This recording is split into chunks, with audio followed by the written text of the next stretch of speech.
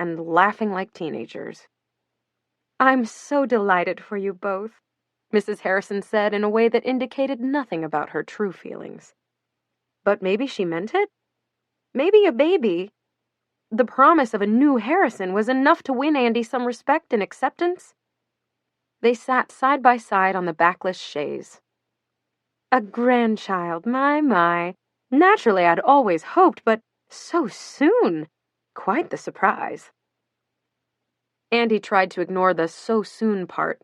Max had insisted they leave out the details about the baby being unplanned. He didn't want everyone thinking it was some sort of mistake.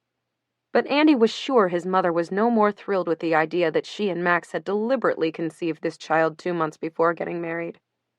Wouldn't that just be like her low-class daughter-in-law?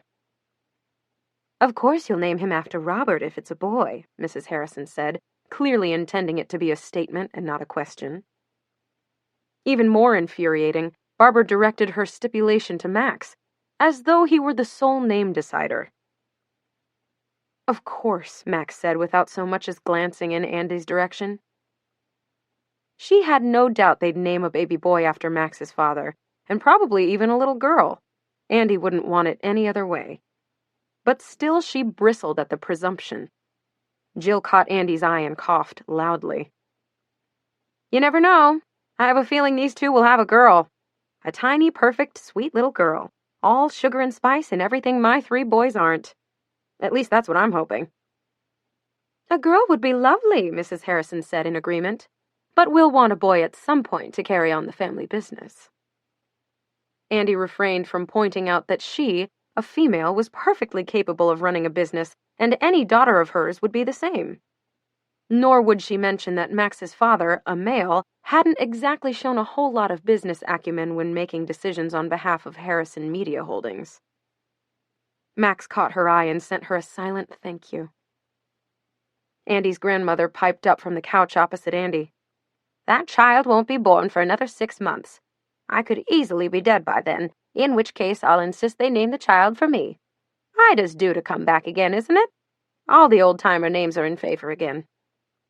"Grams, you're only 88, and you're strong as an ox. You're not going anywhere," Andy said. "From your lips to God's ears," her grandmother replied, then spit 3 times in quick succession. "Enough with the naming," Jill said, clapping her hands together. "Does anyone want some more decaf? If not, I think we should get going and let the parents-to-be get some rest." Andy shot her sister a grateful smile. "Yeah, I'm pretty tired, so—" "No one in our family has lived past 80, Grams called to Andy. "You're crazy if you don't think I'll be dead any day now." "Mom, stop that. You're perfectly healthy. Come on, let's get our stuff together." Andy's grandmother waved her hand dismissively. "I've lived long enough to see this one married off, which I thought would never happen. And not just married off, but pregnant. Will wonders never cease?"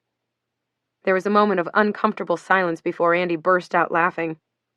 It was so vintage Grams. She hugged her grandmother and whispered to Jill, "Thanks for getting them all out of here."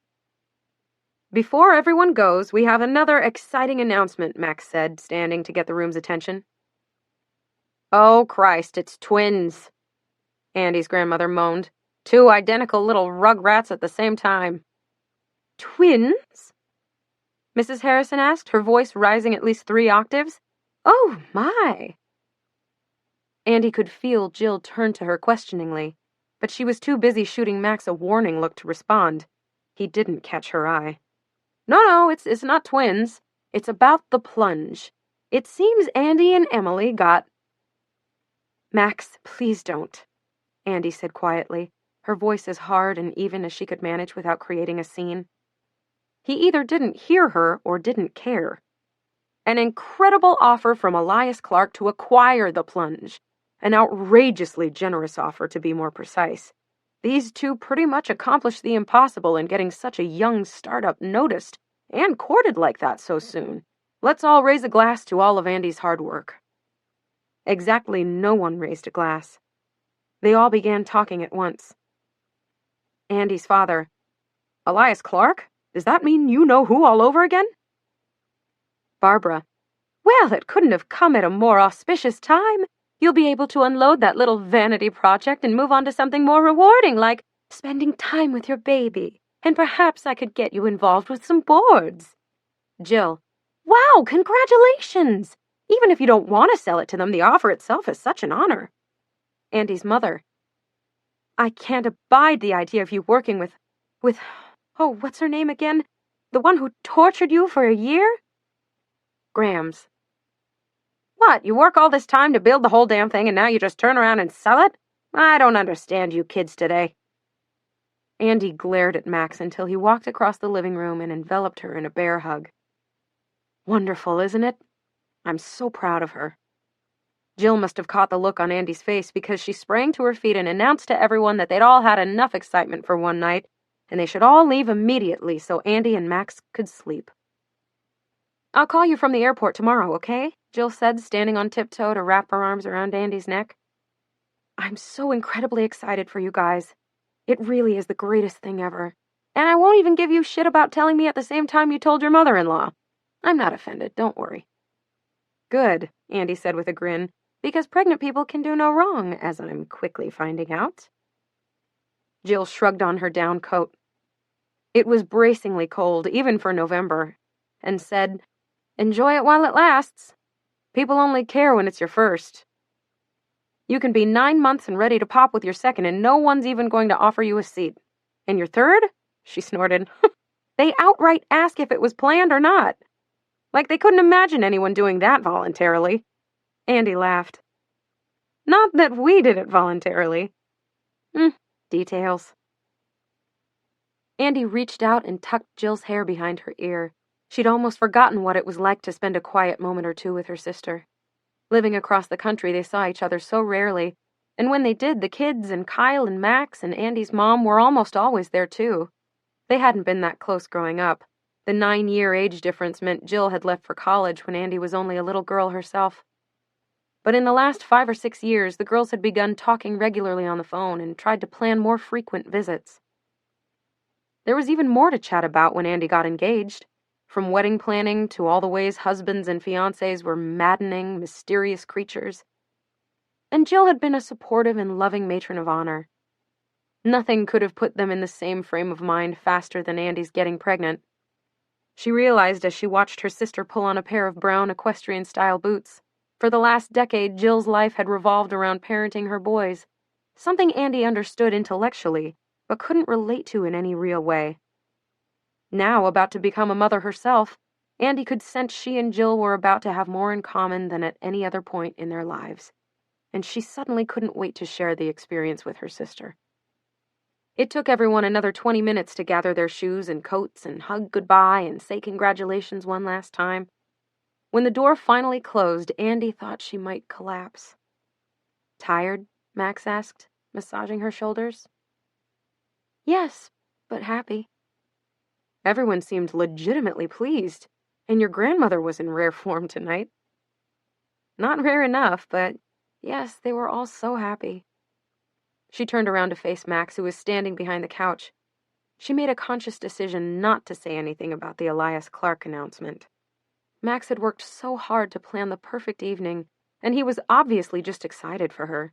Andy forced herself to focus on the positive. Thank you for tonight. It was really special getting to tell everyone together. You had a good time? Really? Max asked with such hopefulness that it made her inexplicably sad.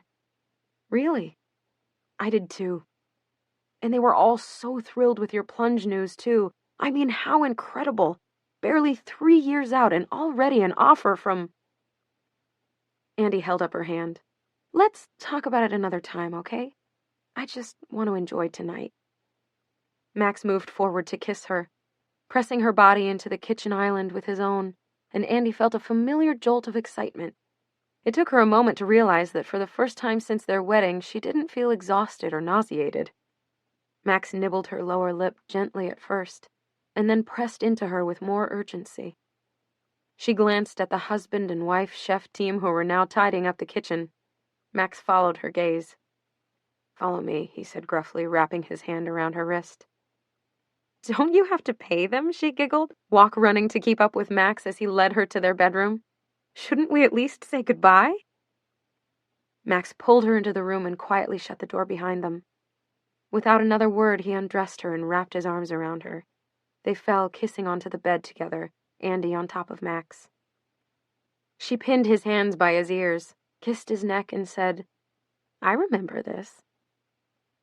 Max flipped Andy onto her back and lowered himself onto her.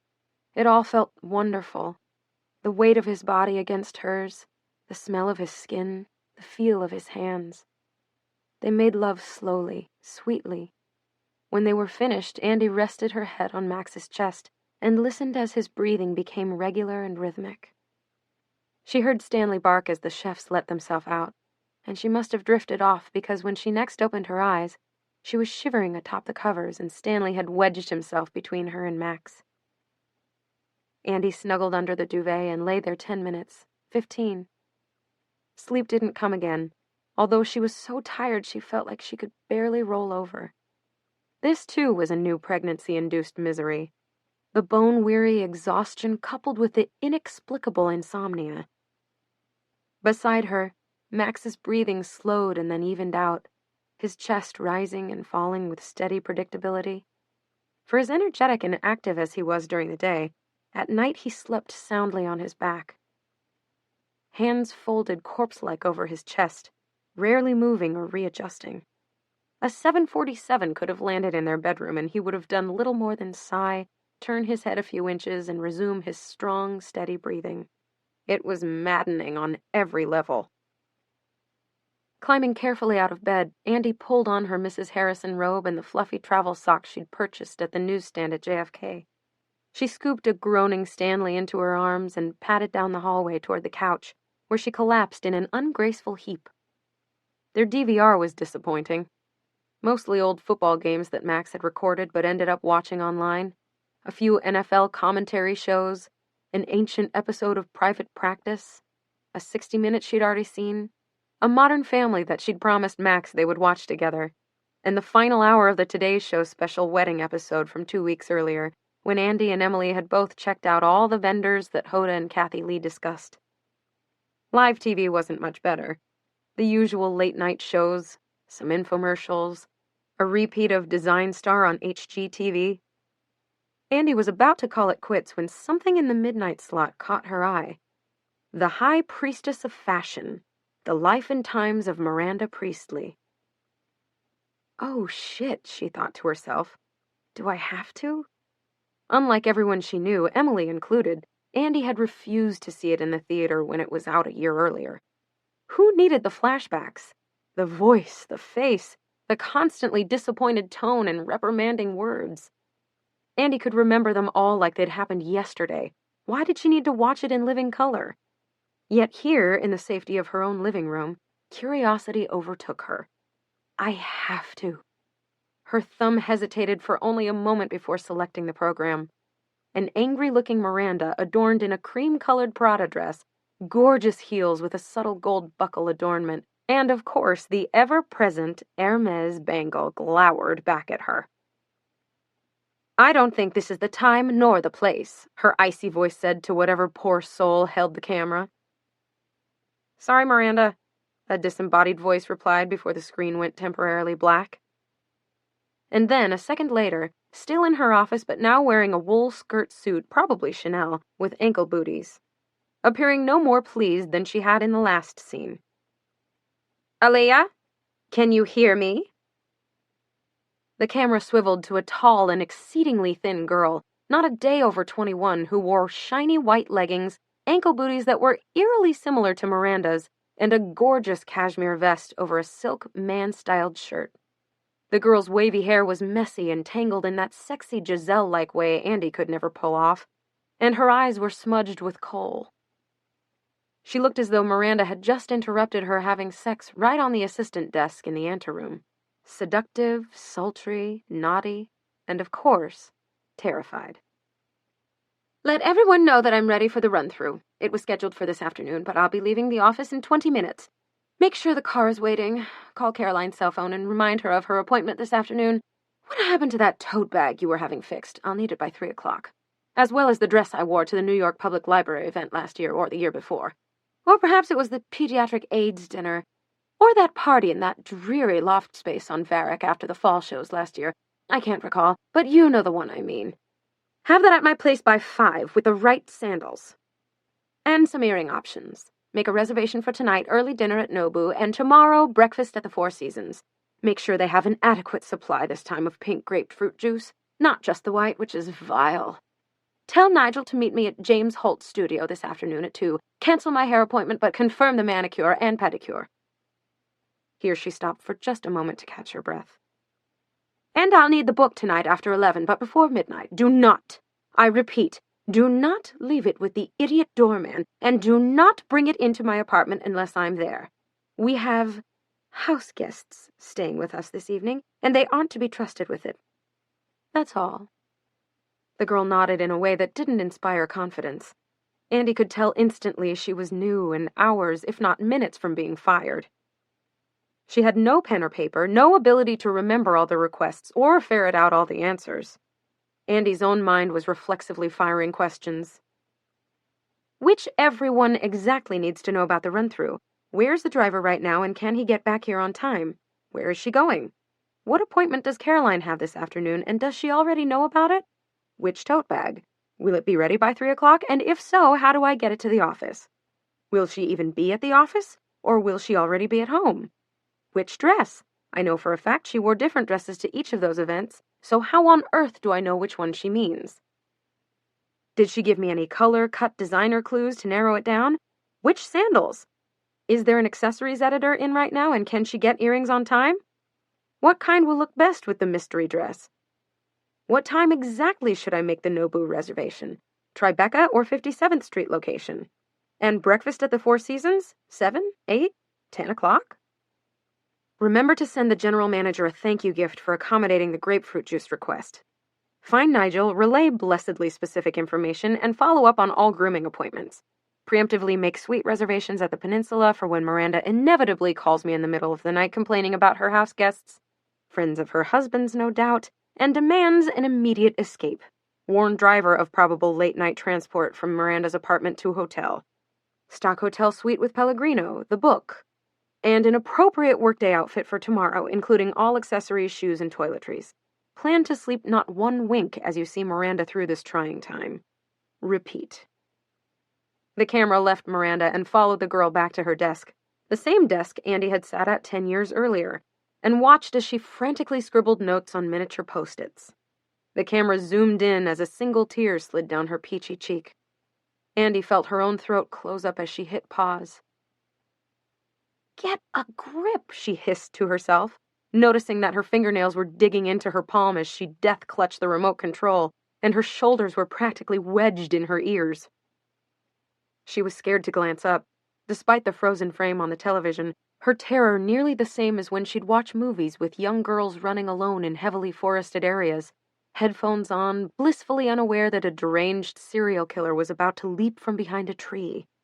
This was why Andy had refused to see the movie when it first came out, despite everyone else's prodding and mocking. She had felt this way 24 hours a day for an entire year. Why did she need to subject herself to it again? Stanley woofed at his own reflection in the window, and Andy pulled him close. Should we make a cup of tea, boy? What are you in the mood for? Mint? He stared at her dumbly. She stood up, stretched, rewrapped her robe, not wanting to wait for the kettle to boil. She dug around in the gigantic bowl of coffee and tea pods Max kept on the counter until she found one for herbal tea. She popped it in the machine, added a packet of real sugar, no more artificial sweeteners, while it steeped in a dash of milk and was back on the couch in under a minute. Emily was still in touch with a handful of people at Runway, and so was privy to countless current and ridiculous Miranda requests, outrageous firings, and public humiliations. It seemed age had not humbled or slowed the woman whatsoever, and still went through assistance faster than steak lunches. She still punctuated nearly every command with, "That's all." She still called her staff night and day, berating them over the phone for not reading her mind or divining her needs before slamming down the receiver and calling again. Andy certainly hadn't needed to watch that snippet to bring it all back. To this very day, a certain old-school Nokia cell phone ring heard on the crosstown bus or across a crowded bar could send her into paroxysms of panic. Now the screen in front of her brought it all rushing back in stark color. It had taken months after that fateful afternoon in Paris before Andy could sleep through the night again. She'd wake up with a gasp, imagining some task she'd failed to complete. She'd lost the bulletin again, or sent Miranda to the wrong restaurant for a lunch meeting. Andy had never picked up another copy of Runway from the moment she'd left, but of course it taunted her from bodegas, hair salons, doctors' waiting rooms, mani-pedi places, everywhere. When she was offered the job at Happily Ever After by a girl only a few years older than herself, who promised Andy loads of writing independence, so long as she wrote on generally approved topics and delivered them on time, it felt like a new start. Lily was moving to Boulder, Alex had broken up with her, her parents had announced their separation. Andy had turned 24 a few months earlier and was living alone in what felt like, for the first time in almost 2 years, an overwhelmingly huge city. For company, she had her television and the odd college friend, if she reached out. And then, thankfully, Emily. The sound of Miranda's shrill voice snapped her back to reality. The live television pause had run out, and the documentary had snapped back onto the screen. Andy watched for just a moment as Miranda's soon-to-be ex-assistant tried fruitlessly to remember the list of things that had just been dumped in her lap. Andy saw the expressions of surprise and panic followed by realization and defeat, and her heart went out to the girl. Her firing would come as a surprise only to her, convinced as she surely was that this job was her ticket to a bigger and better world. The girl couldn't possibly understand that in 8 or 10 years she'd be sitting in her own living room, with perhaps a husband to call her own and a baby on the way, and she would still want to throw up or murder someone every time she heard a certain ringtone, or spotted a white scarf, or accidentally surfed past a certain show on the television. As though on cue, text at the bottom of the screen announced that 1 day had elapsed since the last scene. Here, Miranda was seen wearing a stunning Burberry coat with an Yves Saint Laurent bag flung over her shoulder as she walked into the anteroom on her way out to lunch or a meeting. She stared at the senior assistant, another girl Andy didn't recognize but whom she could identify because of her spot in Emily's seat, until the girl dared to look up. "Dismiss her," Miranda said, not bothering to lower her voice a decibel. "Pardon?" the Emily assistant asked, out of shock, not because she wasn't able to hear. "Her," Miranda said, motioning her head in the direction of the junior assistant. "She's a moron. I want her gone before I return. Begin interviewing immediately. I expect you'll do a better job this time." Miranda cinched her trench around her microscopic waist and strode out of the office. The camera swiveled to the desk of the junior assistant, whose face registered the same shock it would have if she'd been struck. Before the girl's huge, sweet eyes could dissolve into tears, Andy shook her head and clicked off the TV. She had seen enough. Chapter 14. Miranda Priestley all but called you gorgeous. Andy laughed as Emily white-knuckled the chair's armrest and gingerly lowered herself into the front row courtside seat. Emily shot her a look. "I don't know what you're laughing at. At least I'm only injured, not huge." Andy looked down at her belly, now solidly rounded and unquestioningly obvious at 5 months along, and nodded. "I'm huge." "These seats are like Jay-Z style," Emily said, looking around. Max and Miles were sitting courtside on the players' bench watching warm-ups in guy heaven. Their heads turned as each 7-foot-something player ran, shot, dribbled, and dunked. "Every now and then, Miles actually comes through with something good. I wish I cared the least about the Knicks or basketball in general," Andy said, rubbing her belly. "I feel like we don't really appreciate it." The crowd behind them roared when Carmelo Anthony ran onto the court for his warm-up. "Please," Emily said, rolling her eyes. "I'm here for the front row VIP experience, and you're here for the food. So long as we're clear on that, it's fine." Andy shoved a forkful of truffled mac and cheese into her mouth. "You should really have some of this." Emily blanched. "What?" "Doctor's orders to gain 30 pounds. "Isn't that for the whole 9 months and not just the first half?" Emily asked, looking at Andy's piled-high plate in disgust. I mean, I'm no pregnancy expert, but you look clear on your way to pulling a Jessica Simpson. Andy smiled. She'd been enjoying the occasional extra cupcake and slice of pizza now that the nausea had subsided. Yes, it definitely wasn't only her belly that was looking bigger either. Both her face and her butt had filled and rounded out. But she knew it wasn't anything out of the ordinary. Only when she was talking to Emily, who still referred to pregnant women as fat, or really packing it on, did she even think about it.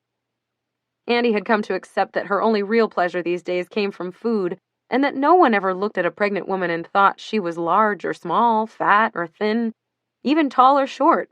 She was just pregnant. The guys turned around and waved. Emily winced as she waved back and touched her abdomen. Christ, this hurts.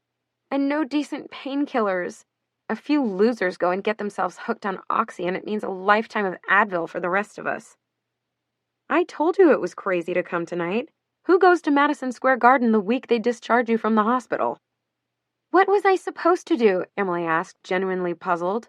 Sit at home in my pajamas and watch a Lifetime movie when you're all here? Besides, she nodded toward the front row across the court, I wouldn't see Bradley Cooper at home. And he wouldn't be able to admire your golden tan, Andy said. Emily ran her fingertips across her cheekbones. Exactly.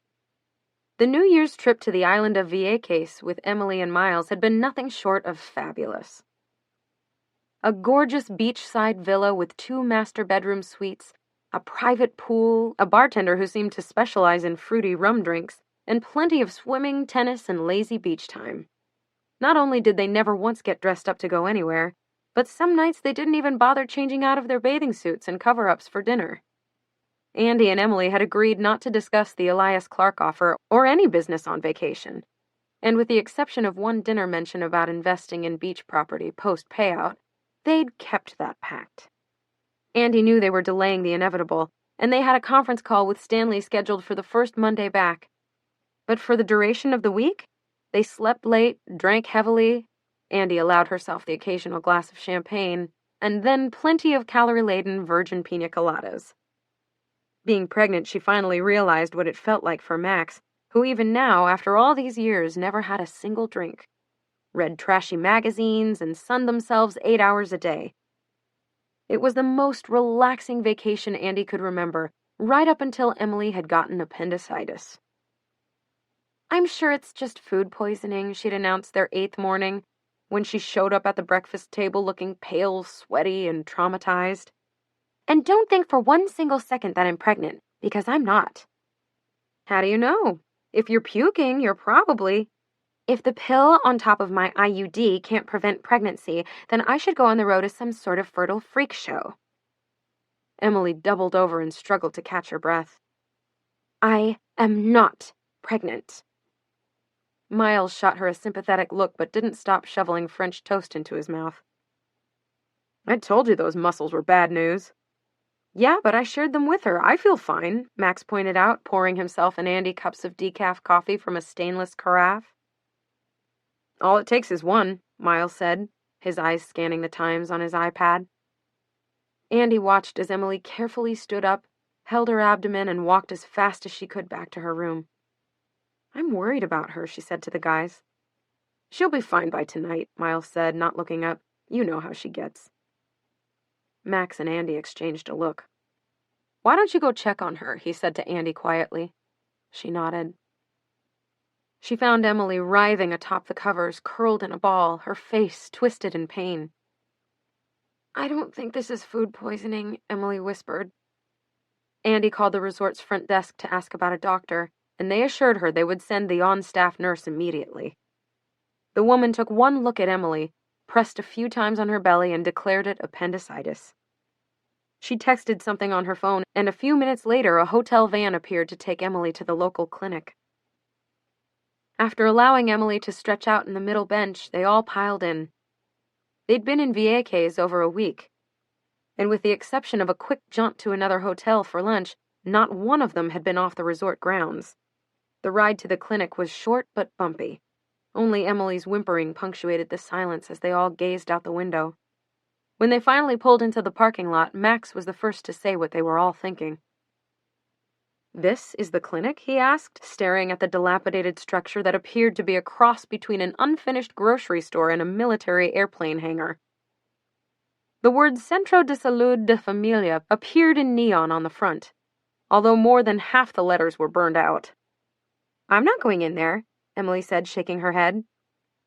She looked like she might pass out from the effort. "You don't have a choice," Miles said. He wrapped one of Emily's arms over his shoulders and motioned for Max to do the same.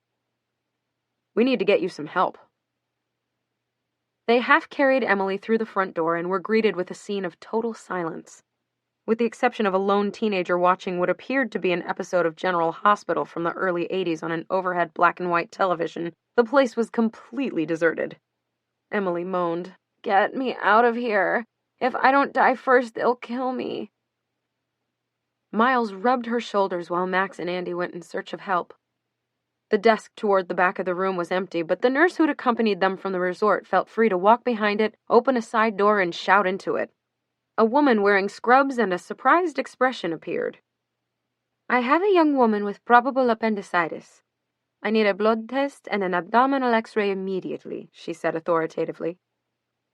The woman in scrubs took one look at the nurse's ID badge and nodded wearily. "Bring her back," she said, and motioned for the group to follow her. "We can do the blood test, but the x-ray machine is down today." As they were led down the hallway, the lights flickered on and off at unpredictable intervals. Andy could hear Emily begin to cry and realize this was the first time in the decade she'd known Emily that she'd seen her friend lose her cool. "It's just a blood test," Andy said as soothingly as she could. The woman dropped their entire group in an exam room, left a cotton gown of questionable cleanliness on the table, and walked out without a word. "They will be back here soon to draw your blood. There is no need to change your clothing," the hotel nurse said. "Well, that's good, because there's no chance I was going to," Emily said, clutching her abdomen. Another woman in scrubs appeared and, staring at her clipboard, said, "You with the Lyme disease?" "No," Miles said, looking concerned. "Oh, here, I'm going—" The hotel nurse interrupted. "Suspected appendicitis. I just need a white blood cell count and an x-ray to confirm. Her name is Emily Charlton."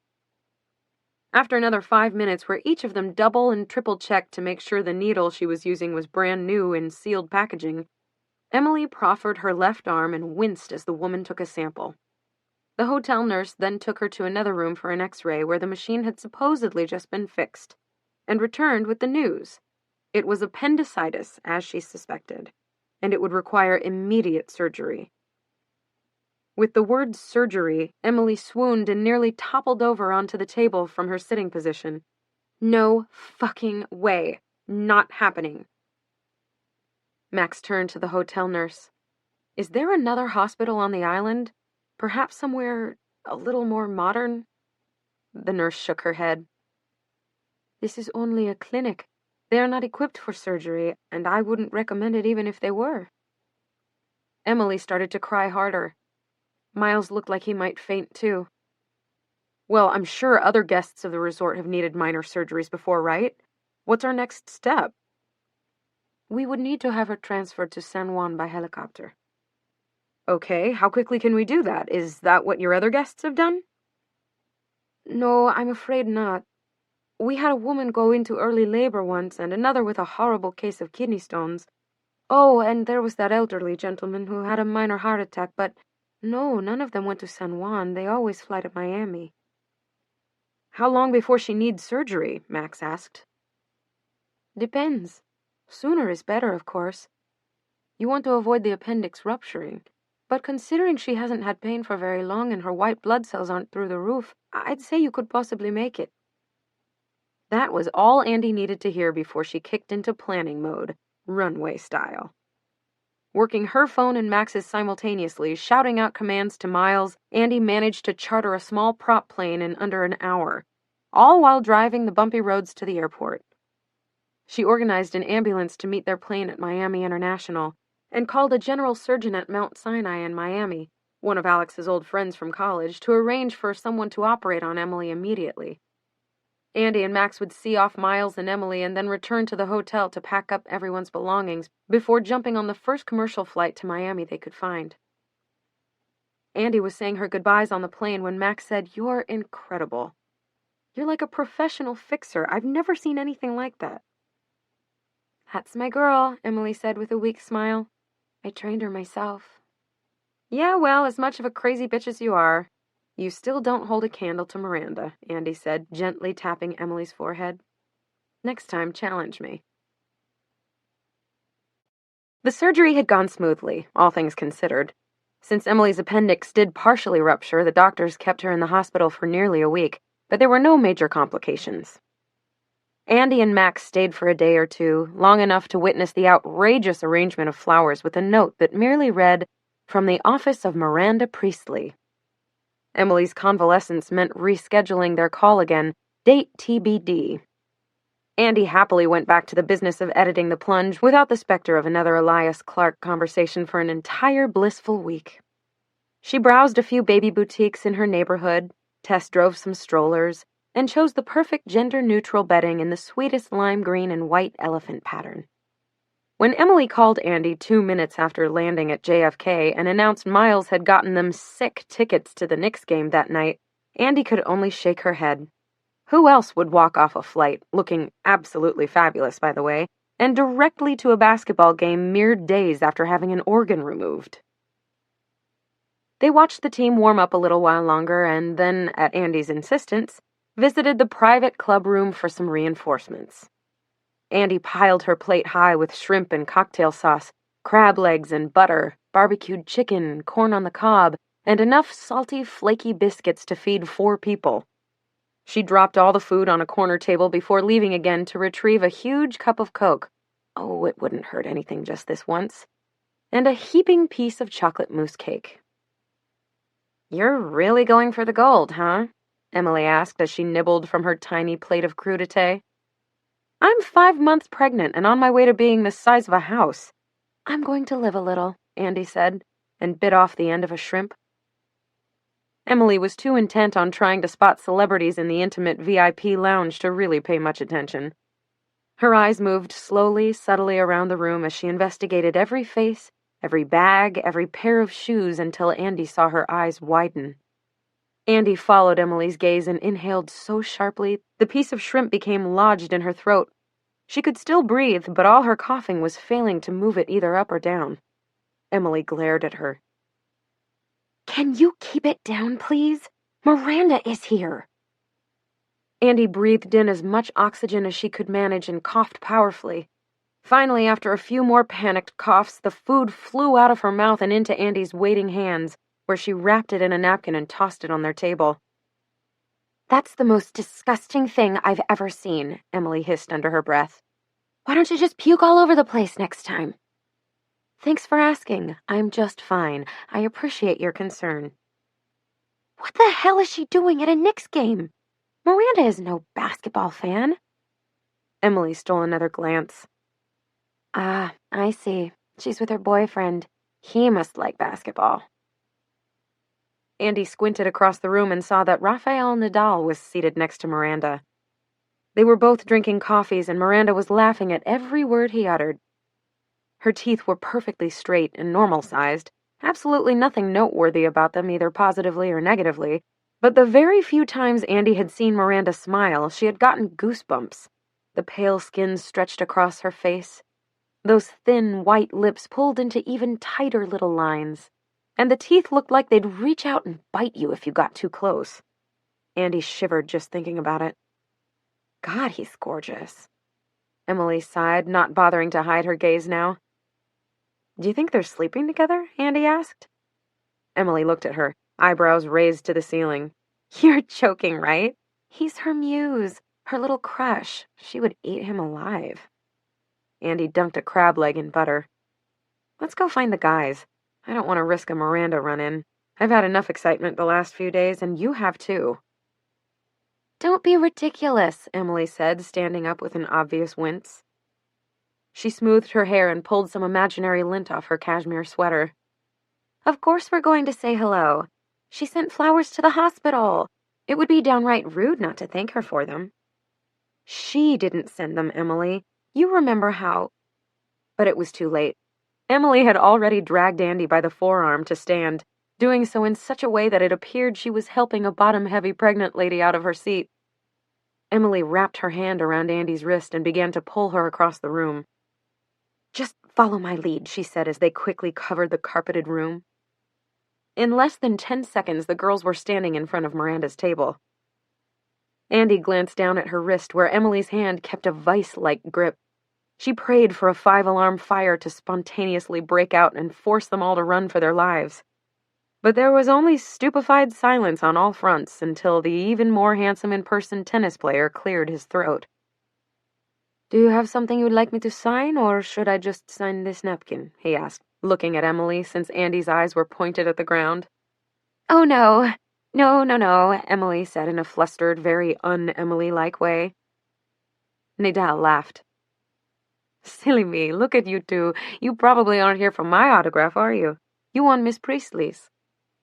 With this, he turned to Miranda and said, "I wish I had as many beautiful young women worshipping me as you do." "Oh, Rafa," Miranda laughed, her skin pulling across her teeth in that ghoulish way. "You flatter me." Me too, Andy thought. Had Nadal just called them beautiful? Miranda reached out and placed her hand on Rafael Nadal's arm. She giggled again. Emily and Andy exchanged glances. Miranda was flirting. Thankfully, Emily found her voice before things got even more awkward. "Actually, I'm Emily Charlton, and this is Andrea Sachs. From The Plunge?" Not to mention various periods of indentured servitude, Andy thought. "Thank you so much for the flowers. They were gorgeous, and that was so thoughtful of you." Miranda evaluated them both coolly, although Andy knew Miranda recognized them. No matter, it didn't stop her cheeks from burning when Miranda slowly ran her eyes from Andy's head to her toes. It still made Andy want to amputate both feet when Miranda's eyes came to rest on her shoes.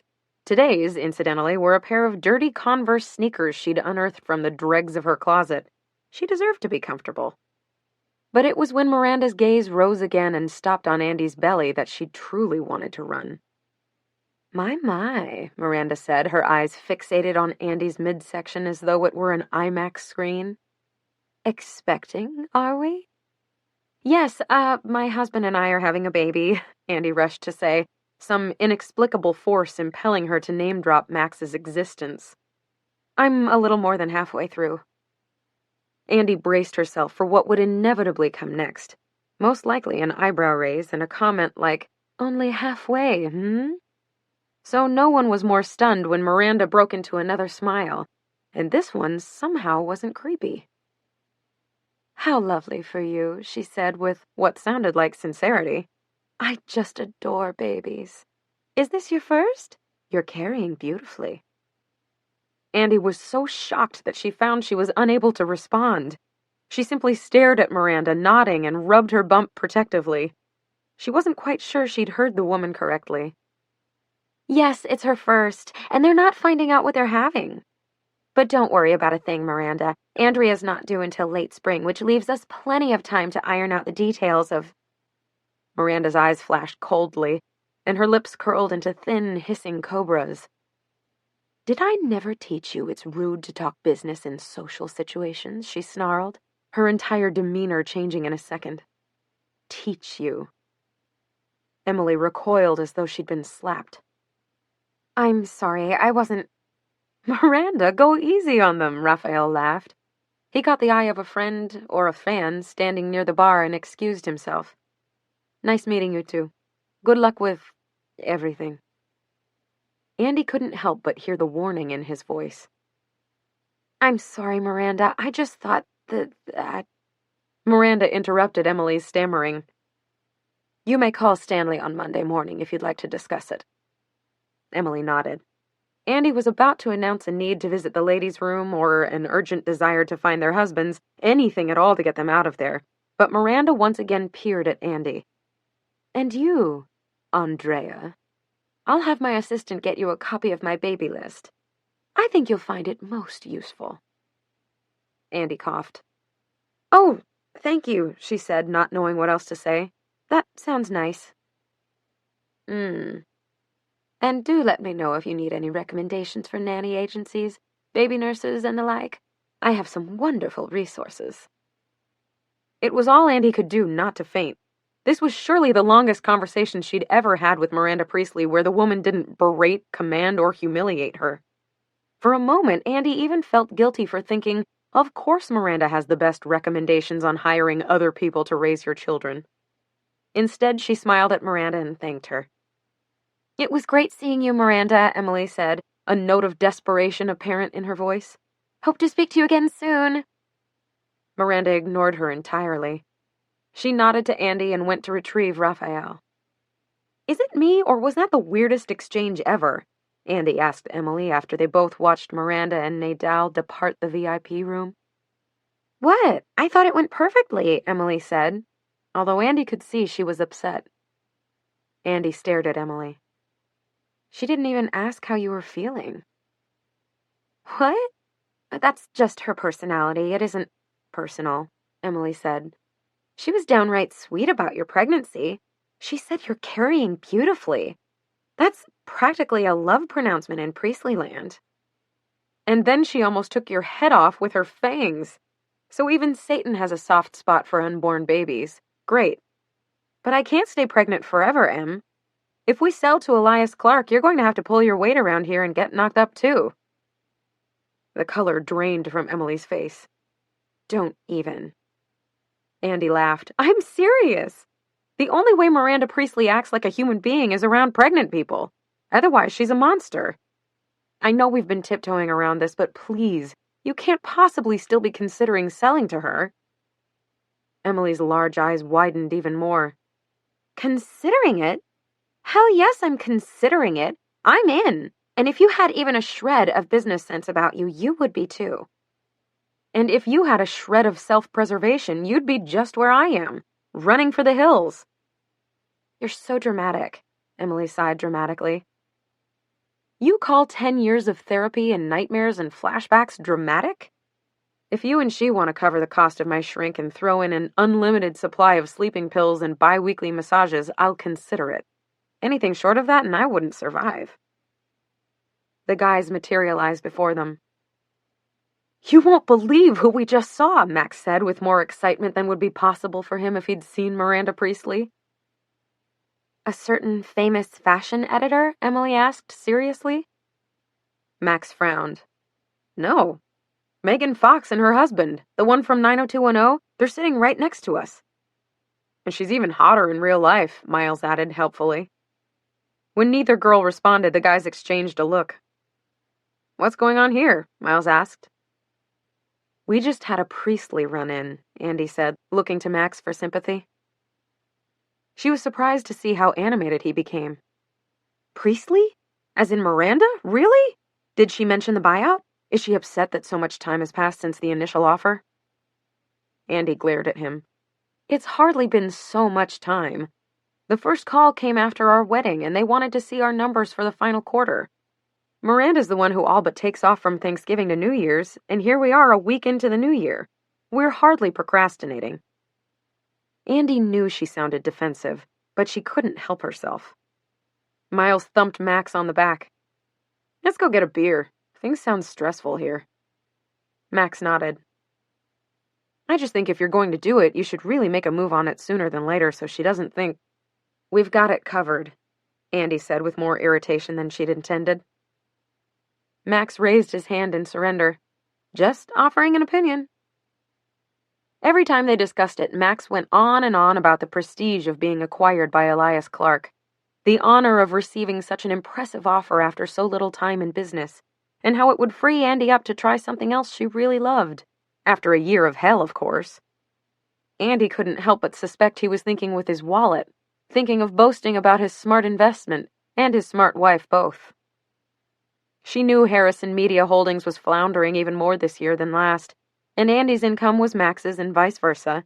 He'd insisted they both enter the marriage without a prenup on equal terms, an arrangement that far favored Andy and enraged Mrs. Harrison. So Andy was happy that both she and Max would benefit financially from a sale. What she wasn't delighted about was the constant, low-grade pressure Max subtly but continuously put on her.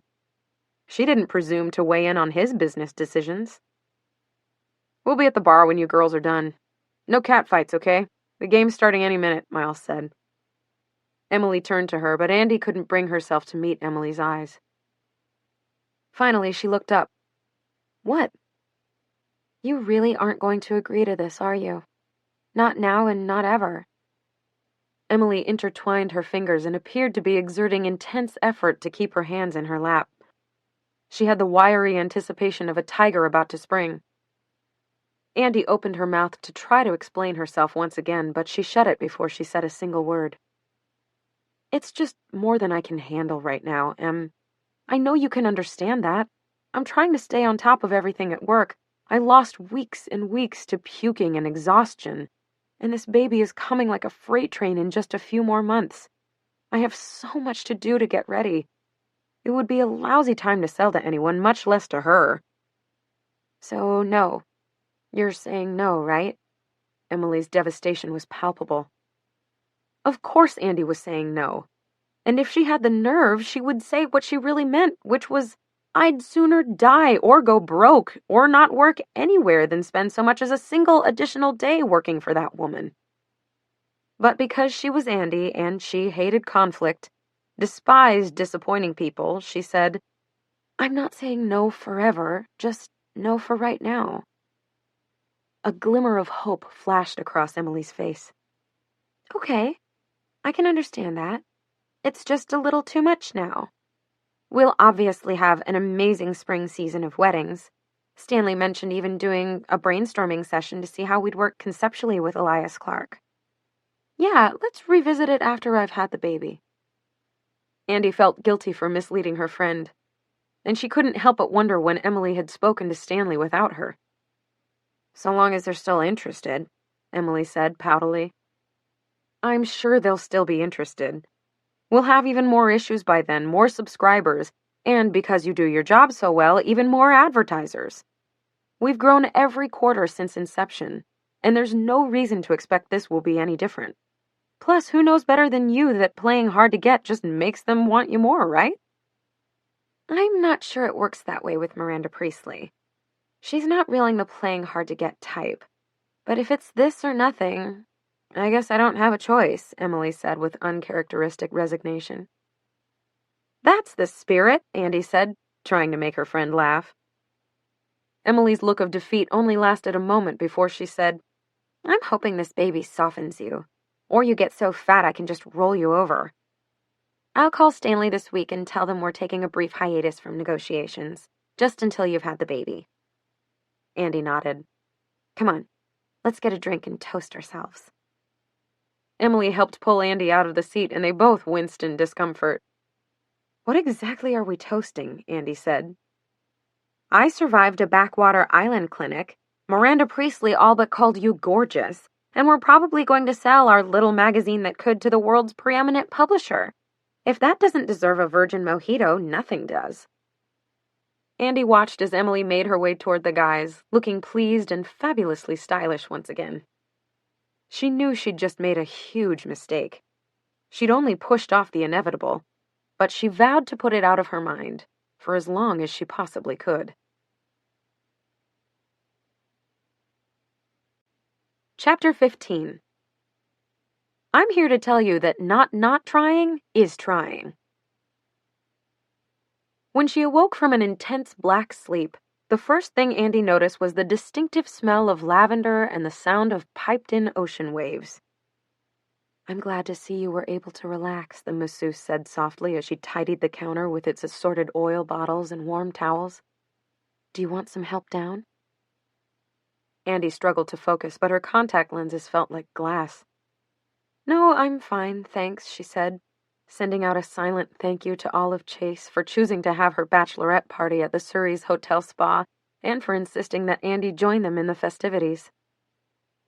When Andy had protested, saying she needed only an hour or so to interview Olive, the actress showcased her $1,000,000 laugh and told Andy she would schedule her for a deluxe prenatal treatment that included a salt scrub, milk bath, and full-body massage using a specially designed donut pillow contraption that allowed pregnant women to lie face down. If there was ever a time she loved her job, it was right then. Let the New Yorker writers be sticklers for journalistic integrity.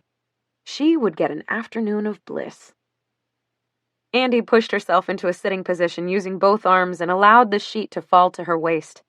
Her belly was officially massive, tight as a drum, and situated in such a way that lying down, sitting, and standing were all equally uncomfortable. The only time she felt any relief from the pressure and heaviness was when fully submerged in water. So Andy had taken to spending as much time as possible in the tub. 8.5 months pregnant, she was no longer going to the office every day. But when Olive had invited the plunge to attend her bachelorette festivities, Andy jumped at the chance. The actress's wedding would be after Andy gave birth, and Andy didn't want to miss all the action. Carefully lowering her feet to the floor, Andy gathered her clothes and began the tedious task of dressing herself. Full-panel maternity leggings, followed by a highly unattractive combination nursing/sports bra, and topped off with a ruched tunic in a hideous eggplant shade. There was simply nothing cute or stylish left at this stage of the game. She slipped her swollen feet into Birkenstocks. She could no longer reach her feet well enough to buckle or tie any real shoes by herself, and sent a silent thank you that Emily wasn't there to witness this particular getup. Andy thought about the previous workday's drama. Completely out of the blue, they'd received a call from Elias Clark, the first one since Emily had put them off back in January. Andy was at the OB getting a standard checkup, one of her last. She could barely believe it when Emily called her hysterical. "Stanley left me a voicemail," Emily said breathlessly. "He said it's important and we need to call back immediately. When are you in today?" "I don't know," Andy said truthfully. "I was supposed to be done by now, but the doctor is concerned that the baby isn't moving enough. I think I need more testing."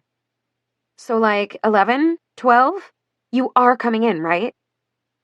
Andy tried to ignore Emily's complete lack of interest in the health of her unborn child. "I'll be in," she said, her teeth gritted. "I'll be in as soon as I can." Dr. Kramer was worried that baby Harrison was acting too snoozy. There had already been an exam, followed by an ultrasound, and finally a stress test, all with inconclusive results. Andy and Max were instructed to go get some lunch, including a sugary soda or dessert to give the baby a little jolt, and return an hour later to repeat the stress test. Dr. Kramer had casually said, "This is not an emergency, so don't worry. You're far enough along now that even if we have to induce you today, everything will be perfectly fine." Max and Andy exchanged looks. Induced today? Thankfully, all tested normal the second time around, and Andy felt like she could breathe again. Emily had been less understanding. "Here, we're calling Stanley back this second," Emily said, following Andy into her office. "Don't even take your coat off." "I'm fine, and so is the baby. Thanks for asking," Andy said. "Of course everything's fine, or you wouldn't be here. What's not fine is ignoring Miranda Priestley." The secretary put their call through, and Emily fell all over herself trying to explain what had taken them so long. Stanley pretended he didn't hear, or maybe he really didn't. Instead, he said, "On behalf of Elias Clark, we would like to increase our proposed purchase price by 12%. Miranda would, of course, like an answer immediately." Emily glanced at Andy, who shook her head violently. "Not now," she mouthed, pointing at her enormous bump. "We agreed we wouldn't talk about this now." Emily looked like she was about to have a heart attack. She gripped the phone as if she could better emphasize her point. "We'll be back to you so soon," she said. "Andy's about to pop. I mean, as soon as the baby's born, we'll be much better situated to—" Stanley's response was not encouraging.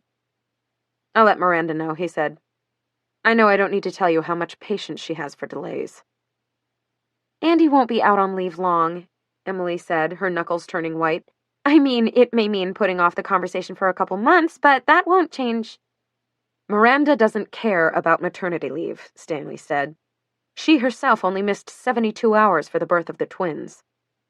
"Yes, that really was remarkable," Andy murmured into the speakerphone, swirling her finger near her forehead to indicate Miranda's lunacy. Stanley cleared his throat. "I just want to be transparent here.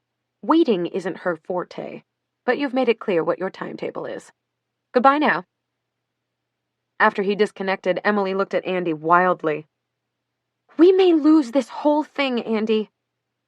Andy stared at her. We made an agreement. No talk until after the baby. Maybe we should just send our lawyer to talk, to smooth things over, buy us a little time.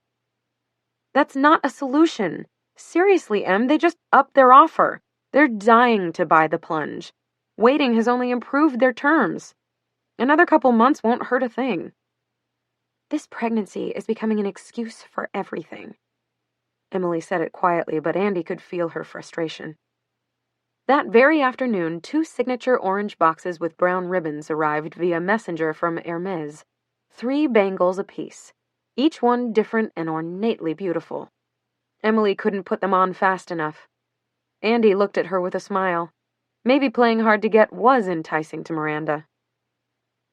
Andy shuddered now just thinking about it. The masseuse led Andy to the relaxation room and helped settle her into a terry-cloth-swathed chaise lounge. A minute later, a robe-clad Olive appeared, her already perfect skin literally glowing from a facial. No redness or irritation for her. How was it? She asked Andy, helping herself to a small plate of dried apricots and almonds. It was heaven. Pure heaven, Andy said, the same way she might to a friend. It was surreal to be chatting so casually with perhaps the most famous woman on the planet. Olive Chase's movies had netted $950 million worldwide. She was recognized everywhere, from the Bedouin sands of Egypt to the ice plains of Siberia to the remotest villages of the Amazon. Her romantic trials and tribulations had been the subject of endless coverage and analysis. All of her failed relationships lined up like roadkill behind her. The world had given up on her finding a man, or loving a man, or keeping a man, and her status as most gorgeous single woman ever had been firmly cemented, much to the dismay of hundreds of thousands of regular guys, all of whom swore they were perfect for her, when she stepped onto the red carpet with just that, a regular guy. No amount of after-the-fact burnishing or all-out fiction writing could make Clint Sever, an engineer by training but a website designer by passion, anything more than the guy next door. When they'd met the year before under vague circumstances, Andy's entire goal for her upcoming interview was to ferret out more details of the first meeting. Clint was living in Louisville, Kentucky, a universe away from the glitz of Hollywood, and apparently the only Olive Chase movie he'd ever seen was a Christmas special she'd starred in 20 years earlier. He was 29, of completely average height, weight, and appearance, and in all the interviews Andy had watched, he seemed completely unfazed by his new life and megastar fiancé. He had willingly signed a prenup that would leave him exactly zilch if they ever divorced, regardless of how long the marriage lasted, how many children they had, or what Olive earned during its tenure. He submitted to interviews and walked red carpets and attended A-list parties when required, but didn't appear impressed, intimidated, overwhelmed, or even really all that interested in any of it. Olive, on the other hand, couldn't shut up about her new man, the sexy new guy in her life, calling him the person who makes me happier than I ever thought possible. Despite being 10 years Clint's senior, and having shared a bed with nearly every famous actor, athlete, and musician in existence, she didn't discriminate between men and women, it was rumored. Olive was reputedly head over heels in love with her average Joe, and she wanted nothing more than to talk about it. Good! I just love it here. Olive curled her coltish legs under her and settled into the chaise next to Andy's. No one else should be done for a little while, so I thought we could chat now. Great, Andy said, pulling out her notebook, but Olive clearly wasn't in a rush to start the interview. She motioned for an attendant standing discreetly by the door and said, Darling, do you think you could break the rules and bring us some real drinks? I don't think tea is going to cut it today. The woman beamed at Olive. Of course, Miss Chase. What may I bring you? I'd love a Patron margarita, no salt. She paused and shook her head. Actually, extra salt. Bloating be damned. Olive turned to Andy.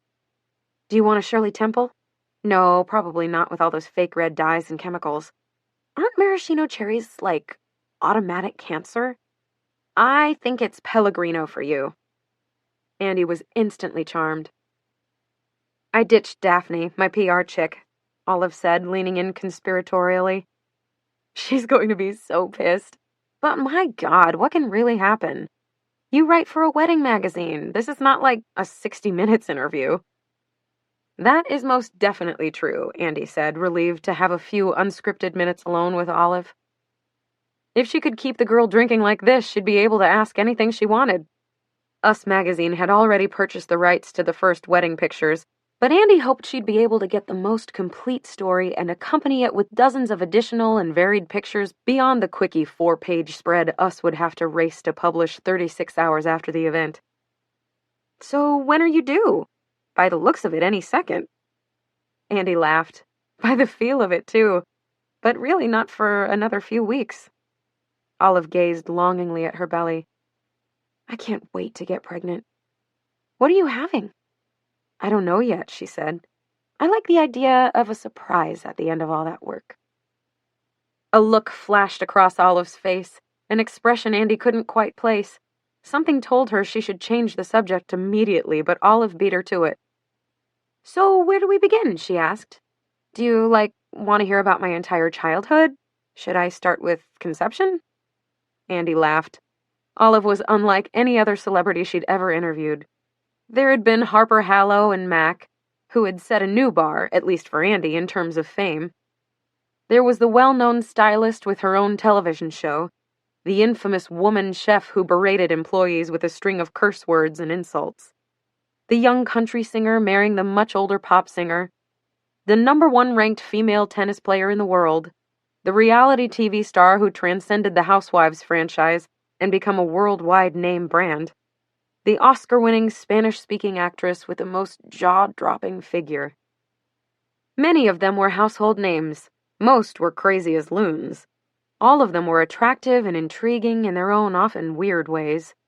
And here was Olive Chase, undoubtedly the most famous and successful of all of them, and she seemed so normal. Killer body, gorgeous hair, great skin, addictive laugh, check, check, check. But disarmingly sweet? Willing to discuss anything, and without a publicist? The kind of person who immediately feels like a best friend in the making? Not what Andy was expecting.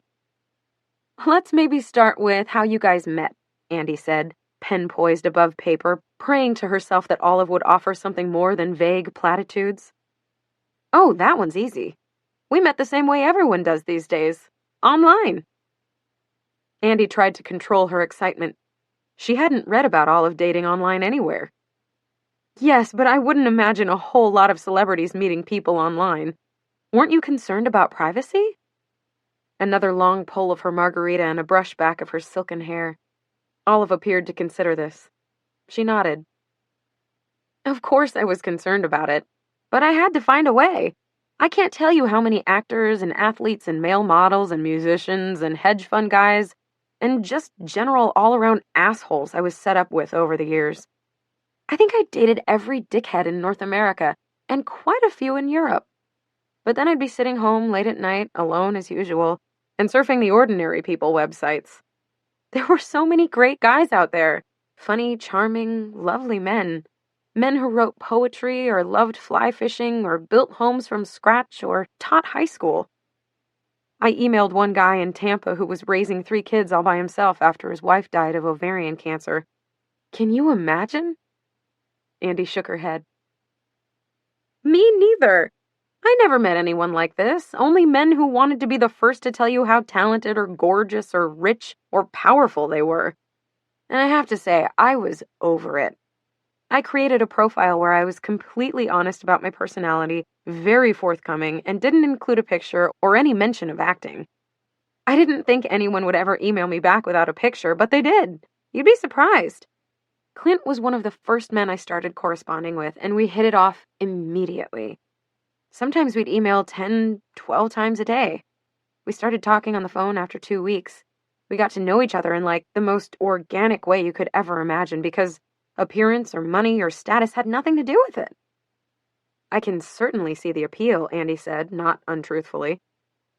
He fell in love with the real me, not some media creation of me. How'd you meet for the first time? Again, Andrea reminded herself not to appear too eager. She had no idea why Olive was confiding details to her that she hadn't shared with anyone else, but she was desperate to keep them coming. Let's see, it was probably about 5 or 6 weeks of talking every day. By then he knew I lived in LA and was an aspiring actress, and he offered to come out to visit me, but I couldn't risk getting chased by photographers the whole time. Not to mention that my house might have been a little intimidating. Olive said this like a native. You went to Louisville? Andy tried.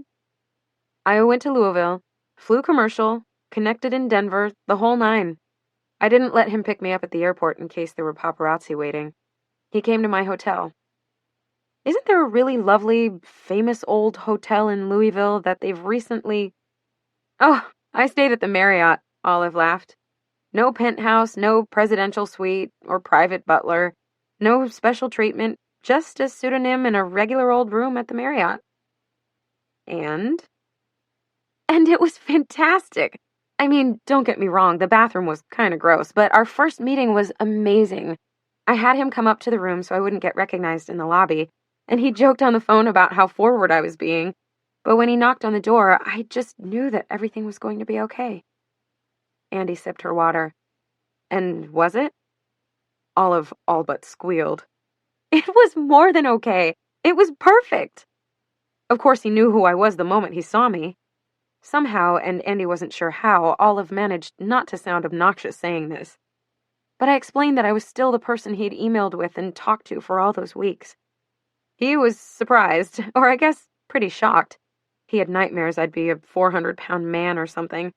But we opened a bottle of wine and kept talking all about the things we had before, places we wanted to visit, our dogs, his relationship with his sister, and mine with my brother. We just, totally opened up to each other as real people. I knew right then I would marry him. Really? Right then? That's amazing. Olive leaned forward conspiratorially. Well, not right then, but definitely a couple hours later after we had the best sex you could ever imagine. Olive nodded as though agreeing with herself. Yes, that's when I knew. Andy murmured, looking at her notes. She prayed her phone was recording everything clearly because there was no way anyone was going to believe this. Andy checked Olive's half-full margarita and wondered if she'd been drinking earlier. But Olive appeared sober. Andy's phone rang. She clicked off the ringer and apologized. Get it, Olive implored. I've been yakking my head off all this time. Let someone else have a chance. Oh, it's fine. I'm sure it's nothing. Answer it. Andy looked at Olive, who had turned on her full-wattage Hollywood smile, and knew she had to obey her. She pressed talk and said hello, but the caller had already hung up. Must have just missed them, Andy said, and turned back on the recording feature. So, are you married? Knocked up by accident? Single girl using a sperm donor? I was this close to doing the sperm donor thing myself. Andy smiled, her mind immediately going to her grandmother. No, just plain old married. Although, yes, I guess you could say I was knocked up by accident. What, were you, totally not using anything but still telling everyone you weren't trying? That's my favorite. I'm always like, sweetheart, if you're not playing defense, you're playing offense. Not trying is trying, you know? Up until a few months ago, I would have agreed with you. Andy laughed. The attendant appeared and asked if they'd like another drink. I know a lot of people think 7 months isn't long enough to really know someone, but with us, it is. It feels like we've known each other since birth. I can't explain it, really. There's just this connection, and it has nothing to do with my job, or his, you know? I do, Andy said, although she didn't. Andy was in the camp that said making a lifelong commitment to another person after knowing them 7 months was insane. This time it was Olive's phone that rang. Hello? Oh, hi, sweetie. She continued to nod and murmur, and at one point giggled like a teenager. Don't be naughty, Clint. I'm here with a reporter. No, you can't. It's a girl's day. Okay, love you too. Olive clicked her phone closed and turned to Andy. Sorry, love, what were you saying? Her phone buzzed again, and this time Olive reached to read a text message. It looks like the other girls are finishing up. Did you get everything you needed? You're welcome to come meet everyone if you want. Olive offered this sweetly, but Andy could tell the actress would prefer she didn't take her up on it. Okay, I was just hoping to go over some of the wedding details. I won't be at the wedding because of maternity leave, but my colleague Emily will be there. Olive pouted. I want you to come. It was all Andy could do not to swoon. I'd love to, trust me. Santa Barbara is just gorgeous, but I don't think I can leave the baby. Maybe you could give me some advanced details on the dress, the flowers, how you chose the food, the decorations, that sort of thing. Oh, you can just talk to my stylist about that stuff. She picked everything. Everything? She picked your dress? Olive nodded and stood up. The dress, the food, the flowers, the music we'll walk to, the whole thing. She knows me so well. I told her to choose whatever she liked best. In years of covering weddings, Andy had never heard anything like it. Olive Chase didn't want any input into the biggest day of her life? Really? Andy's expression must have registered the disbelief she felt, because Olive laughed. I found the guy. After more than 20 years of being single and jerked around and cheated on and alone, I found my soulmate. Pardon my French, but do you think I give a shit about the flowers? Andy stood up too, less gracefully than Olive, and smiled. She could have just written it off to the difference between a bride who was 39 and one who was 25, but part of her believed it was because Olive Chase, famous for her fantastic boobs and ability to cry on command, had figured out something the rest of them hadn't. Fair enough, Andy said, although she wanted to say so much more. Okay, well, thanks for the drink and the chat. I better go find my girls. It was really great meeting you. Olive stood and smiled. Thanks, Andy said, giving Olive, who had already turned to walk away, a half wave. Good luck with everything. Olive was already digging her cell phone out of her bag and laughing happily into it. Andy sank back into her chair and exhaled. She had the gossipy ammunition on the world's most famous celebrity, and all she could think about were Olive's parting words. I found my soulmate. You think I give a shit about the flowers? Andy stretched her legs and stared out onto the tops of the neighboring buildings. She sipped her water with lime and inhaled deeply, hoping the attendant would leave her alone for a few more minutes. She wanted to steal a bit more time before racing out into the frantic city. To the baby planning tasks, and the work phone calls, and Emily's relentless panic, to sit and reflect on everything Olive had just said. If she let herself, Andy would think back to her own wedding. How obsessed she'd been with every last detail. How much attention and time and effort she'd invested into making sure everything was perfect. How she'd gone steadfastly through 3 years of dating and engagement to Max because he was handsome and successful and charming and it was easy, and her family and friends approved, and because, of course, she loved him too. She was in lockstep, doing what she was supposed to do, and with a guy as close to perfect as she could imagine. Rich, handsome, kind, wanting kids. But had she missed something along the way? Did this marriage have a feeling of inevitability? She loved Max, of course she did. But was he really her soulmate? Did she love Max as much as Olive loved Clint? She sighed and set down her drink. Why did she insist on torturing herself like this? Max was perfect. As a husband and a soon-to-be father, and yes, as a soulmate. It was natural to feel anxious and unsettled right before giving birth, right? All pregnant women felt this way. Andy glanced around to make sure she was alone, and then she dialed Max's number. He didn't pick up, but the sound of his recorded voice reassured her. Hi, baby, she said, her voice a low whisper. I just wanted to say hi. I'll be home in a little and I can't wait to see you. I love you. Andy clicked off the phone and smiled. She rubbed her belly. It wouldn't be long now. Chapter 16. Give him a test drive. Oh my God, she's gorgeous. Come here, sweetheart. Your Auntie Lily's been wanting to meet you for so long. Wow, don't you look just like your daddy? Yeah, it's almost uncanny, isn't it? Andy said. She held the baby out to Lily.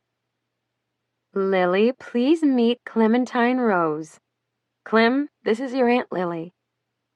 Look at her eyes. Are they green? And all that black hair.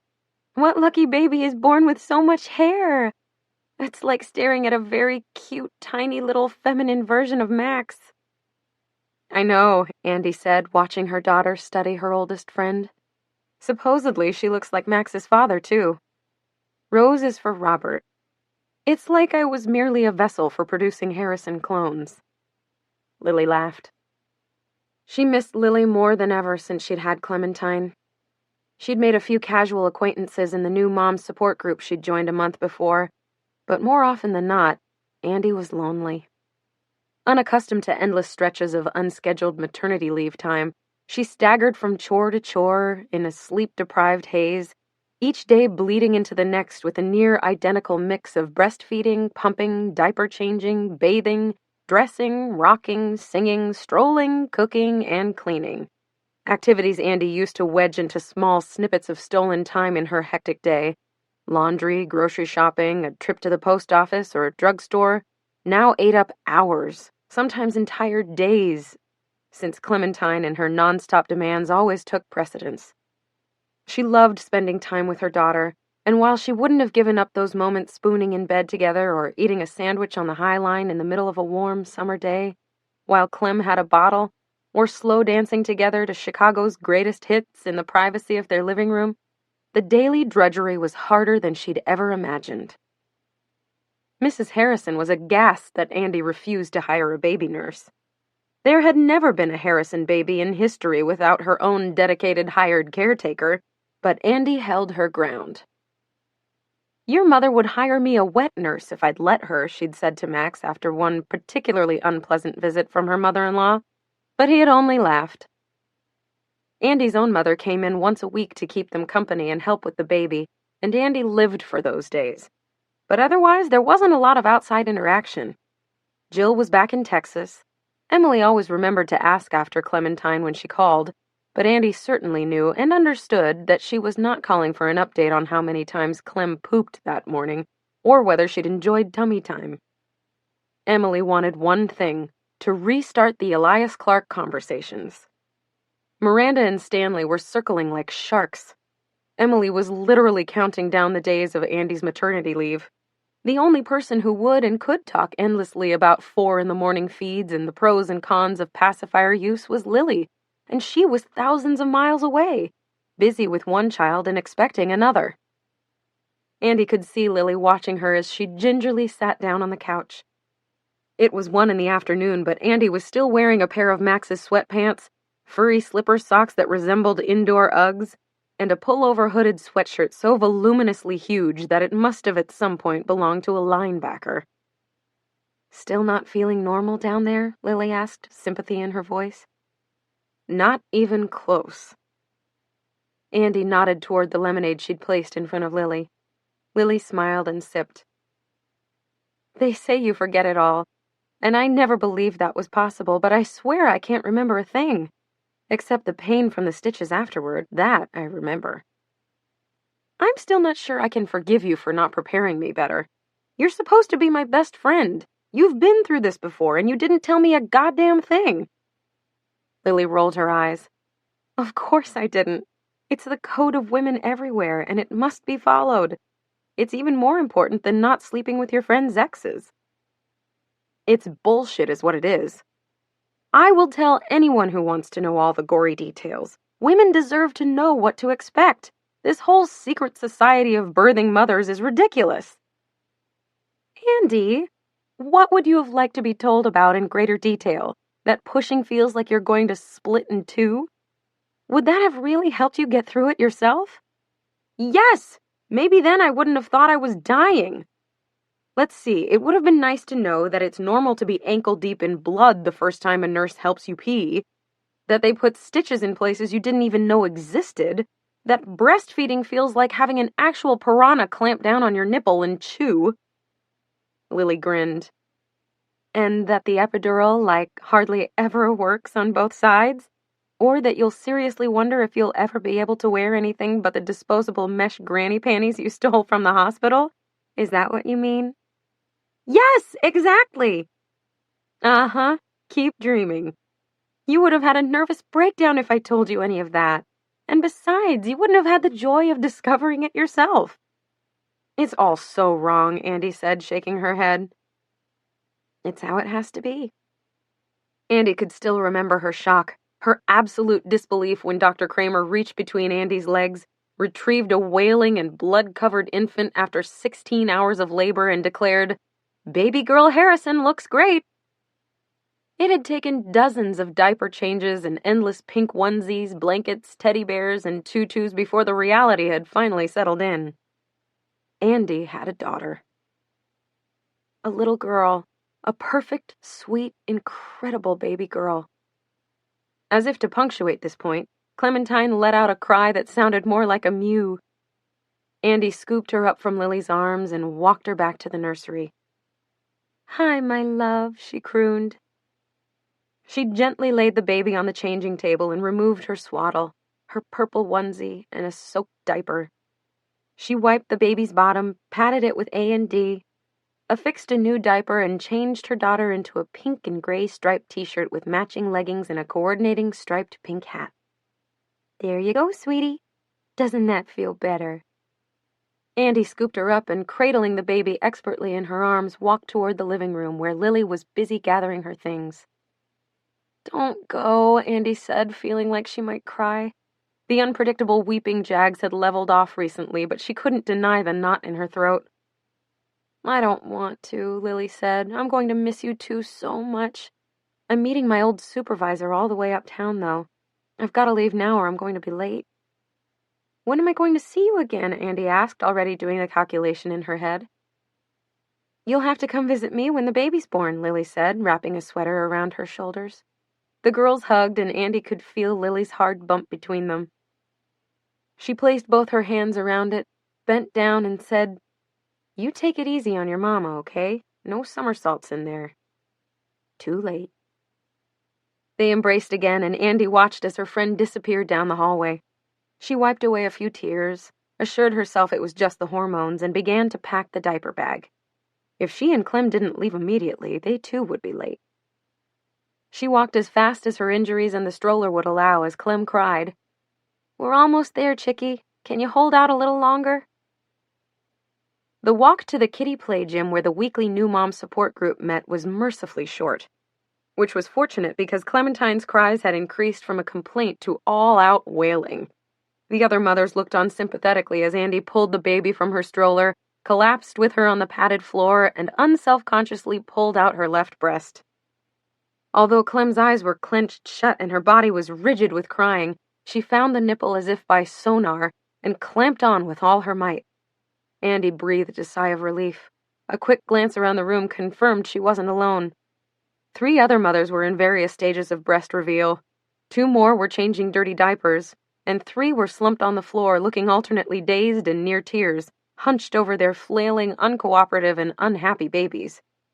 Only 1 woman appeared, showered and appropriately dressed in real, non-maternity clothes.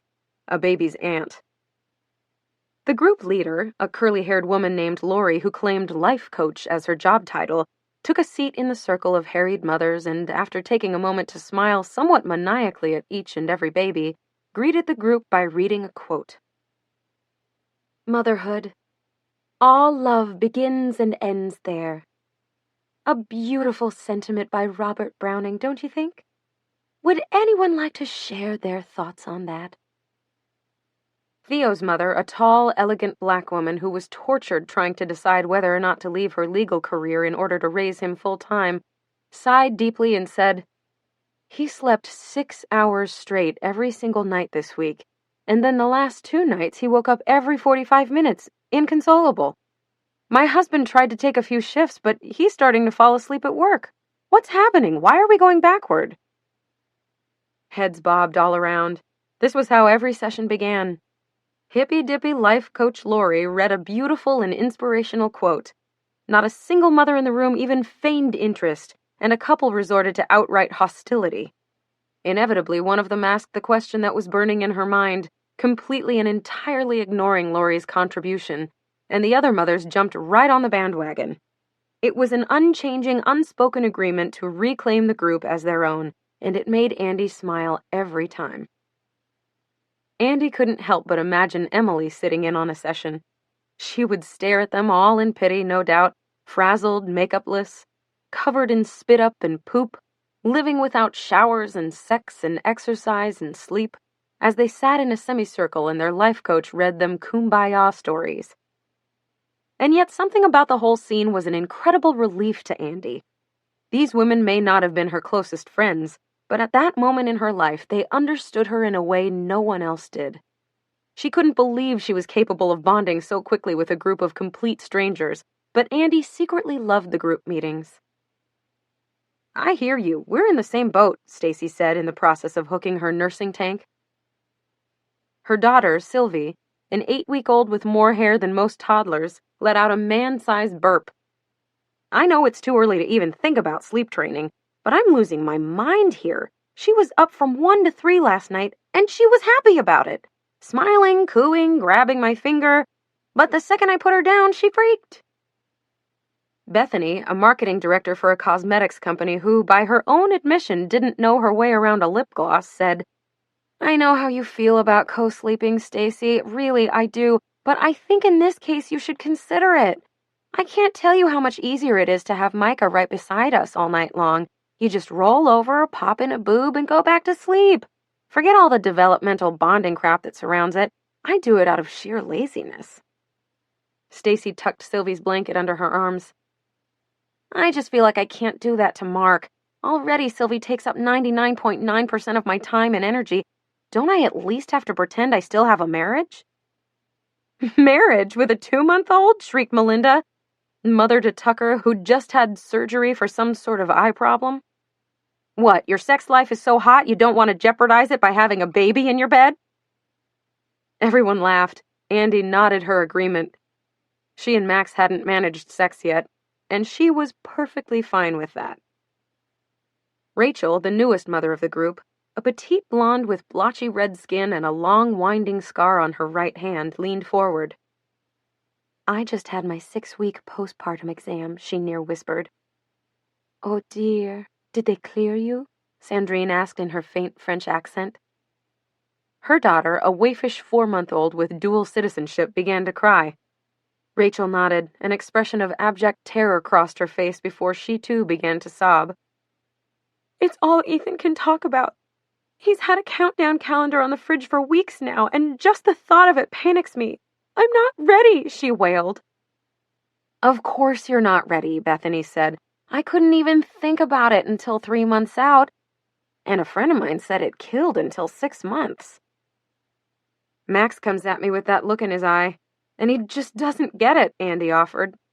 "I swear, even my OB was horrified by the scene down there at my 6-week checkup. How can I let my husband see it?" "Simple.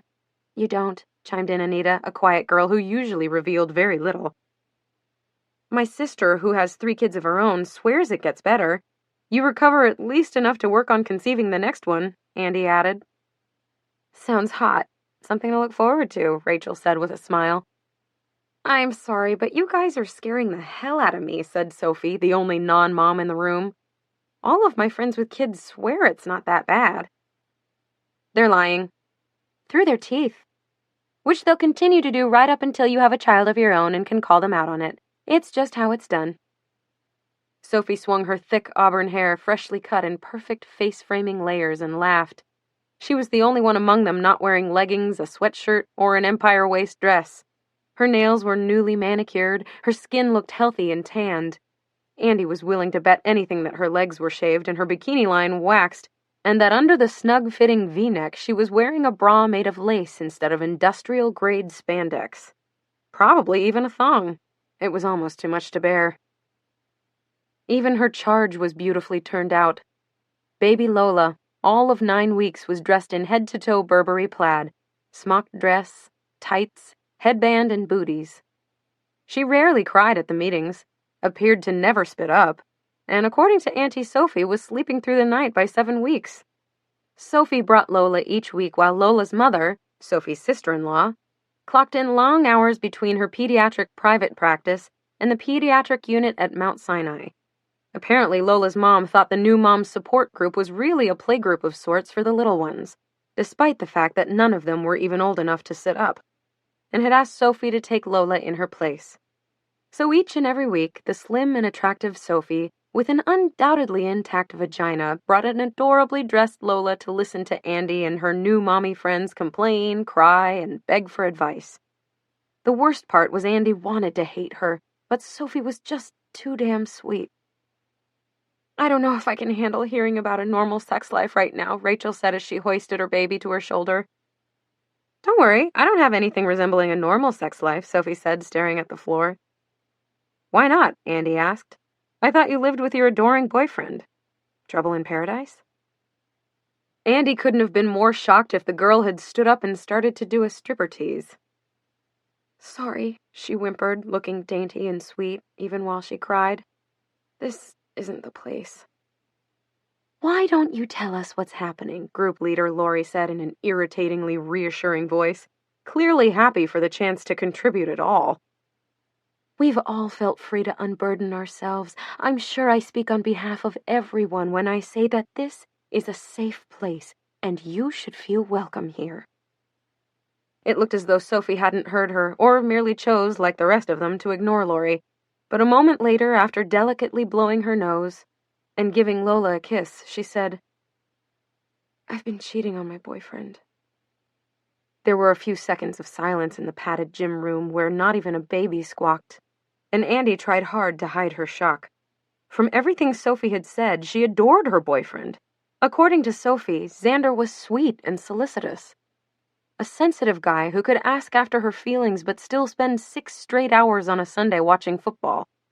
They'd been dating for years and had recently moved in together, which, at least as of a few weeks ago, she thought was going really well. They didn't talk about it much directly, but she felt it was assumed they would get married and have children, and although she was younger than him by 6 years, she was starting to feel ready. "Define cheating," Bethany said, and Andy was relieved someone had broken the silence.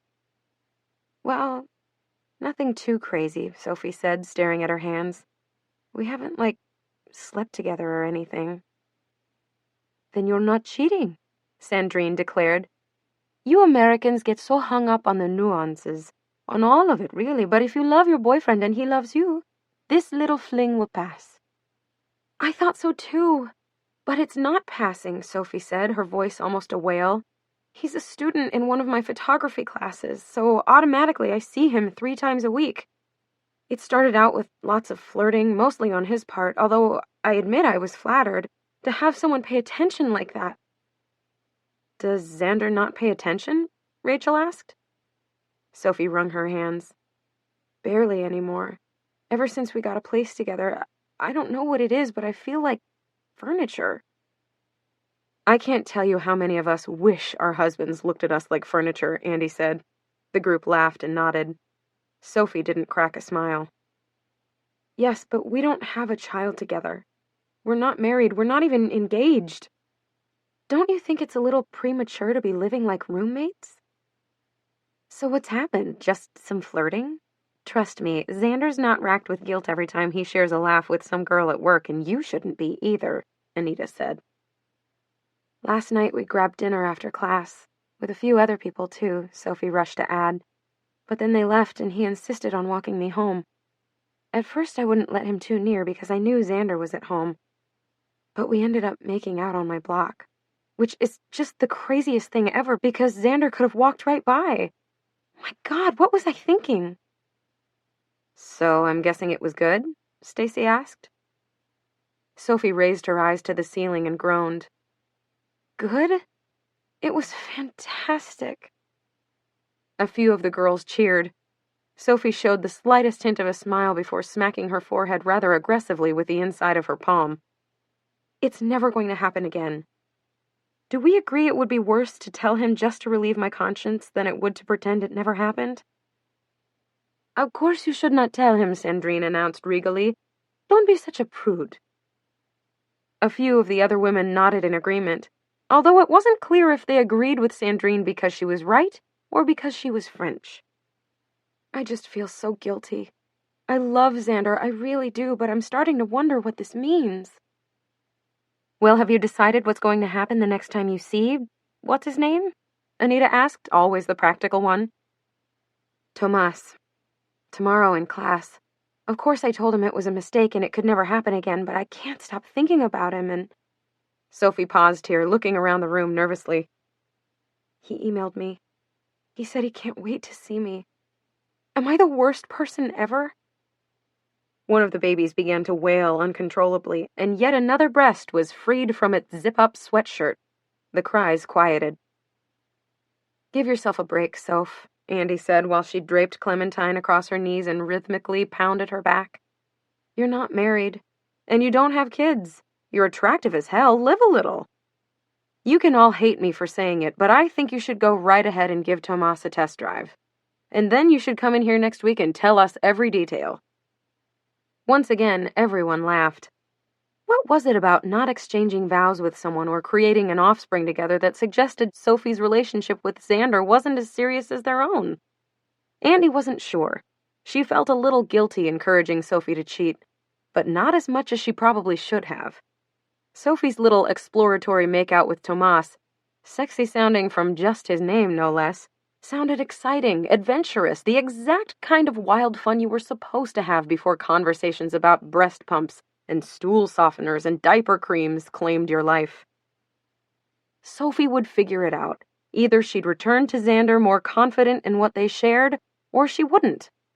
Maybe Tomas was right for her, or maybe it was someone totally different she hadn't even met yet. Andy knew it was a double standard, was acutely aware that someone, namely Xander, stood to get very hurt, and yet she couldn't help but think the stakes just weren't that high. A couple more babies started fussing as the time drew close to 3 o'clock, and Lori announced that the session was over for the week. Some interesting things to think about, ladies, she said as everyone began packing up bottles, pacifiers, teething rings, burp cloths, blankets, nursing covers, and stuffed animals. Next, we'll have a sleep specialist from Baby 911 in to tell us how and when to set up the little ones on a schedule. Please let me know by email if you can't make it. As always, I'm inspired by all of you. Have a great week. She left the room to give them all a few moments to talk among themselves. The moment the door closed, Andy heard one of the women next to her groan audibly. Bethany muttered, "Does she really find it so inspiring that we sit around in our sweatpants all day, covered in puke and baby shit? I mean, seriously." Did you see her face when I said we'd made out? She was definitely searching for an inspirational quote about that one, Sophie said. Andy packed up Clementine and said goodbye to the other women. Already they were starting to feel like friends. Andy didn't notice Max was home until she wheeled the stroller into the living room and began to unpack. "Who do we have here?" he asked, giving Andy a peck on the cheek and immediately turning his attention to Clementine.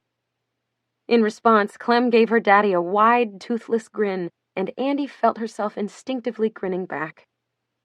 "Look at this happy girl," he said, hoisting Clementine out of her stroller and tucking her snugly into the crook of his arm. He lightly kissed her nose and handed her back to Andy. "Want to take her for a little? I'm sure she'd love some daddy time." "I really need to lie down for a few minutes," Max said, heading toward the bedroom. "It's been the longest week, very stressful." Andy followed him and deposited Clem on the bed. "I'm sorry to hear that, but I could really use 30 minutes to take a shower and maybe eat a bowl of cereal." She kissed her daughter and laid the baby on Max's pillow. "Andy," Max said in that tone he sometimes took with her, the one that conveyed through a single word that he was this close to losing his patience. "I'm under a lot of pressure right now." "Well, there's nothing better than some baby gurgles to cure that. Enjoy your daughter," Andy said and closed the bedroom door behind her. She rinsed off quickly in the guest bathroom and got back in her yoga pants and fleece. There wasn't any milk left in the refrigerator, but she made herself a peanut butter and banana sandwich, grabbed a Diet Coke, and collapsed onto the couch. How long had it been since she'd watched a show without a baby banging on her breast, or eaten a meal uninterrupted? It was bliss. She must have nodded off because she woke to Clementine cooing and Max laughing beside her on the couch. Max had pulled open Clem's pajamas and was tickling her belly. As a reward, Clem was giving the best, most beautiful smiles imaginable. "You okay?" Max asked as he tickled under Clem's arms. I am now, she said, feeling infinitely more relaxed than she had before. That's how it always seemed these days with the mood swings. Highs and lows, ups and downs.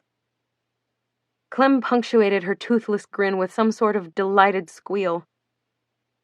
Was that a laugh? Max asked. I thought she was too young to laugh. Andy squeezed his arm. It sure sounded like a laugh. She'd always imagined herself head over heels in love with her child, but she'd never pictured her husband every bit as smitten.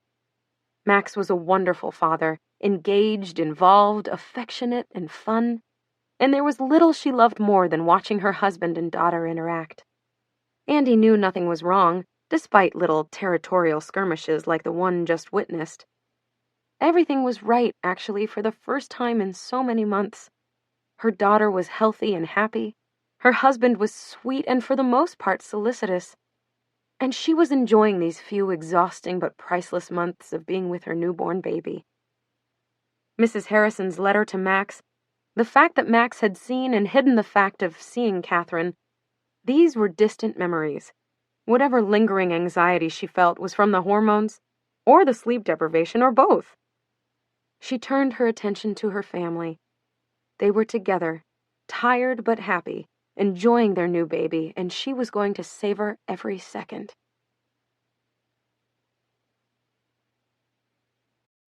Chapter 17. James Bond meets Pretty Woman, with a little dash of Mary Poppins. Are you almost ready? Max called from the living room where Andy knew he was leisurely enjoying a bottle of root beer.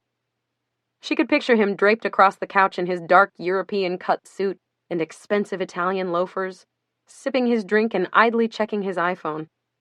His hair was newly trimmed and his face freshly shaven, and he would smell of shampoo and minty aftershave and, inexplicably, of chocolate.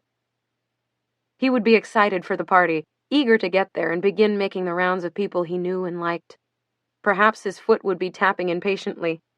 Meanwhile, down the hall, Clementine was being fed by Isla, the 22-year-old Australian babysitter Andy had hired based on a recommendation from the mommy group and a Google background check. In other words, a complete stranger.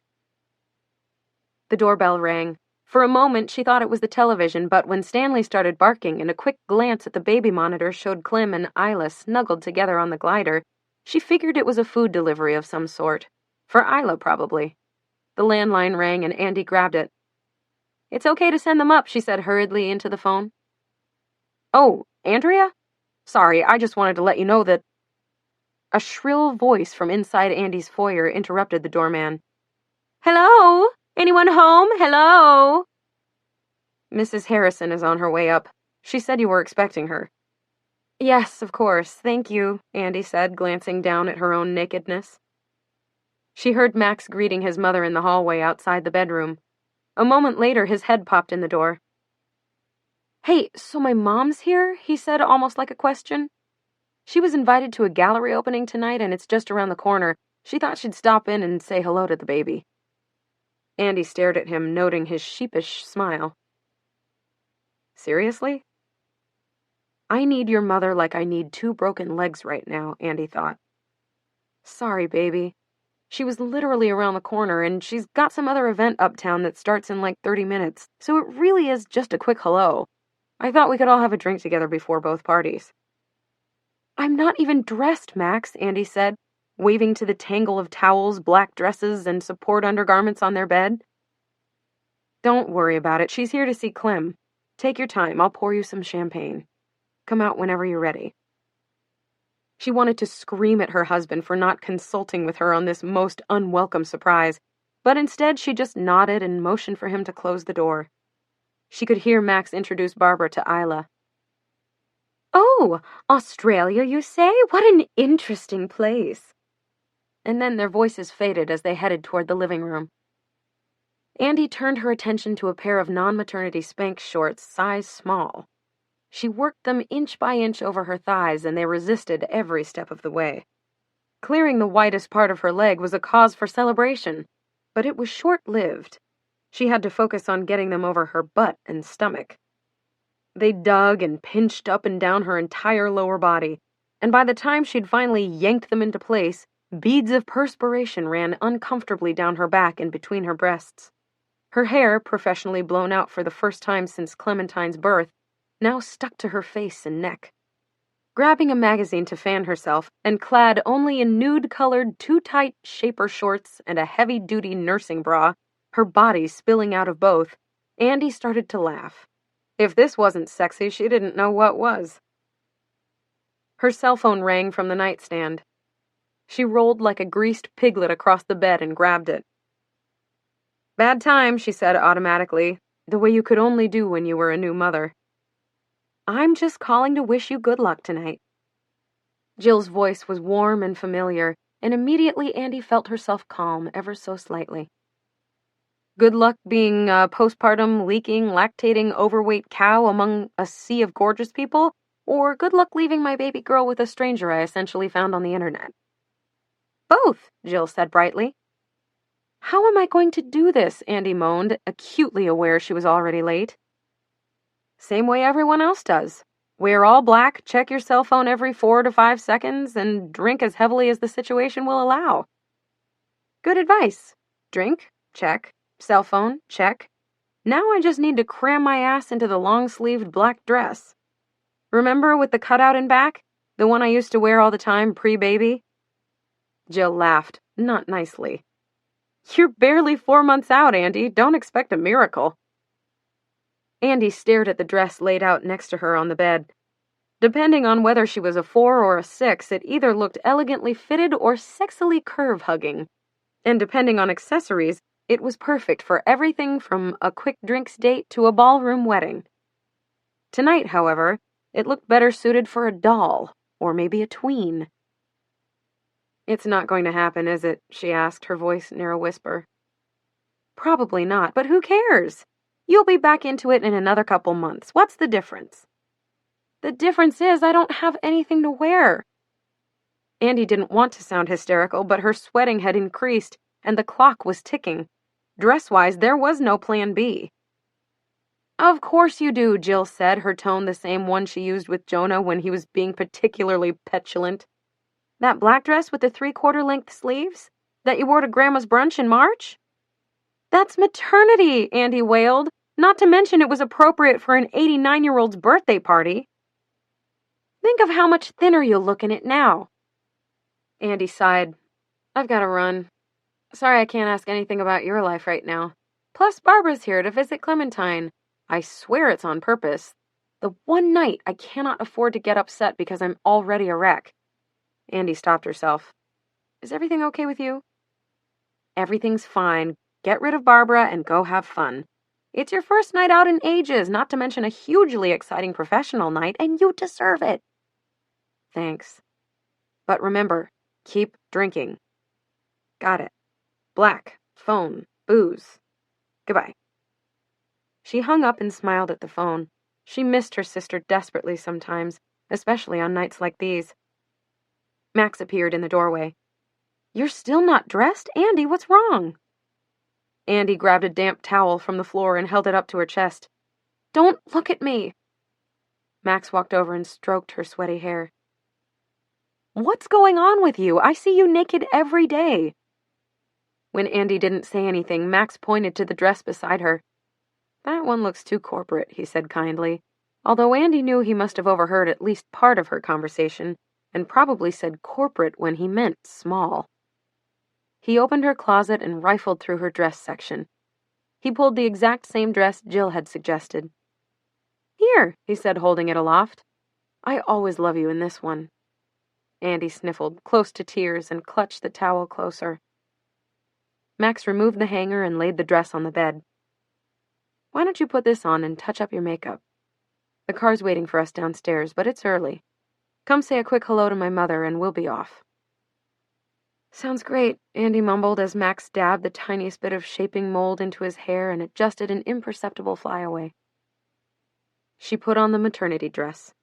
Jill and Max were right. It was the only possible choice, and it didn't look terrible. Sleek? No. Sexy? No. But it contained her gigantic nursing bra and covered her jiggly tummy and concealed her not quite back to normal bum. and honestly, that was more than she could have hoped for. She paired it with super sheer stockings, the kind with the seam up the back, and a pair of stacked 3.5-inch Chloe heels that hurt a decent amount pre-baby and now made her feet feel like they were wedged into Chinese binding slippers. Ignoring the dull ache in her calves that would surely become shooting pains before the night's end, Andy slicked on a new, rich red lipstick she'd purchased for the occasion, smoothed her blowout as best as she could, and thrust her shoulders back. Was she her pre-baby self? Not exactly. But at least for someone who had just birthed a child, she wasn't half bad. Max whistled appreciatively from behind her as he checked her out in the mirror. "That is one hot mama," he said, wrapping his arms around her from behind. For a moment, she let him touch her jiggly belly, saying, "These little rolls here turn you on, don't they? Come on, just admit it."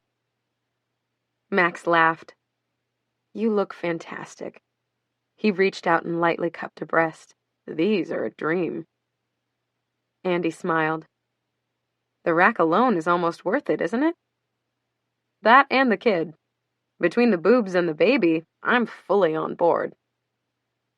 He led her into the hallway, helped her on with her silk wrap, and squeezed her hand tightly when Isla emerged from the nursery holding a heavy-lidded clementine. Barbara trailed behind her, looking absolutely fabulous in a tailored sheath dress with a coordinating blazer and nude patent pumps. "Hello, Barbara," Andy said, suddenly feeling like a towering, graceless tank next to her coiffed and elegant mother-in-law. "How lovely of you to stop by." "Yes, dear. Well, I hope it's not an intrusion, but I realize it's been weeks since I've seen my granddaughter, and I was in the neighborhood." Barbara paused and glanced around the hallway. "Did you do something different here? Is that painting new, or perhaps that mirror? Oh, what a relief, I have to say. I never did like that collage you chose to display so prominently."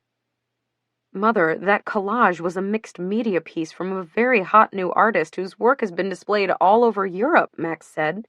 "Andy and I found it together in Amsterdam. We love it." Well, you know what they say. There's no accounting for taste, is there?" Barbara trilled.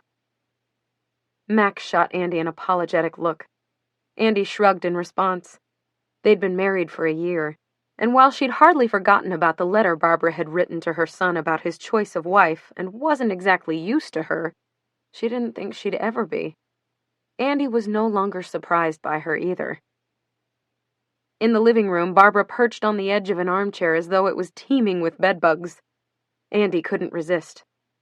"Oh, Max, remind me to call the exterminator first thing Monday morning. He hasn't been here in forever. We're overdue." Max looked at her questioningly. Barbara leaped to her feet.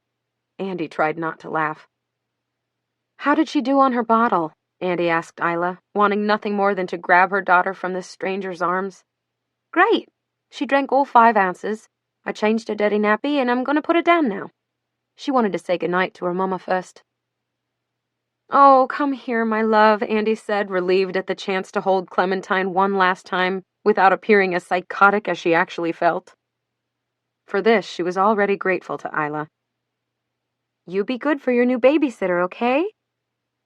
Andy kissed her daughter's chunky cheeks once, twice, 3 times before handing her back. Isla settled Clementine comfortably on her shoulder and nodded. "I'll read her goodnight moon now and rock her to sleep, then—" "Don't forget to put her in her sleep sack," Andy interrupted. Max squeezed her hand again. "What?" She looked at him. "It's important." Isla rushed on. "Of course. Put her in a sleep sack, read goodnight moon, rock her to sleep, dim the lights without making it completely dark, and put on the white noise machine. She will probably wake up around 9:30 or 10 to eat again, but even if she doesn't, I should dream feed her the 4-ounce bottle in the fridge, right?" Andy nodded. "If you can't remember how to use the bottle warmer, just put it in the mug of hot water for a few minutes. But please remember to test the temperature before you give it to her." "Okay, Andy, it sounds like everything's great here," Max said, kissing Clem on the forehead. "Come sit for a minute and visit, and then we'll head out. You have both our cell numbers just in case, and the sheet on the counter with the emergency contact numbers? My mother's in Texas right now, so she won't be much help." She glanced at Barbara, who was intently reading something. "Better yet, just call 911 as fast as—" I promise I'll take wonderful care of her, Isla said with a quiet, reassuring smile that nonetheless made Andy wish she had a nanny cam. Andy stopped, frozen, wondering how this had happened. She'd sworn every which way that she would be the cool mom, the relaxed one. The mom who didn't freak out over germs or babysitters or organic everything. The one who could go with the flow and not go crazy. But one look at the tiny, vulnerable being who was entirely dependent on her for everything had changed all that. Andy had only left Clementine with her mother, or once out of sheer desperation with Max's sister. And that was only when she had doctor's appointments and didn't want to subject Clem to the filthy waiting rooms. She'd returned all the sleepers and onesies they'd received as baby gifts unless she could confirm, beyond a doubt, that none contained poisonous, flame-retardant fabric. Also returned were all the plastic baby toys that read Made in China, or could not be proven BPA, PVC, and phthalate-free. Against every promise she'd made herself, her husband, and anyone who would listen, Andy moved heaven and earth to stick to Clem's schedule, a carefully choreographed routine of feedings, naps, playtime, and walks that was prioritized over everyone and everything. It wasn't like she wanted to be the lunatic helicopter mother, but she felt helpless to control it. Andy took a deep breath, exhaled quietly through her mouth, and forced a return smile. I know you will. Thank you. She watched as Isla carried Clem to the nursery. The sound of Barbara's voice brought her back to reality. Andrea, dear? What is this? Her mother-in-law asked, holding aloft a small sheaf of papers. Andy sat on the couch and grabbed her champagne glass. Liquid courage. Barbara must have decided that the couch had a higher likelihood of being vermin-free because she sat down next to Andy and crossed her legs. Here, this. It says Miranda's Ultimate Baby List.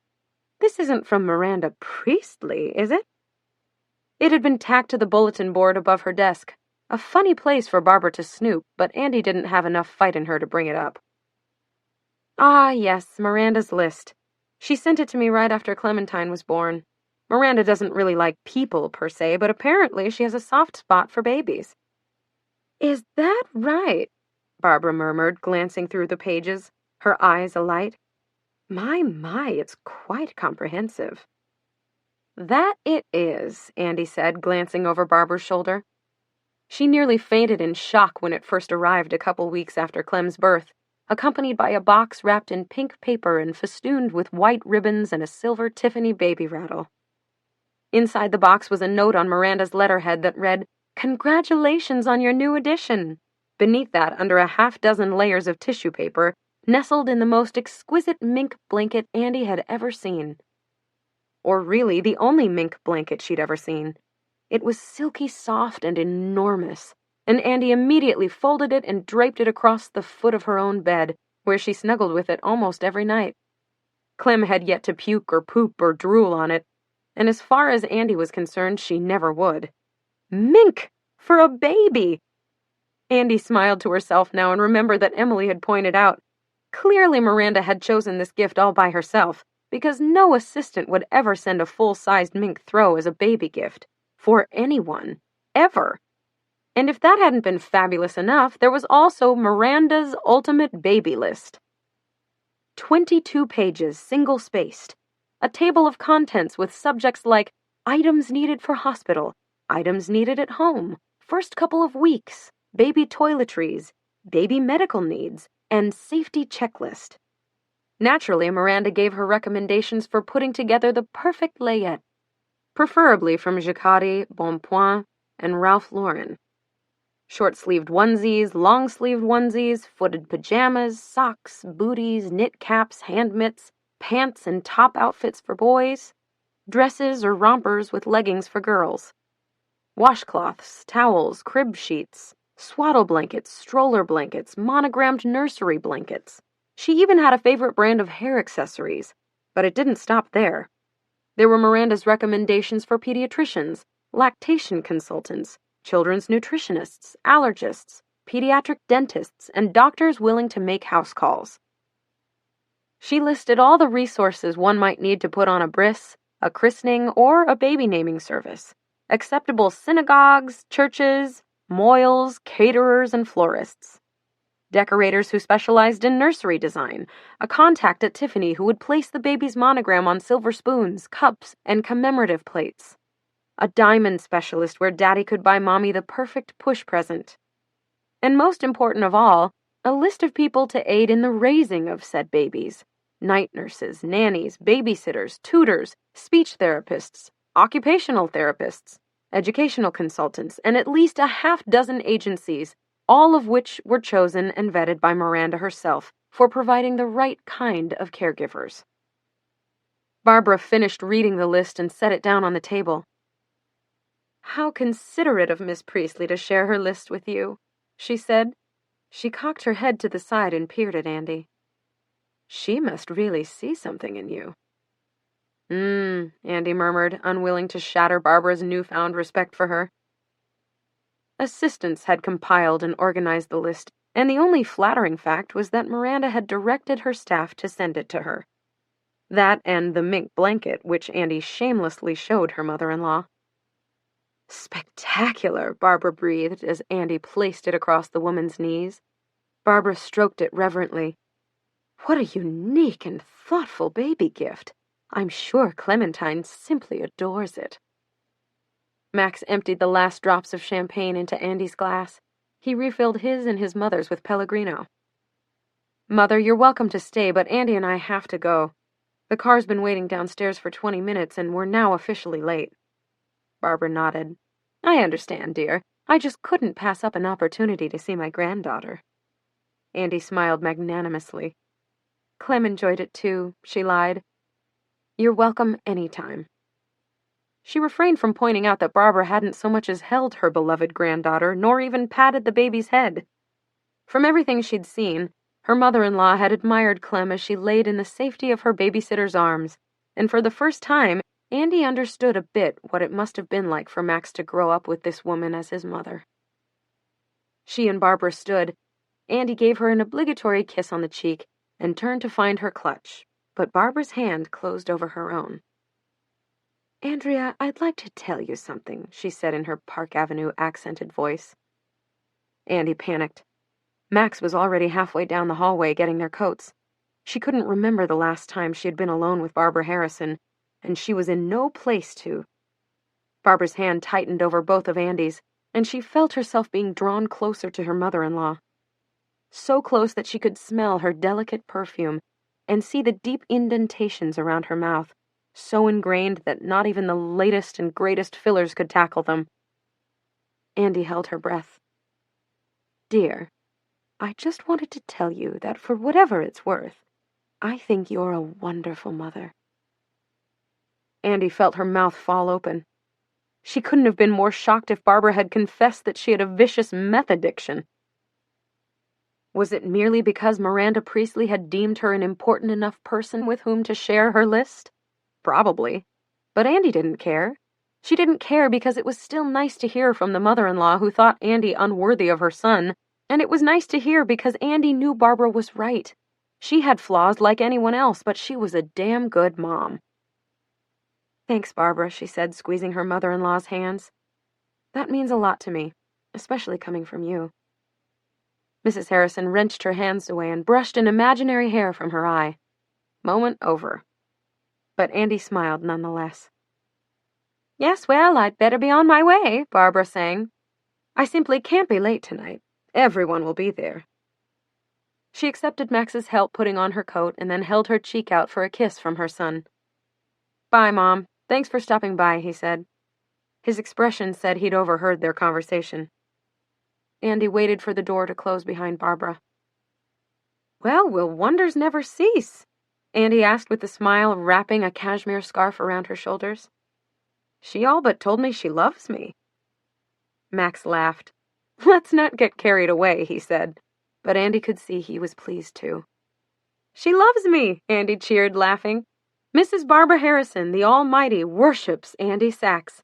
Mother extraordinaire." Max kissed her. "She's right, you know." "I know," Andy said with a smile. Isla joined them in the hallway. "I promise I'll take great care of her," she said. And before she could say another word or kiss her baby one final time, Max whisked her into the hallway, then the elevator, and finally into the back seat of the Lincoln town car that smelled like new leather and reminded her, as town cars always did, of her year at Runway. "She's going to be fine," Max said, squeezing her hand once again. When they pulled up to Skylight West at 36th and 10th Avenue, they joined a long line of chauffeured town cars. Drivers idled in some. Attractive couples and friends in party attire climbed out of others. Andy swung open her door before they'd rolled to a stop. "Do you believe Emily put this together so quickly?" she asked Max under her breath as he helped her out. "Just having a party to celebrate our 3-year birthday is a great idea, but getting Vera Wang and Laura Mercier to underwrite the whole thing was a stroke of brilliance." Max nodded. "It's great for publicity. Knowing Emily, she'll get all the bold-faced names here tonight. And you know who loves a party like that." Andy looked at him blankly. "Who?" "Elias Clark. Events like this are right out of their playbook. Throw a splashy party, get a bunch of famous faces to show up, and get mentions of it plastered all over the gossip pages tomorrow. It does terrific things for the magazine's profile, and not just with readers. Emily knows that tonight will raise the Plunge's profile and make it even more desirable to Miranda." Max said this factually, the way a businessman familiar with the industry would. But it rankled Andy. While she'd certainly seen the benefits of an advertiser-funded fancy soiree in terms of publicity and profile, she hadn't considered how it would translate to their acquisition position. It was so Emily. It bothered her even more that Max didn't seem to understand why it bothered her. They'd reached the elevator that would whisk them to the rooftop, but Andy pulled Max's hand and motioned for the other guests, all of whom looked fabulous, but none of whom looked familiar, to go ahead without them. "You okay?" he asked. Andy felt her throat tighten. Her phone buzzed and a text popped up on the screen. "Emily wants to know where we are," she said. "Come on, let's go up and enjoy the night, okay?" Max reached for Andy's hand, and she allowed herself to be pulled into the elevator. A very young woman wearing a sexy red dress ducked into the elevator just before the doors closed. "Rooftop?" she asked. "For the plunge party?" Max asked, and the girl grinned. "I wasn't even invited," she said. "My boss was, but I begged her to let me come when she couldn't make it. This is the event to be at tonight." The girl's face flashed recognition. "Wait, you're not Max Harrison, are you?" "Wow, it's so great to meet you." Max and the girl shook hands. She looked like she'd just met Ryan Gosling. The elevator doors swung open and Max gave Andy a raised eyebrow look and a mischievous smile. She made a mental note to find Emily immediately and report this juicy tidbit, but forgot the instant she stepped onto the rooftop. It was magic. Pure magic. The open-air space stretched for what seemed like miles in every direction, with only the twinkling lights of the skyline creating a dramatic boundary between the party and the entire island of Manhattan. Straight ahead, the Empire State Building shone blue and silver, cresting from behind the red neon New Yorker sign. To the right, the sun had just set over the Hudson, casting it in dramatic shadows of deep purple and orange, the lights of New Jersey gleaming behind it. In every direction she looked, lights were turning off in office buildings and shops, and turning on in apartments and bars and restaurants, as the entire city made its daily transition from work to relaxation. The cacophony below, the usual mix of sirens, taxi horns, music, and people, so many people, rose from the street. The city was alive and humming on a warm night in early October, and Andy thought there was no better place on earth. "Do you fucking believe this?" Emily materialized out of nowhere and grabbed Andy's arm. Her criminally gorgeous figure was swathed in a neon-pink Hervé bandage dress, and her hair cascaded in perfect red waves over her bare shoulders. "How insane does this place look?" It was hardly surprising that Emily didn't ask about Clementine, or inquire how Andy was doing. Emily had visited when Andy got home from the hospital and brought Clementine an outrageously expensive and hugely impractical cashmere gown, hat, and mittens set in June. But she'd pretty much been absent since then. The girls held conference calls with various staffers to discuss work, and they emailed multiple times a day, but a noticeable coolness had settled over their friendship. Andy wasn't sure if it was the baby or her refusal to discuss the Elias Clark offer, or if Andy was just being hypersensitive, but it felt like something between them had changed. Max motioned that he was heading to the bar and would return in a minute. Andy turned to Emily and tried joking. "Did you have that dress shortened and taken in? Was the corset-like wrapping just not tight enough for you?" she asked. Emily pulled back for a moment and looked down at her belly. "Is it too tight? Am I having mirror delusion? Because I thought it looked good." Andy cuffed her on the arm. "Shut up, you look amazing, and that's nothing but jealousy talking from the whale wearing the shower curtain." "Really? Oh, good. I thought so too. But you never know." She waved her arms. "You're looking better too." "How generous, thanks." "No, really, it's true. Your boobs are like almost normal size, and I love the Chloe shoes." Emily motioned toward the crowd. "Do you believe this place?" Andy spun slowly around and took in the rooftop. Cast iron fire pits boasted dancing flames. Miniature white string lights crisscrossed overhead. Beautiful people milled everywhere, laughing and sipping the specialty drink, a heavenly muddled mix of Patron, simple syrup, cilantro, and lemon juice. They moved effortlessly between the dimly lit bar and the low white leather couches and acrylic coffee tables that had been arranged in living room-like configurations. Groups stood along the railings, admiring the endless views in every direction. Emily took a drag from her cigarette and slowly exhaled. Andy wasn't pregnant anymore. Just one wouldn't kill her. Andy motioned toward the pack. "You want one?" Emily asked, and Andy nodded. The first inhalation burned her throat and tasted terrible, but it improved quickly after that. "My God, this is good." Emily leaned closer. "Patrick McMullen is here photographing. Supposedly, Matt Damon and that cute wife of his are here, but I haven't seen them yet. There's a whole slew of Victoria's Secret models, and they're keeping the guys happy. And Agatha just got a message from Olive Chase's publicist that she and Clint might be stopping by after another event in Tribeca. I'm not exactly sure how it happened, but this is turning into the party of the year." Max returned, handing Andy one of the cilantro tequila drinks and holding water for himself. "Sorry, Emma, I didn't know what you wanted." She made a beeline for the bar before Andy could blink. "I haven't seen you smoke in years," Max said, eyeing her cigarette. Andy took another drag. She was enjoying it immensely now, both the cigarette and Max's look of surprise.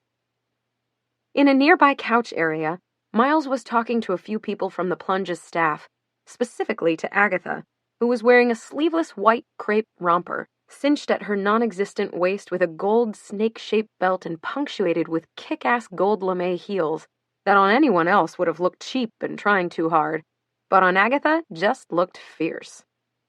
Andy didn't like how friendly they appeared, but before she could think too much about it, Miles spotted her and jumped to his feet. "I propose a toast," he announced, holding his beer stein aloft. "To Andy and Emily, wherever she is.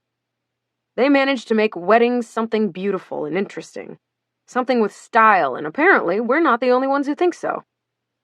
With this, everyone at the table cheered. Miles waved his glass, clinked it first with Andy's and then with Agatha's. "Happy birthday to the Plunge. 4 years never looked so good."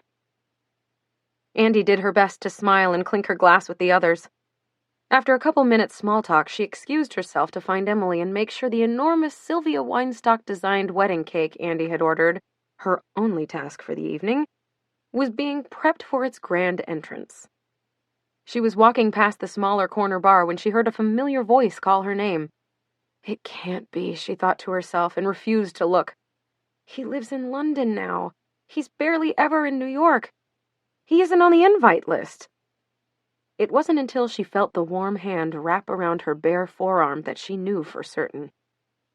"What, not even a hello?" he said, pulling her close to him. As always, he was wearing a European-tailored, that is to say, tight, suit. A crisp white shirt opened one button too many, and no tie. He had a day's worth of stubble and perhaps an extra etching or two around his eyes. which did absolutely nothing to detract from his sexiness. And he was staring at her with an expression that said he knew it. There was only one thing to do. Forget about her melting blowout and lack of accessories and relocated baby weight, ass, thighs, boobs, and just own it. She stuck her sizable chest forward as Christian Collinsworth let his eyes run over the length of her body. "Christian," she murmured, "what are you doing here?" He laughed and sipped his drink, which she knew was an extra dry gin and tonic.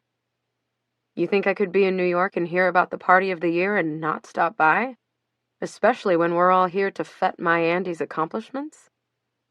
Andy tried to match his casual laugh, but hers sounded more like a donkey bray, guttural, honking, and much too loud. "You're Andy?" She held up her left hand. "I'm married now, Christian. Remember the wedding you attended a year ago? We have a daughter now." His dimples came out in full force. The smile that caused them was amused and perhaps a bit condescending. "I heard as much, but I wasn't sure whether to believe it or not. Congratulations, Andy." Wasn't sure whether to believe it or not? Why, because the idea of me as a mother is just too far-fetched for comprehension? In an instant, his hand was on her, right at the spot where her lower back and hip met, the location of some Spanx-busting back and love handle combo, fat rolls that had proven stubborn beyond belief. He gave her a squeeze, and she turned to him in horror. He threw his hands into the air. "What? Are you Mormon now in addition to being married? Is your husband going to materialize out of thin air and punch me in the face because I touched his property?" And again, there was that smile. "Come on, let's get you a drink and you can catch me up on what else has been happening." Somewhere far away, Andy knew she should excuse herself to help Emily, check in with the babysitter, find a bathroom, anything at all except blindly follow Christian Collinsworth to the bar. But she was incapable of leaving him. She accepted the tequila drink Christian handed her and did her best to lean against the bar in a manner that conveyed confidence, aloofness, and sexiness all at once. At this point, she could only hope to remain upright and not spring a leak from her now heavy breasts. "What's your daughter's name?" Christian asked. He gazed directly into Andy's eyes and yet still managed to convey that he couldn't have cared less. "Clementine Rose Harrison. She was born in June." "Nice. And how have you been adjusting to motherhood?" It had gone too far, and Andy was pleased to discover she'd found her voice. "Oh, save it, Christian. You really want to talk sleep schedules and swaddle blankets? Why don't we talk about your real favorite subject? How have you been since we last saw each other?" He sipped his drink and appeared to think about this. "I have to say, I've been good. Did you know I'm living in London?" He didn't wait for Andy to respond. "And it's really been working for me. Lots of time to write, good opportunities to do some traveling in Europe, plenty of new faces. New York was just getting so tired." Right? I mean, aren't you at the point where you would rather be anywhere but here?" "Actually, Andy. He leaned toward her, tilting his chin down and blinking his unfairly long lashes. "Didn't we have such a good time together? What happened to us?" Andy couldn't help but laugh once again. "What happened? You mean when we woke up one morning in your suite at the Villa d'Este and you asked if I wanted to meet your girlfriend, who just so happened to be arriving later that day? Never mind that we'd been dating for nearly 6 months at that point? I wouldn't say... Sorry, sleeping together for nearly 6 months.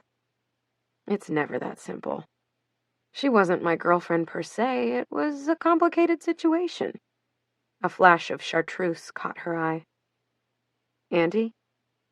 Christian pushed up even closer to her, but Andy was barely aware of him. She could now see that the chartreuse was actually a poncho, a fur poncho, and it sashayed closer and closer to Andy.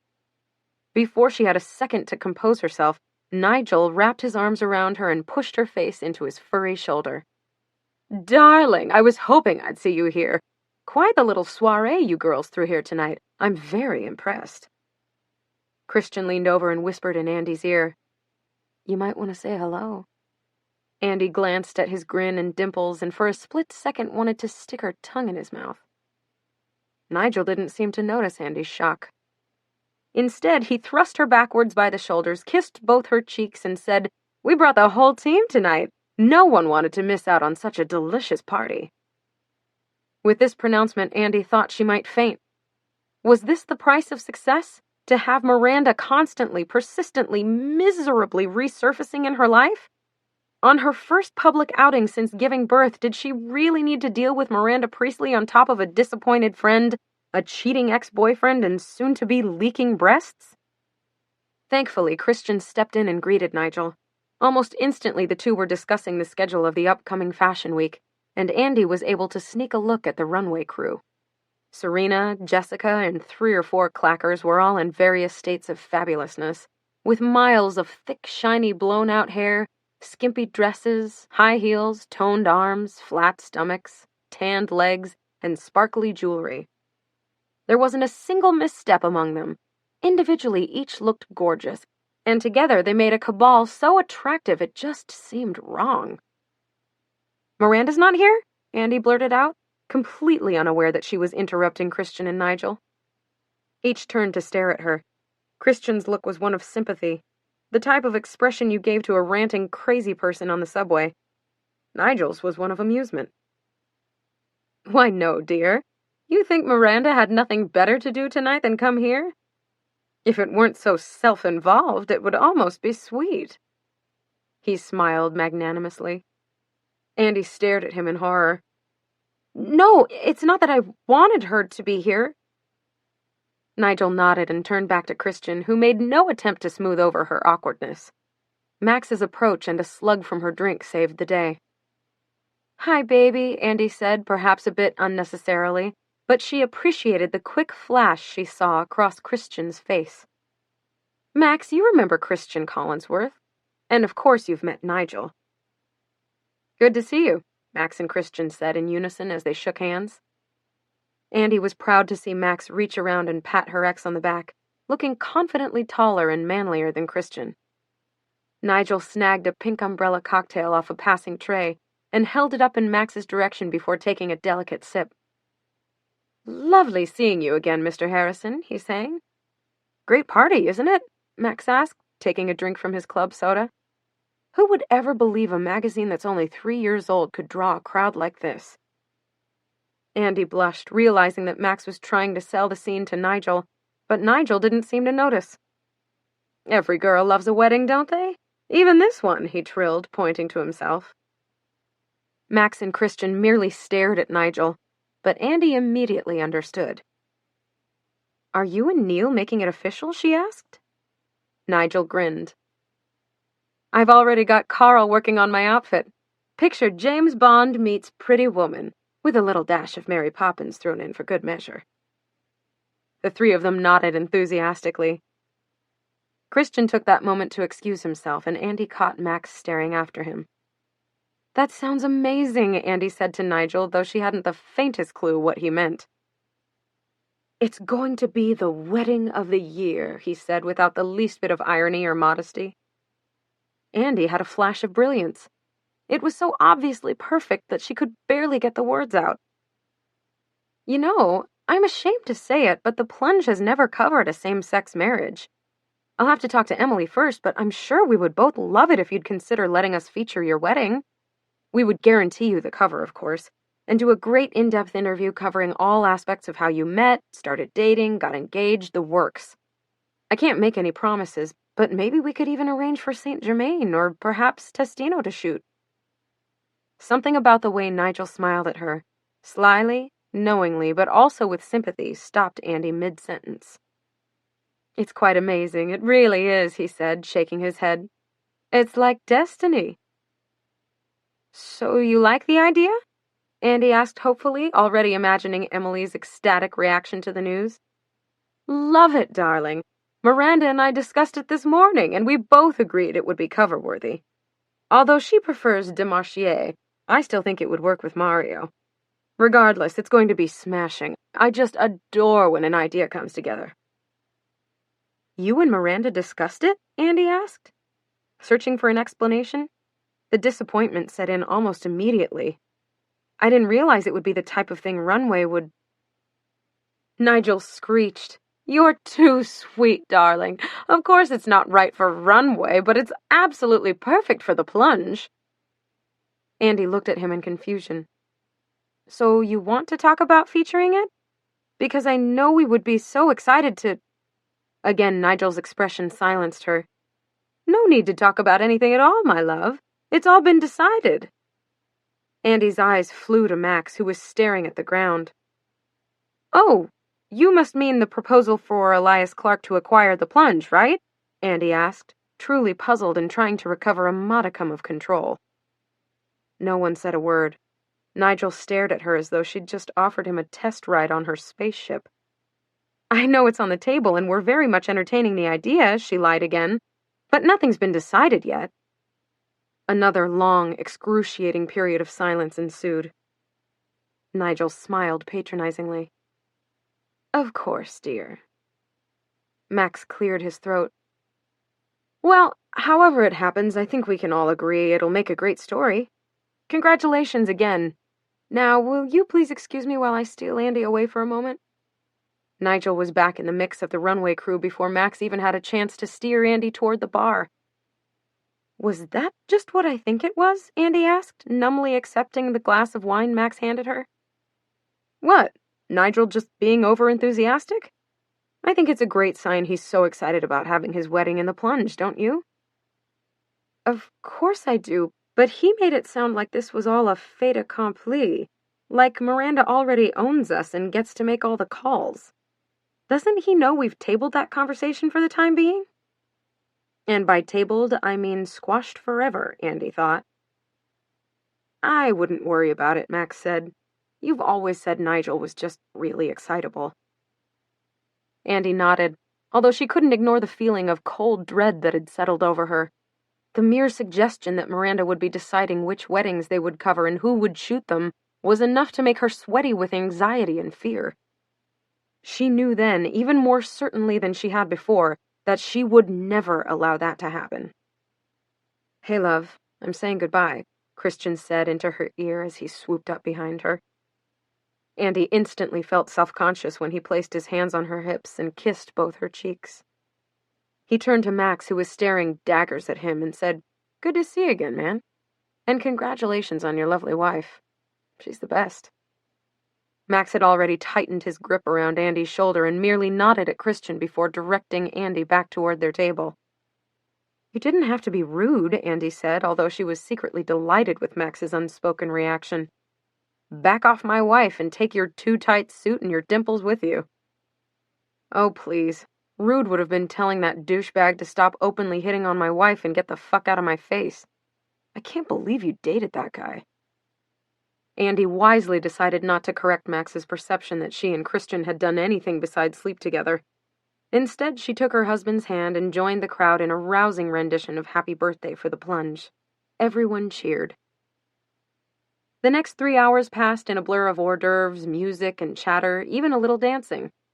Andy talked to dozens, maybe hundreds of people, and although she wasn't the least bit drunk, she stopped drinking early in anticipation of her late-night nursing session. She barely remembered a single word exchanged except those between herself and Nigel. Why did he think the acquisition was so imminent? She wanted to ask Emily, but watching her actually eat a piece of the Weinstock cake, she knew she could refrain from an Elias Clark conversation for one night. Andy had to admit she was still hoping, irrationally she knew, that the whole thing would just fade into the woodwork.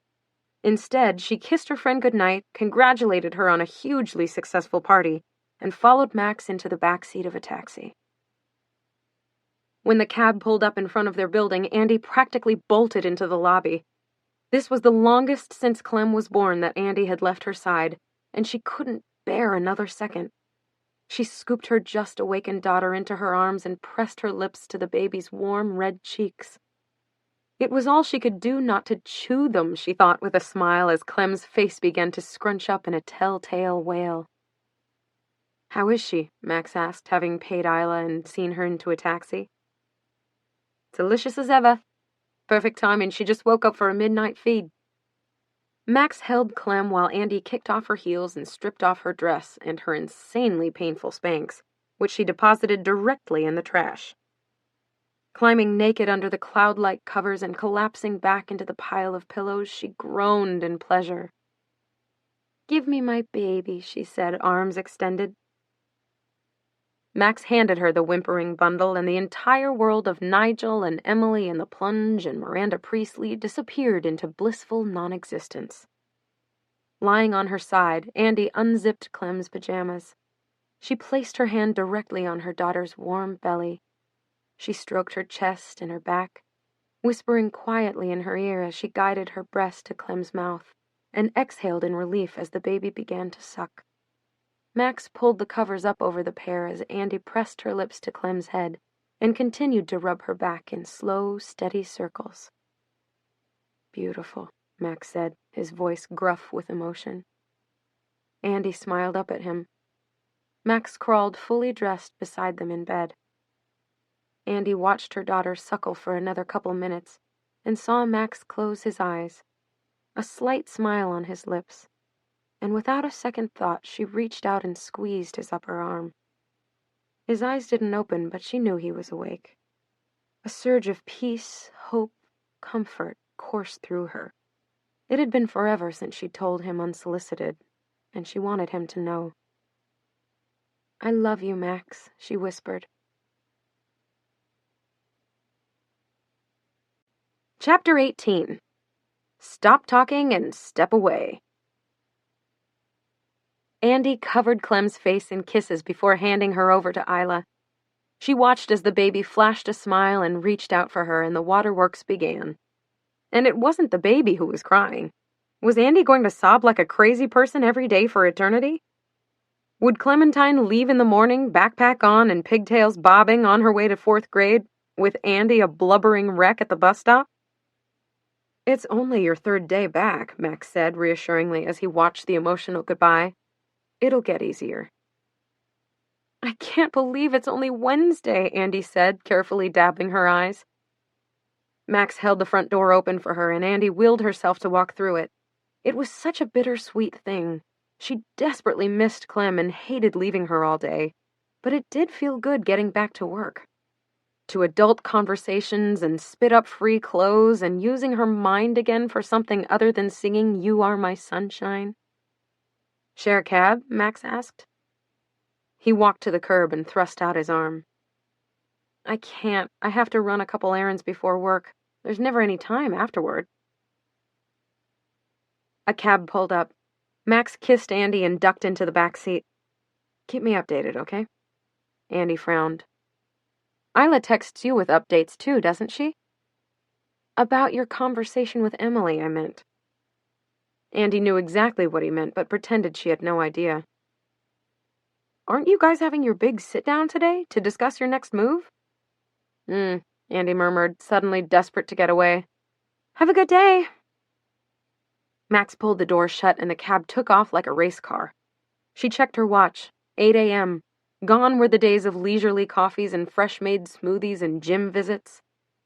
Although Max still got there at least 3 days a week without her, but Andy didn't mind. She'd so much rather spend those couple of hours with her daughter, snuggling in bed together, playing on the fluffy nursery rug. It was now the best part of the whole day. Andy was sorting her clothes when the dry cleaner's receptionist, a 40-something Ecuadorian man who always gave Andy Tootsie Rolls, shouted a greeting over her shoulder. "Hey man, new customer. Welcome, mister." Andy didn't turn around. "How much will it cost to shorten this skirt?" she asked. "Just an inch, inch and a half. I'd like it to hit right above the knee instead of at it." The receptionist was nodding, but it was the voice behind her that caught her attention. "You can go shorter than an inch. You've got the legs to pull it off." The voice vibrated in her toes, and Andy knew it was Alex before she turned around. Her Alex, her first love, the man she always thought she'd marry. He had been there through all 4 years of college and the craziness of life at Runway, and the fallout period after it. Alex had joined her on family vacations. He'd attended holiday dinners and birthday parties and celebratory drinks of every kind. He'd wiped away her tears when her grandfather died. Alex knew she hated sliced tomatoes but loved tomato-based everything. Didn't laugh when she death-gripped his hand when their flight had turbulence. For nearly 6 years, he'd known every inch of her body as though it was his own. "Hey there," she said, collapsing into his open arms for the most natural-feeling hug in the world. He kissed her on the cheek like an exuberant uncle. Rough, excited, platonic. "I'm serious, Andy. Don't go getting all conservative on me in your old age." "Old age," she said, feigning outrage. "The last time I checked, you were 2 months older than me." He pushed her back but held her upper arms and made a long, slow show of carefully looking her up and down. The obvious affection, the wide smile, that adorable head nod, it made her instantly comfortable, confident even. Despite still being 8 or 10 pounds above her pre-pregnancy weight, and overall jigglier than usual, she felt attractive. "You look terrific, Andy. Glowing. And I hear I owe you a huge congratulations on baby Clementine." Andy looked at him, caught off guard by the warmness of his smile. He appeared genuinely happy for her. "Your mom?" He nodded. "I hope it doesn't freak you out, but she sent me those pictures of you in the hospital the first few days. I guess your mom was so excited she forwarded them on to everyone in her address book. Anyway, your daughter is beautiful, and you and your husband looked very, very happy." "Anything else I can do for you two?" the receptionist asked. "Sorry, we're leaving. Thanks for everything." She followed Alex outside. She tried to focus on the present moment, but her mind kept cycling through the hospital pictures from Clem's birth. Andy, minutes postpartum, looking all sweaty and makeupless and pale. Clementine first covered in blood and vernix, and then cleaned up but still ruddy and cone-headed. A stubble-faced Max looking alternately like he wanted to throw up and kiss someone. They were photos of possibly the most intimate time of their entire lives, and Alex had seen them. She wanted to kill her mother, really punish her, even while a tiny, deeply buried part of her was happy Alex had gotten to share that. "Where are you headed?" he asked. "Do you have time for a coffee?" Andy glanced at her watch, but she knew full well she would agree no matter the time. Besides, why get to work before everyone else? Yeah, that would be great. I'm only just back at work full-time, so it probably doesn't matter if I'm a little late." Alex smiled and offered his arm, which Andy accepted. In one block they passed a Starbucks, an Au Bon Pain, and a Le Pain Quotidien, and Andy wondered where they were headed. "How has it been being back to work?" Alex asked as they walked. It was already getting cold, and Andy could see her breath form in little clouds, but the sun was bright and shining, and the morning felt a little bit hopeful. In his very first question, Alex had hit on the topic at the forefront of Andy's every waking moment. 3 days in, and it was still torturous leaving Clem. Still, she felt she couldn't complain. Being her own boss, the hours were reasonable and flexible, and she would never have to miss a doctor's appointment or a sniffly nose. Isla was an absolute dream whom Andy trusted completely, and her mother planned to spend an afternoon a week caring for her granddaughter and making sure all ran smoothly at home. She had the financial means to hire great help, the support of family and an involved husband and an easy, adaptable baby who stuck happily to her schedule of eating, sleeping, and playing. And it was still hard to balance it all. How did women do it with multiple children, grueling hours, low pay, and minimal or no help? Andy couldn't even fathom it. "It's been good," she said automatically. "I'm really lucky to have a great husband and nanny. They've both made it a lot easier."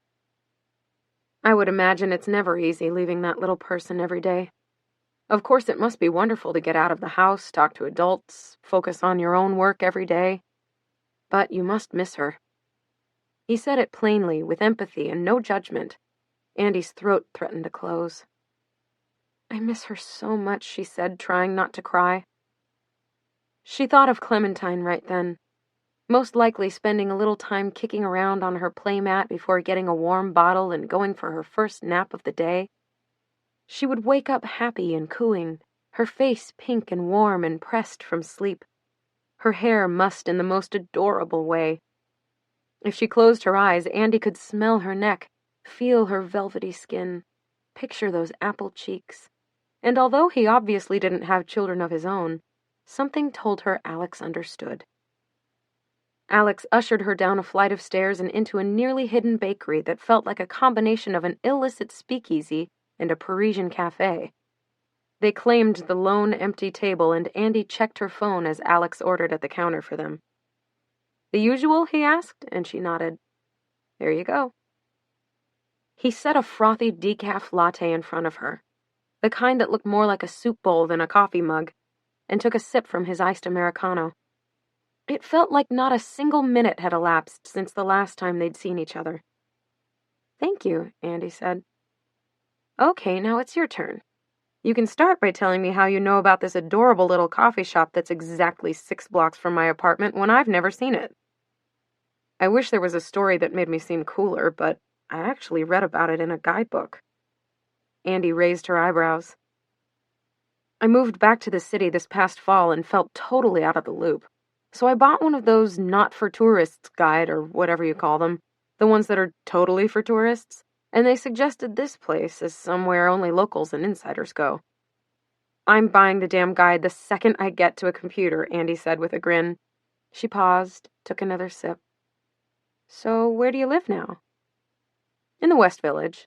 Christopher and the Highway. I guess it used to be kind of seedy, but it's completely gentrified now." "And you do your dry cleaning in Chelsea?" Andy couldn't help asking. Alex gave her a look, an amused one that seemed to say, "I'm on to you." "No, I don't do my dry cleaning in Chelsea. I'm going to see an exhibit at the Rubin Museum. I just happened to see you from the sidewalk and came in." "The Rubin Museum? Himalayan art? 17th and 7th? Don't tell me you've never heard of that one either." "Of course I have," Andy said, too indignantly, especially since she walked by it nearly every day and had yet to step inside. "So what brings you back to the city?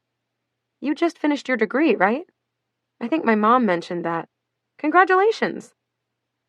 If it felt as strange for Alex as it did for Andy that they knew details about each other's lives through their mothers, he didn't let on. "Yeah, I finished in the spring and stayed in Vermont over the summer just to hang out and relax. I moved back at the end of August, which is every bit as hot and hellish as you'd imagine. And I've been getting reacquainted with the city. I can't get over how much has changed since the last time I lived here." They were both quiet for a moment, remembering. "Yeah, but New York never really changes. It just feels different living downtown, I think," Andy said. "Maybe. Or maybe you and I were both working so much then that we didn't get to explore a lot. I've had a couple months now with nothing to do but wander. I start work next week. I thought I'd be excited, but I'm actually kind of bummed." Andy sipped her coffee and tried not to think about the fact that Alex had yet to reference any kind of significant other. He'd stuck solely to the I pronoun and hadn't mentioned the girlfriend as a reason to stay in Vermont for the summer, or a reason to move to New York, or someone who had factored into his months of seemingly solo city wandering. Andy's mother had insisted they were close to getting married, but it sure didn't seem that way now. Maybe it was over between them? "Why are you smiling like that?" Alex asked, smiling right back at her. Horrified at the thought that he might be able to read her mind, she quickly shook her head. "No reason. You said you're starting work on Monday. Where about?" "A new school in the West Village. It's called Imagine. I'll be helping design their curriculum before they open, and then I'll be the vice principal." Imagine. Why do I know that name? Andy racked her brain. Is that the elite private international school where a kid can move from New York to Shanghai to wherever else bond traders live and not miss a single class? That's the one. Yeah, they just had a big article about it in the Times. Isn't there some 1,000-person wait list even though it costs like 50 grand for kindergarten? It's on par cost-wise with other private schools in Manhattan. It just sounds like more because they've instituted a year-round schedule. Studies show that summer break causes students to fall drastically behind their Asian counterparts, who do not take 3 months off a year. Andy reached across the table and poked him in the upper arm. She couldn't help but notice it felt rock hard. The old Alex occasionally went for a jog or played a pickup game of basketball, but it looked like the new Alex actually worked out.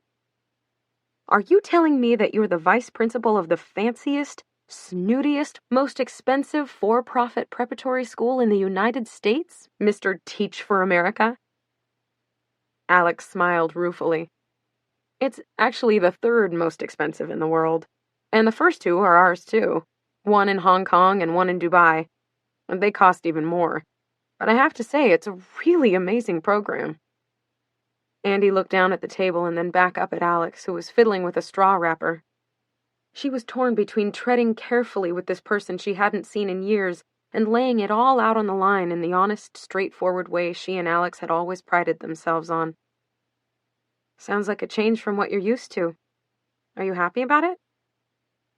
Her words must have hit harder than she'd anticipated because Alex visibly flinched. Like I said, it's a great program and a good opportunity. Would I have preferred to stay in the nonprofit realm? Probably. But I was earning barely enough to support myself, and I'm getting too old for that. So there it was. He hadn't stated it explicitly yet, but he didn't really need to. Alex needed to take a job that paid because he either was or wanted to be someone's husband. She almost said 1,000 things, but not one of them sounded right or appropriate. Just as she was about to murmur a or an I understand, Alex said, "Ever since my girlfriend's brother had a baby, it's all she can talk about. And from what I hear, babies are pretty expensive." "They sure are," was all she could think to say, and she was surprised she had managed even that. They'd been doing so well, flirty without crossing any lines, mutually excited to see each other, equally interested in one another's lives. But a baby? Considering she was married herself with a healthy baby girl, Andy knew she was hardly entitled to be deflated by this news.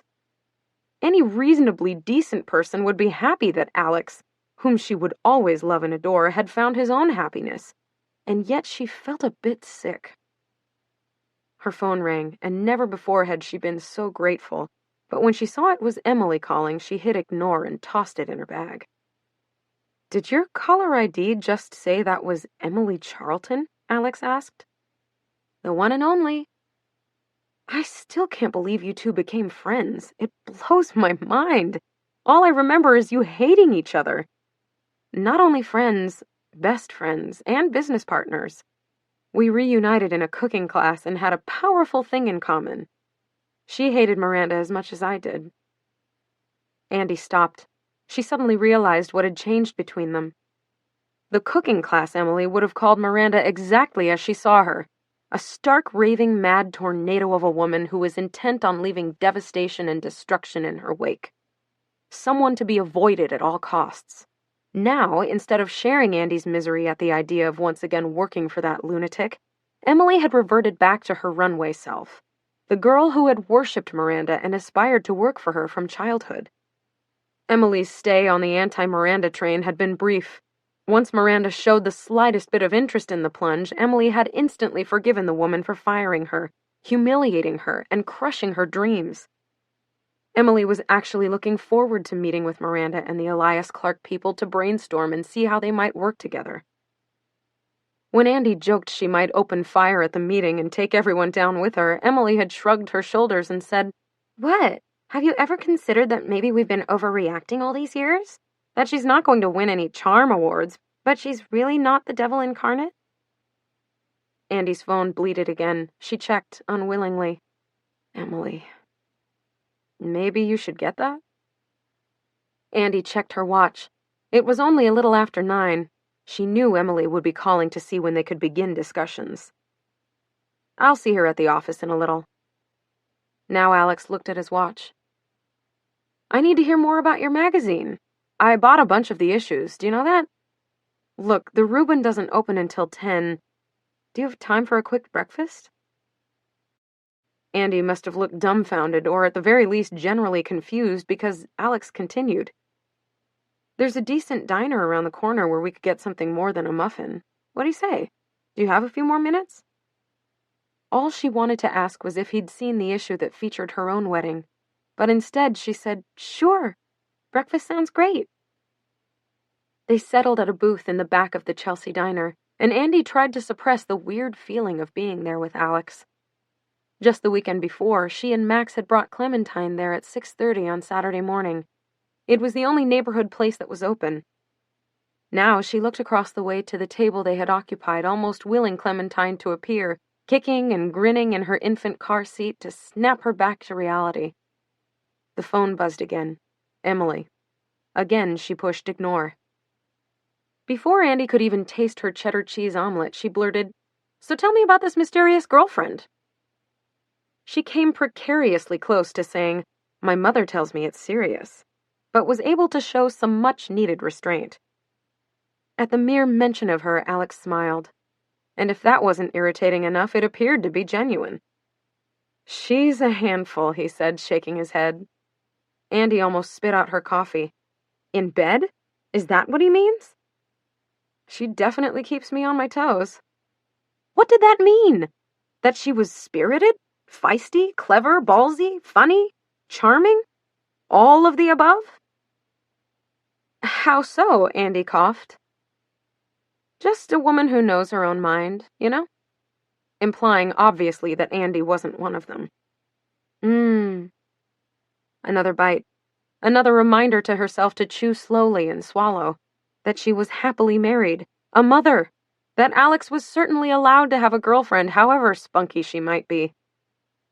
She's an artist. A real free spirit. She does a lot of freelance work, some consulting, a little teaching, but mostly she's locked away in her studio or searching for inspiration. You moved back to New York because of her work, is that right? Alex nodded. Not that it was anything specific, just that there are so many more opportunities. She grew up in the city, and she's got a huge group of friends here. Her parents and her brother and his family. So it's like a whole network. She definitely made it clear from the day I met her in Burlington that she'd be back in New York the first chance she had. Her phone rang again, somewhere under their table, but Andy felt as though she were in those final seconds before a car crash, where your mind sees nothing except the image right in front of your eyes. Your hearing is momentarily shut down, and every ounce of attention is laser-focused on the present second. "Do you think you'll marry her?" Andy asked. She set down her fork and looked directly into Alex's eyes. The frisson she felt was undeniable. She couldn't even fake indifference or a touch of aloofness. Alex laughed a little uncomfortably. "Do you want to get that?" "What?" "Oh, no, I'm sure it's just Emily again. She can be like that. You were saying?" But the spell was broken. Alex quickly changed the subject back to Andy, asking if the baby was sleeping and whether or not they had any upcoming travel plans. Their ease had turned to awkwardness. He seemed as nervous as she felt, and she couldn't pinpoint why. Of course, it was always unnerving catching up with an ex, especially one as meaningful as Alex. How did you go from knowing someone so intimately, sharing every fear and thought and dream with them, to becoming practical strangers? It happened all the time, but it didn't make it feel any less surreal. Andy was sure she could bump into Alex on a street corner in 60 years and still feel that same strong connection to him, but most likely they would never be confidants, or even truly friends ever again. Alex somehow paid for the check before it was even brought to the table, and Andy's profuse thanks made things even more awkward. "Hey, don't mention it," Alex said, holding the door to the street open for her. "I'll be employed by a for-profit as of next week. I'm going to be rolling in it." Andy swatted his arm. It was a relief to be out of the diner, back outside, not staring into each other's eyes. "Are you cabbing or taking the subway to the office?" Her phone noted 5 missed calls from Emily. "I better jump in a taxi." Alex held his arm out, and within seconds a yellow cab screeched to a stop in front of them. "That's probably the fastest I've ever gotten a cab all the time I've lived in the city," Andy said, wondering if he heard the undertone. "Too fast. I wasn't ready to say goodbye yet." Alex held open his arms for a hug. Hesitatingly, Andy stepped into them. It was all she could do not to collapse against him and bury her face in his neck. His smell was so familiar. as was the affectionate way he rubbed her back between her shoulder blades. She might have stood there all day, but the taxi driver honked. "This was great," Alex said, an indeterminate expression on his face. "Really great to see you." "You too, Alex. And thanks again for breakfast. Next time we'll have to go out, the four of us. I'd love to meet your girlfriend," Andy lied. "Shut up," she yelled at herself in her head. "Stop talking and step away." Alex laughed. It wasn't mean, but it wasn't agreeable either. "Yeah, maybe one day. Keep in touch, okay? Let's not go so long next time." Andy tucked herself into the back seat. "Of course," she called brightly. The taxi began to pull away before Alex had even closed the back door. They both laughed and waved goodbye. It was blocks before Andy exhaled. Her hands were shaking. When her phone rang again, she could barely compose herself enough to locate it in her bag. "Hello?" she asked, surprised to find herself thinking it would be Alex. "Andy? Are you okay? I called you at the office, but Agatha said you weren't in yet, and Emily's been calling you all morning." "Max." "I'm fine. What's going on?" "Where are you?" "What, are you keeping tabs on me?" Andy asked, suddenly unreasonably incensed. "No, I'm not keeping— Yes, I guess I am. I left you over 2 hours ago, and your office tells me you haven't been in yet and haven't been answering your phone. Yes, I guess you could say I got worried, so kill me." Andy softened. "Sorry, I was just running errands. I'm in a cab on my way to the office now." "Errands for 2 hours? You never take cabs to work." Andy sighed as audibly as she could. "Max, I have a bit of a headache," she said, feeling guilty for lying. About the headache, by omission about seeing Alex, about the errands, but she desperately wanted to hang up. Was this how Max had felt when he decided not to tell her about running into Catherine in Bermuda? That some things deserved to be left unsaid, especially when no one had technically committed any crimes. The way that person could still make your stomach drop. The feeling you got when he or she touched your arm or laughed at your joke. First loves were powerful and private, and they stayed with you a very long time. A lifetime. You could love your current partner more than anything else on earth, but there would always be a small, intimate piece of your heart tucked away for the person you loved first. She felt it for Alex, and suddenly understood that Max must have felt it for Catherine, too. She softened. "What were you calling about, love?" "I just wanted to wish you luck. I know this is a big decision day." Elias Clark. That's why Max had been checking up on her. Emily had probably called him to track her down. Once again, they were teaming up. Andy took a deep breath to quell her annoyance. "Thank you, Max," she said, and realized how formal and annoyed she sounded. Before he could reply, her call waiting beeped. "It's Emily calling for the 1,000th time. I'll talk to you later, okay?" She clicked over without saying goodbye. "Hey," she said. "Where the hell are you?" Emily screeched. "I have been calling you all morning." "I'm fine, thanks, and you?" "Seriously, Andy, it's late, and you know we have lots to discuss. Where are you?" The cab pulled up to the front of the building, and Andy saw Emily back to the street, sans coat, and wildly waving an unlit cigarette. "I'm here." "Where?" Emily screamed, to be heard over the din of nearby construction. Andy paid the driver and got out of the cab. She could immediately hear Emily yelling through both the phone and across the sidewalk. "Are you going to smoke that, or are you just standing outside because you enjoy listening to that incessant jackhammer?" Emily whipped around and, upon seeing Andy, slammed her phone shut. She lit her cigarette, inhaled deeply, and sprinted to the curb. "Finally, I had Agatha clear my entire day. We've waited a long time to have this conversation, and we're going to give it the attention it deserves." "Good morning to you too," Andy said, feeling the cold dread return. "Where were you?" Emily demanded, punching the elevator button. Andy smiled to herself. She wasn't going to share Alex with anyone. "Just some errands," she said. her mind back at breakfast, the coffee, the conversation, the laughs. He'd left her mere minutes earlier, and already she missed him. It was a very bad sign indeed. Chapter 19. Ceviche and Snakeskin, a Night of Terror. Andy stood at her kitchen counter, diluting Pedialyte with warm water when her cell phone rang. "Agatha?" she asked, tucking the phone between her face and her shoulder. "Is everything okay?"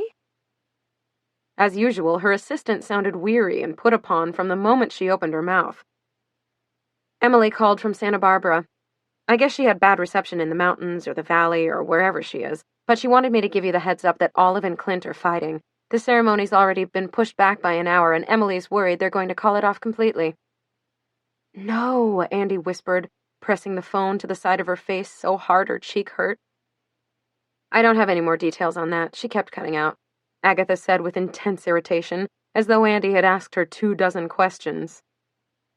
How horrible could the girl's day be with both her bosses gone and nothing to do but drink coffee and field a few phone calls? She heard Clem begin to cry from the nursery. "Agatha, I've got to run. I'll call you back in a little." "Do you know how long? Because it's already after 5 here, and—" How many times had she wanted to say that to Miranda, but instead she'd bitten her tongue and waited another hour, 3, 5. Miranda never felt guilty, though. Andy had regularly waited until 10, 11 o'clock at night, sometimes even midnight if the art department was running late with the book. Now her own assistant was irritated at 5 p.m.? "Just sit tight, okay?" Andy hung up without further explanation, although she wanted to yell something about being stuck in her apartment with an infant who'd been puking around the clock for 24 hours, while her business partner was trying to feed them information from the communication blackout that was a celebrity wedding in the Santa Barbara foothills. It wouldn't kill the girl to sit at her desk and surf Facebook for another 30 minutes. Andy gathered Clem into her arms and kissed her face and head. She felt warm, but not too feverish. "You okay, sweet girl?" she murmured. The baby wailed. The landline rang somewhere in the distance. She wanted to ignore it, but on the off chance it was either Clem's pediatrician returning her call or Emily trying her home instead of her cell, she ran to find an extension. "Auntie, can you hear me?" Emily's voice screeched through the phone. "Loud and clear. You don't have to scream," Andy said, wiping ineffectually at a puddle of vomit that clung to her shoulder. "Let's see if you're still saying that when I tell you that the wedding is off. Bam! Over. I'm sitting here at the Biltmore with no fewer than 800 wedding guests, and there's not a bride in sight." The volume of Emily's voice increased with every word.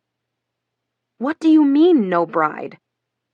"She's already delayed the wedding twice. She's not here. No one's seen her," Emily hissed. Andy inhaled sharply. Not good. Very not good. "She's Olive Chase," Andy said with more calmness than she felt. "She found the world's most perfect guy. Don't you think she's just running a little late?" "It's been 2 fucking hours, Andy. There were rumors circulating before, something about a fight last night that carried over to this morning. Nothing concrete. But then someone's husband caught a late puddle jumper from LA and claims he saw Olive, her mother, and her makeup artist waiting to board an American Airlines flight back to LA at the Santa Barbara airport. It's over, Andy. They haven't officially called it yet, but I'm telling you, she's gone, and so is our entire issue." "What do we do?" Andy whispered, unable to hide her panic. "I get the hell back to New York, and we rework everything. Those 2 country singers who met in Nashville, what are their names? Where he's so much hotter than she? Their wedding from 6 weeks ago can take the cover. I'm not worried about that. It's all the editorial we had planned around Olive that is totally freaking me out right now." Andy thought of how every single article in the entire issue was somehow themed to coincide with Olive. How to choose wedding makeup that complements mature brides. Where to honeymoon to escape prying eyes. City guides to both Santa Barbara and Louisville, including interviews with local shop owners, party planners, and hoteliers. Andy moaned. "Oh, God, it's too much. We won't be able to do it." "And don't even get me started on the advertising. I'd say 60% of this issue's advertisers bought space based solely on the Chase wedding. Maybe more. And at least half of those are first-time buyers we desperately need to retain. Andy heard a noise from the hallway, and then the front door slammed. "Hello? Who's there?" she called, trying to keep the panic from her voice. She wasn't expecting anyone, but she'd clearly heard the door open and close. Isla was off work to take the GREs, and Max had already left for the airport for an overnight trip. Andy heard footsteps in the hallway. She clutched Clem to her chest and pressed her mouth to the phone. "Emily, someone's here. Call 911. What do I—" "Relax," Emily said, sounding irritated. "It's your nanny. I told her to come in as soon as possible." "Isla?" Andy asked, confused. "But she can take the damn test another time, Andy. We need you in the office now." "But how did you know—" "Remember who you're talking to? If I can find Mucha Prada while she dog sleds without cell reception in the Canadian Rockies on New Year's Day, I can sure as hell locate your damn nanny. Now get dressed and get to the office." The phone clicked, and despite herself, Andy smiled. Isla appeared in the nursery. "Hey," she said, "how's Clemmy feeling?" "I'm so sorry about this," Andy said. "I had no idea Emily was going to call you like that. She had no right to contact you without my permission and suggest that you come in today. I never would have—" Isla smiled. "It's fine, I totally understand.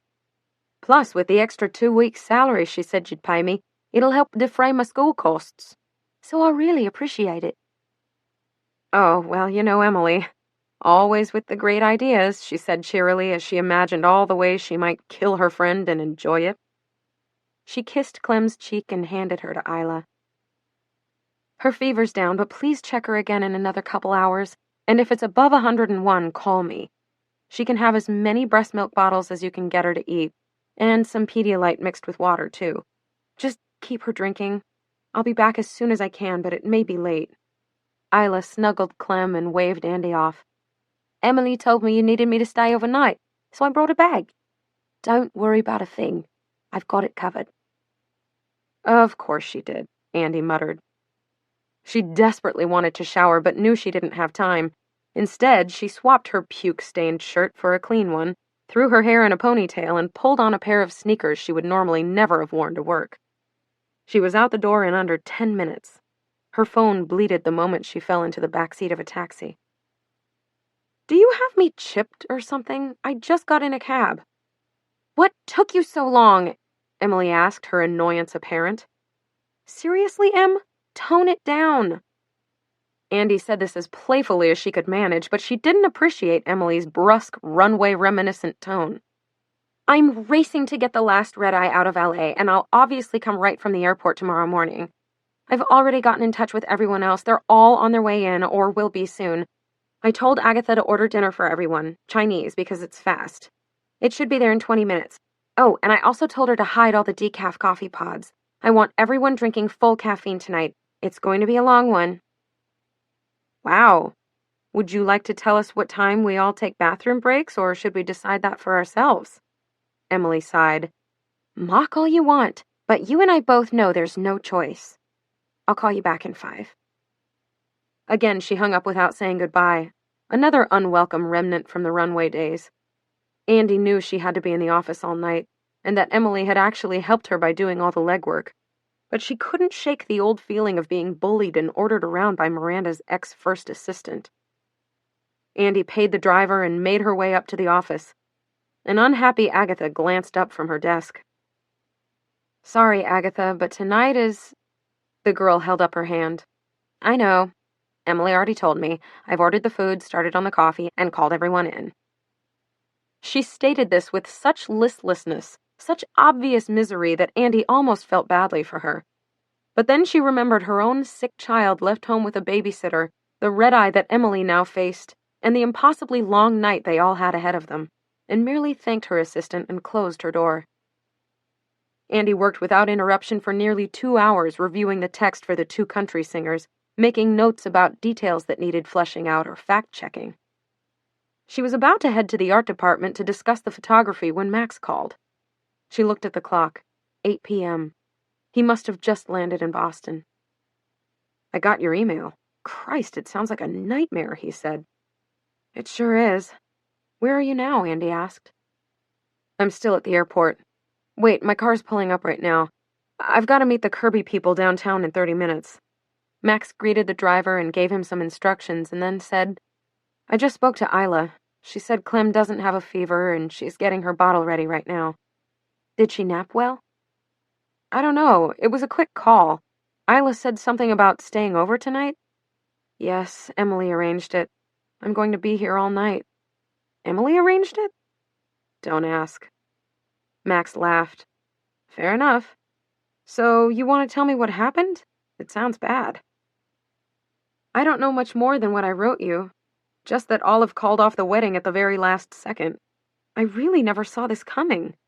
Thankfully, we have another couple we can plug in, but it screws up the issue in more ways than I can count. Jeez, I'm sorry, Andy. Do you think it's going to affect the potential sale? Max asked this in his trying to tread carefully tone. Potential sale? The Elias Clark offer, Max said quietly. I thought I remember Emily saying something about the deadline coming up for that. Obviously, I don't know all the details, but I imagine it would be better to accept the offer before there's a problem with an upcoming issue. Andy bristled.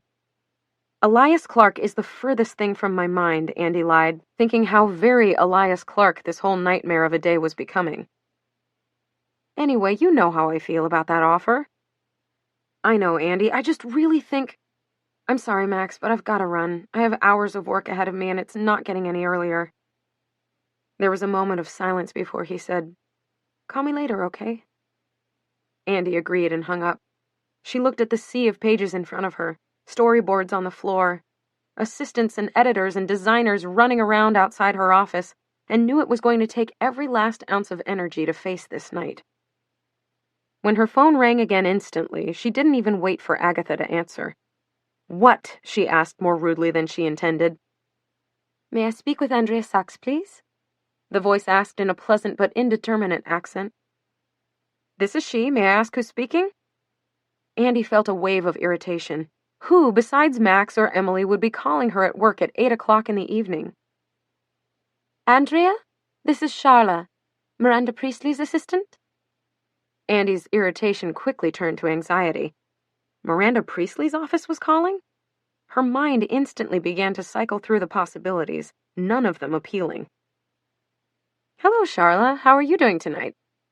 There was a pause, and Andy knew the girl was shocked into silence that someone had inquired after her well-being. She remembered all too well the feeling that people she spoke to every single day, some of them every hour, wouldn't have so much as noticed, never mind cared, if she simply ceased to exist. I'm fine, thank you, the girl lied. I'm calling on behalf of Miranda. At the sound of Miranda's name, Andy reflexively cringed. Yes, she managed to croak. Miranda kindly requests your presence at a dinner party this Friday evening. A dinner party? Andy asked, unable to hide her disbelief. This Friday? Yes, she'll be hosting at her home. I assume you remember the address? At her home? Charla said nothing. Andy shivered from the icy silence and after a long, quiet moment said, Yes, I certainly remember. Great. Well, then it's settled. Cocktails at 7, dinner at 8. Andy opened her mouth to respond, but no words came out. After what felt like an eternity of silence, Andy said, I'm sorry, I won't be able to make it this Friday. Oh? Miss Priestley will be sorry to hear that. I'll let her know. The line went dead. Andy shook her head at the weirdness of the whole interaction. It made no sense. Miranda wanted her to attend a dinner party? For what reason? With whom? As her anxiety increased, Andy realized the invitation could be issued for one and only one reason. She dialed Emily. Yes, Emily asked breathlessly. Where are you? Don't you have a red-eye to catch? Why do you think I'm running right now? The traffic from Santa Barbara was hell, and I just got to LAX. What's up? So, you're not going to believe this for a single second, but I just got a call from Miranda's office. Oh, yeah? Emily asked, sounding not the least bit surprised. Excited, perhaps, but definitely not surprised. Was she calling to invite you to dinner? Yes, how did you know that? Andy heard a voice over the intercom announce final boarding for a flight to Charlotte. "But ma'am, you're not going to Charlotte," a man's voice said. "I'm crazy fucking late. Can't you see that? Do I really have to take my peep toe wedges off for a security check? Really? Because that just seems asinine." "Ma'am, I'm going to have to remind you that swearing at a TSA agent is—" Emily made some noise that sounded like a growl and hissed. "Fine. Here, take my goddamn sandals." "I don't know how you're not getting arrested right now," Andy said. "So I got the same call from Miranda's assistant," Emily said, barely missing a beat. Andy almost dropped the phone. "What did you tell her?" "What do you mean, what did I tell her? I told her you and I would be happy to attend. She said Miranda thinks it would be a good opportunity to see if we're on the same page editorially. It's a working dinner, Andy. We can't say no." "Well, I did say no. I told her I couldn't make it." There was some more rustling. Andy braced herself for Emily's anger, but it never came. "Don't worry about it," Emily said. "I told her we'd both be there ready and willing to talk about the plunge's future." "Yes, but I told her—" "Charlotte texted me 10 seconds ago. I guess you must have just hung up with her. She said you couldn't make it. I told her you absolutely could. Come on, Andy, we agreed to listen. And think about this experience, dining at Miranda's. You RSVP'd for me?" Agatha peeked her head into Andy's office, but Andy waved her away. "You said yes?" "Oh, Andy, stop being such a loser. I think it's a lovely gesture that Miranda has invited us to dinner at her home. She only does that for the people she likes and respects the most." Andy couldn't help herself. She snorted. "You know as well as I do that Miranda likes exactly no one. She wants something from us, plain and simple. She wants the plunge, and this is part of her strategy for getting it." Emily laughed. "Of course it is. So what? Does it sound so terrible to enjoy a meal prepared by a per se trained chef in a gorgeous Fifth Avenue penthouse overlooking Central Park, surrounded by all sorts of interesting and creative people? Come on, Andy, you're going." "I feel sick, but I can't very well call back and contradict you. Do we bring Max and Miles? What do we wear? Is it just us, or will there be other people there? I can't deal with this, Em. I really can't." "Look, I'm boarding now. Stop stressing. I'll get you something to wear and we'll figure it all out. Right now you've got to focus on salvaging this issue, okay? I'll call you as soon as I land, or earlier if the plane has Wi-Fi." And with that, Emily hung up. The entire staff of the plunge worked through the night, the next day, and the following night, taking turns catching catnaps on an aerobed set up in the supply closet and showering at a nearby Equinox. Emily worked the phones relentlessly, begging, pleading, and convincing advertisers who'd purchased space based solely on Olive's name that it was still worthwhile to run their ads. The art department scrambled to lay out an entire cover and feature in less than a day, and Andy spent hours crafting an editor's letter that explained the situation to readers in a clear, concise way without sounding accusatory of Olive or insensitive to the bride they had currently chosen to feature. They were all exhausted, overworked, and unconvinced that their efforts would result in even a decent issue. Salvation came at 1 a.m. on the second night, 10 o'clock Los Angeles time, in the form of a call from Olive's publicist, who promised every which way that the wedding was back on. Neither Andy nor Emily believed her at first, but the girl, who sounded every bit as hysterical and exhausted as they felt, swore on her life and that of her firstborn that everything down to the doves they would be releasing at I Do had been rescheduled for the following afternoon. "How can you be sure?" "If you saw her face after they flew back to Santa Barbara in their helicopter, you'd be sure too. Hair and makeup is scheduled to begin at 9. After that, it's bridesmaids brunch at 11, photos at 2, ceremony at 5, cocktails at 6, reception from 7 to midnight, after party till last man standing. Trust me, I'm sure." Andy and Emily's eyes met over the speakerphone. Emily raised her eyebrows questioningly, and Andy violently shook her head no. "I'll be there," Emily said with a huge sigh. She yelled to a bleary-eyed Lacey to book her a ticket on the first flight out in the morning, and to notify the LA-based photographer that he would need to head back to Santa Barbara. Andy tried to thank her, but Emily just held her hand up. "You'd do it if you didn't have a kid," Emily said, gathering her things to go home and repack for the next couple hours. Of course, Andy said, although she wasn't sure she would.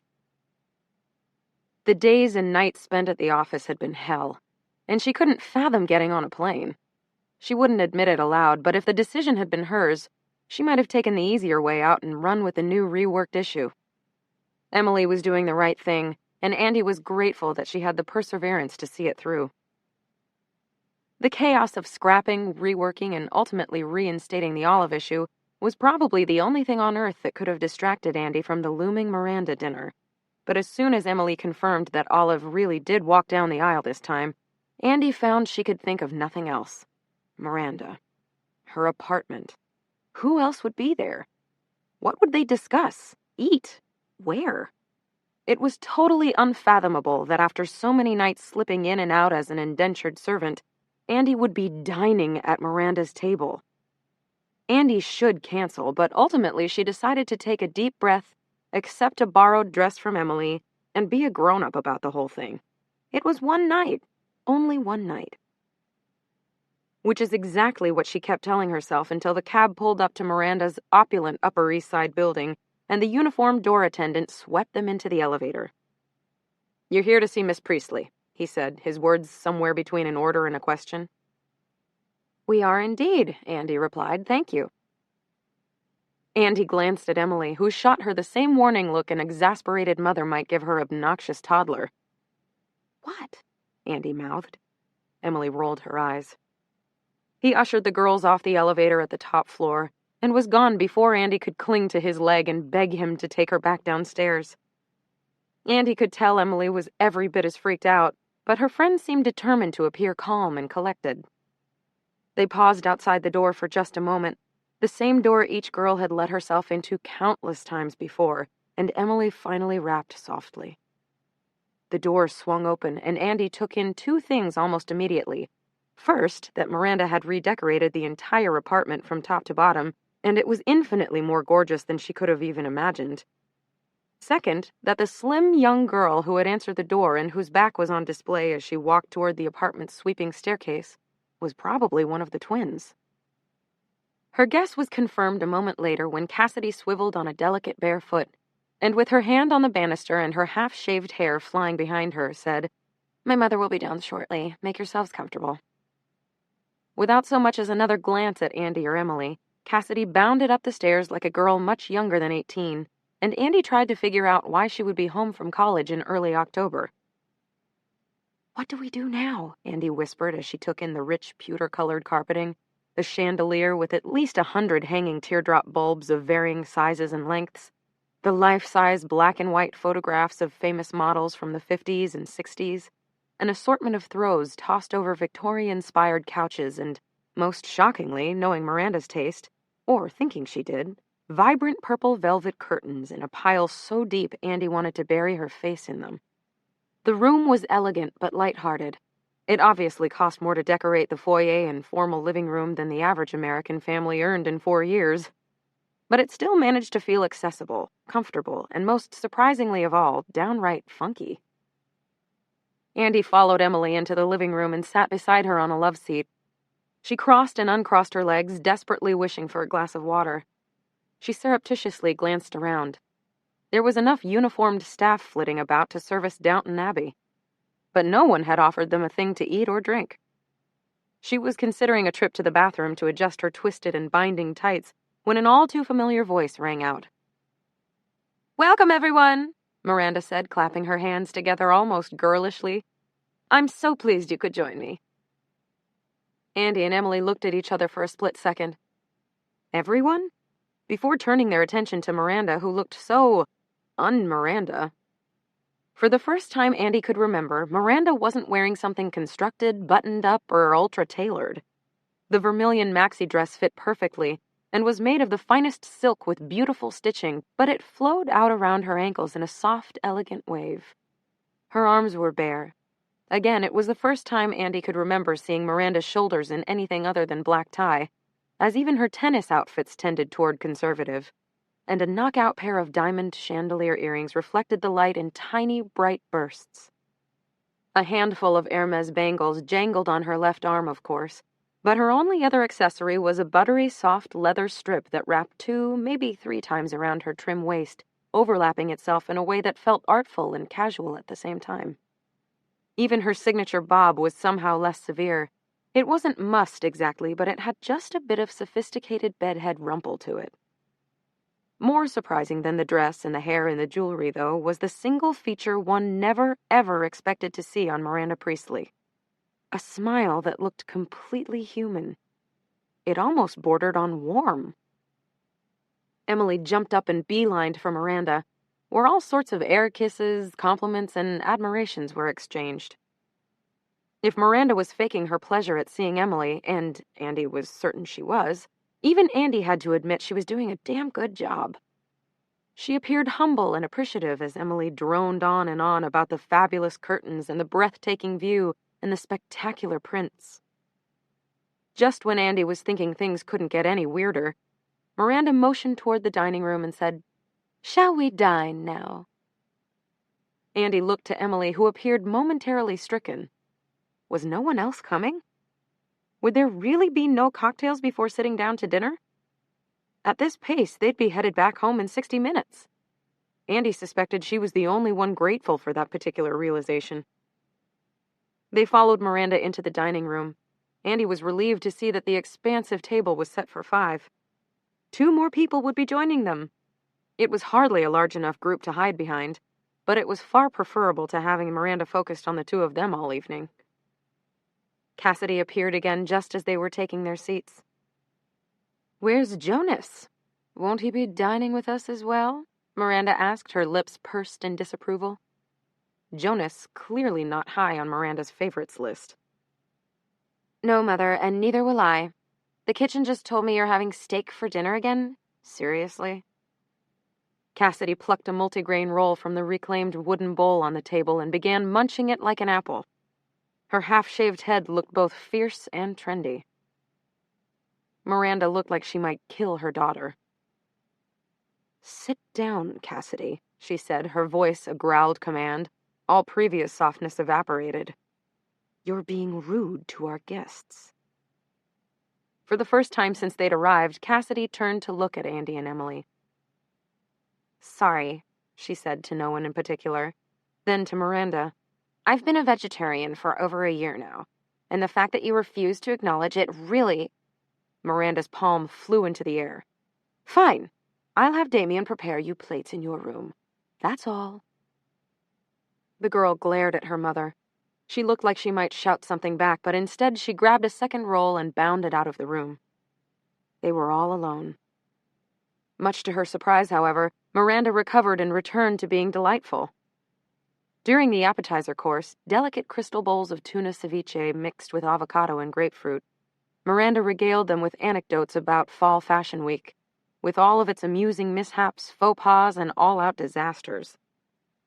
So there we were, everyone assembled and twittering with excitement, and all of a sudden the power goes out. Boom! Blackness. I can't even begin to explain what a cabal of models do in the pitch dark. Can you imagine it? Miranda laughed, and Emily cracked up along with her, while Andy wondered what exactly the models did. As the waiters brought out platters of delicately sliced Wagyu beef, Miranda turned to Andy. "Do you have any travels planned?" she asked, appearing not only alert but interested. "Only for the magazine," Andy said, carefully cutting a piece of meat and then setting it aside, too nervous to attempt eating it while talking. "I think I'll be heading to Hawaii next month to cover the Miraflores wedding." Miranda chewed and swallowed delicately. She sipped her white wine and nodded approvingly.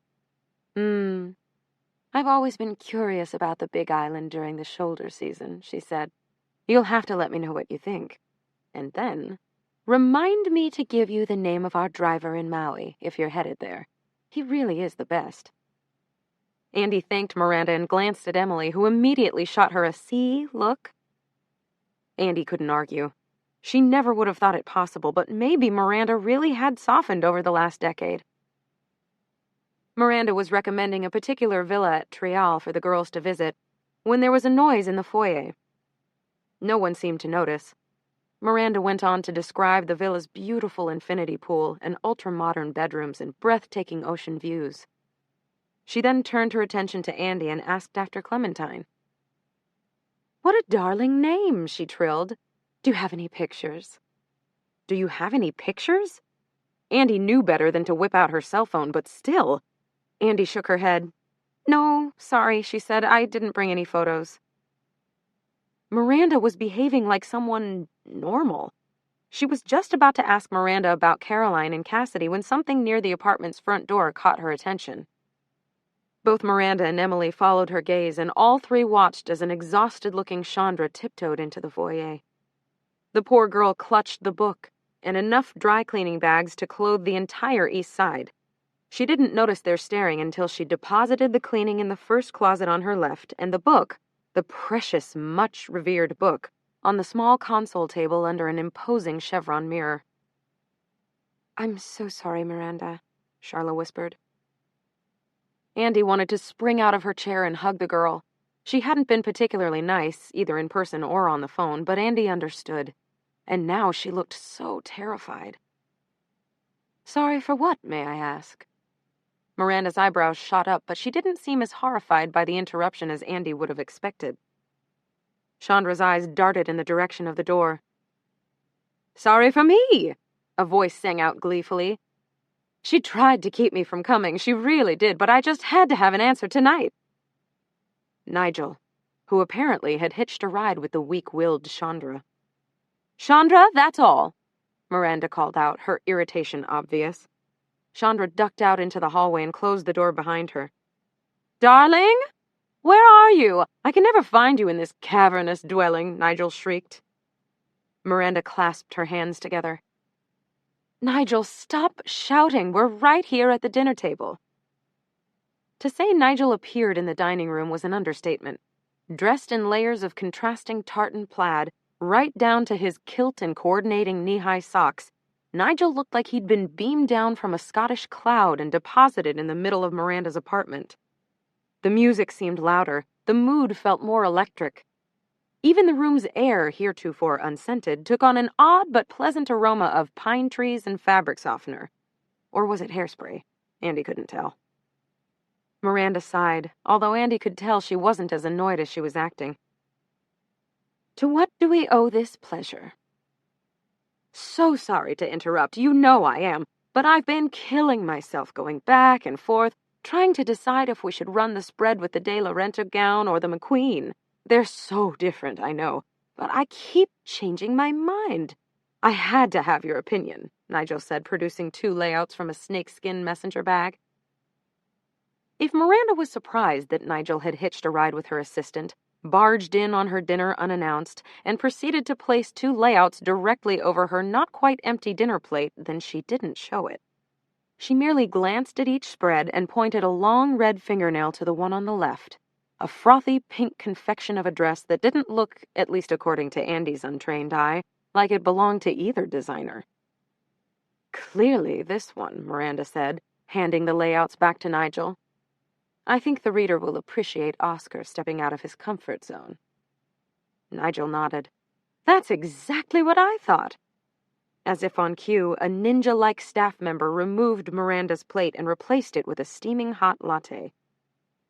Miranda delicately spooned some sugar into her cup and took a sip.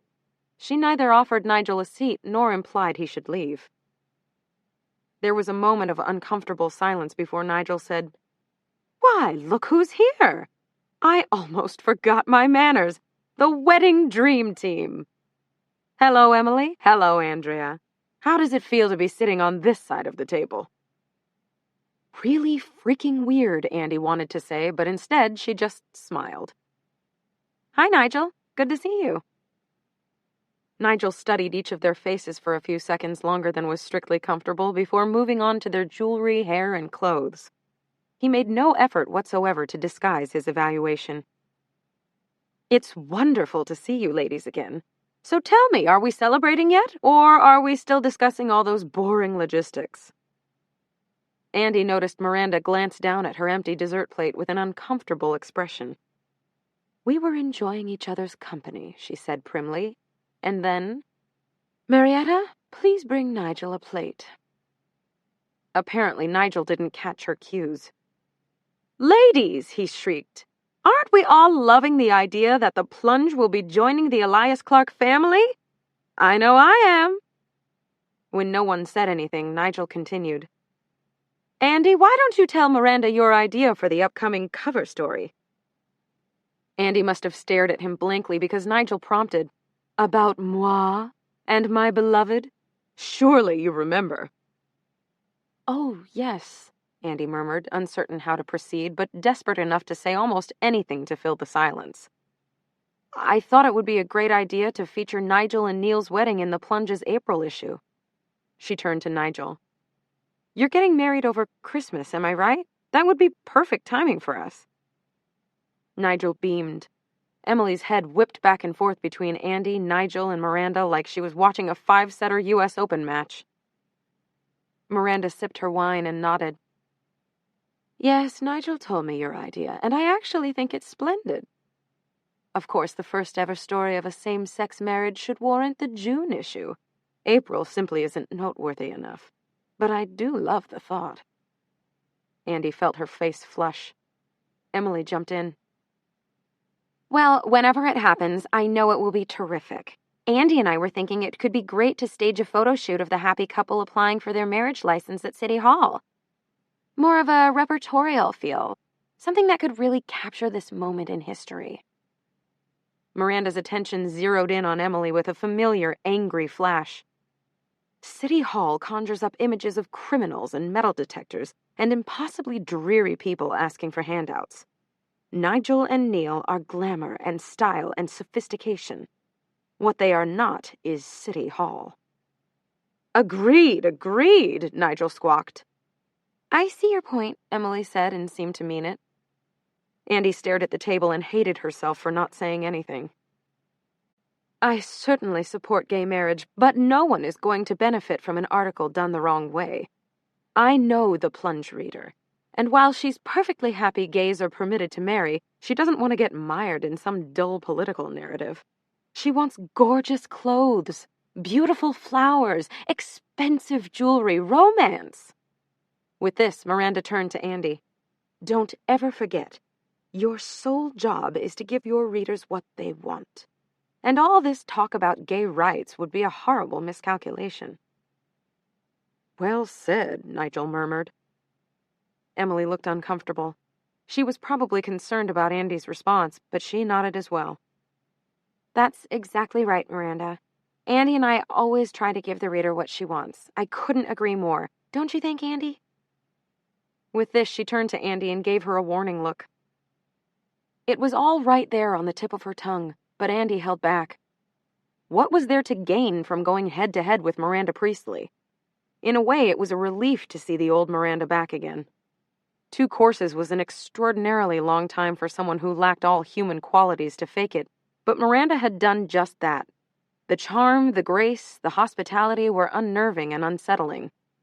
At least this was treading on familiar ground. Andy put down her coffee cup. She'd tread as lightly as possible, but she wasn't going to pretend to agree with everyone just for the sake of dinner peace.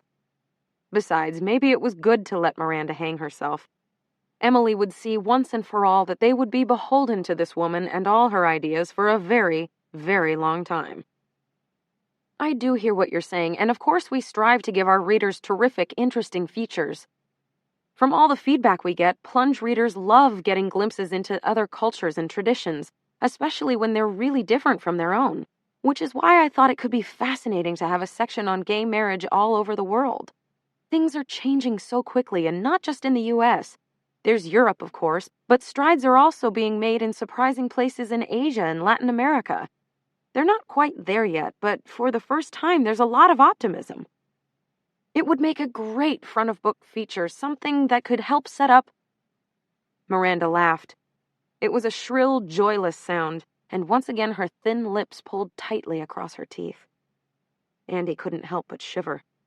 How sweet, Miranda said, placing her dessert fork across her plate to indicate she was finished. Immediately, a team of 3 descended on the room and removed everyone's plate, despite the fact that 2 of them were still chewing. Sweet? Andy's voice was a squeak, and she hated herself for it. You publish weddings, Andrea, Not a scholarly journal, not a news magazine. Such a feature would be totally inappropriate, and I wouldn't allow it. I wouldn't allow it.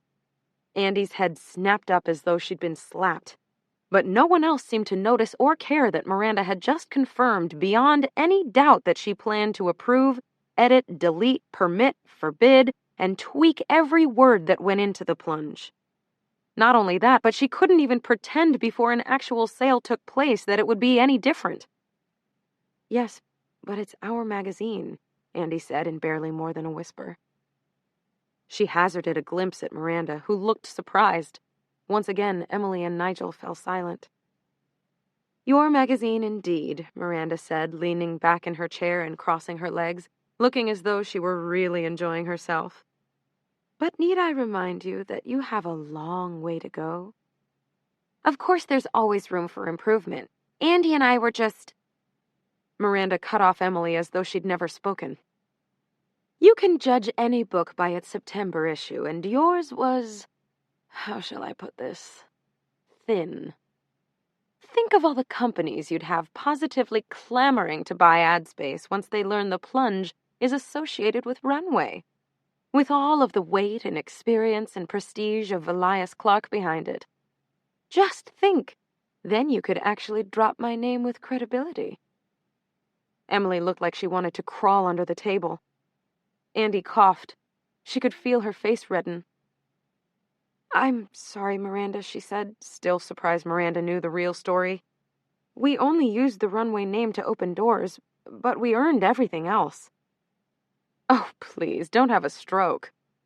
Of course you did. You succeeded, or we wouldn't be here.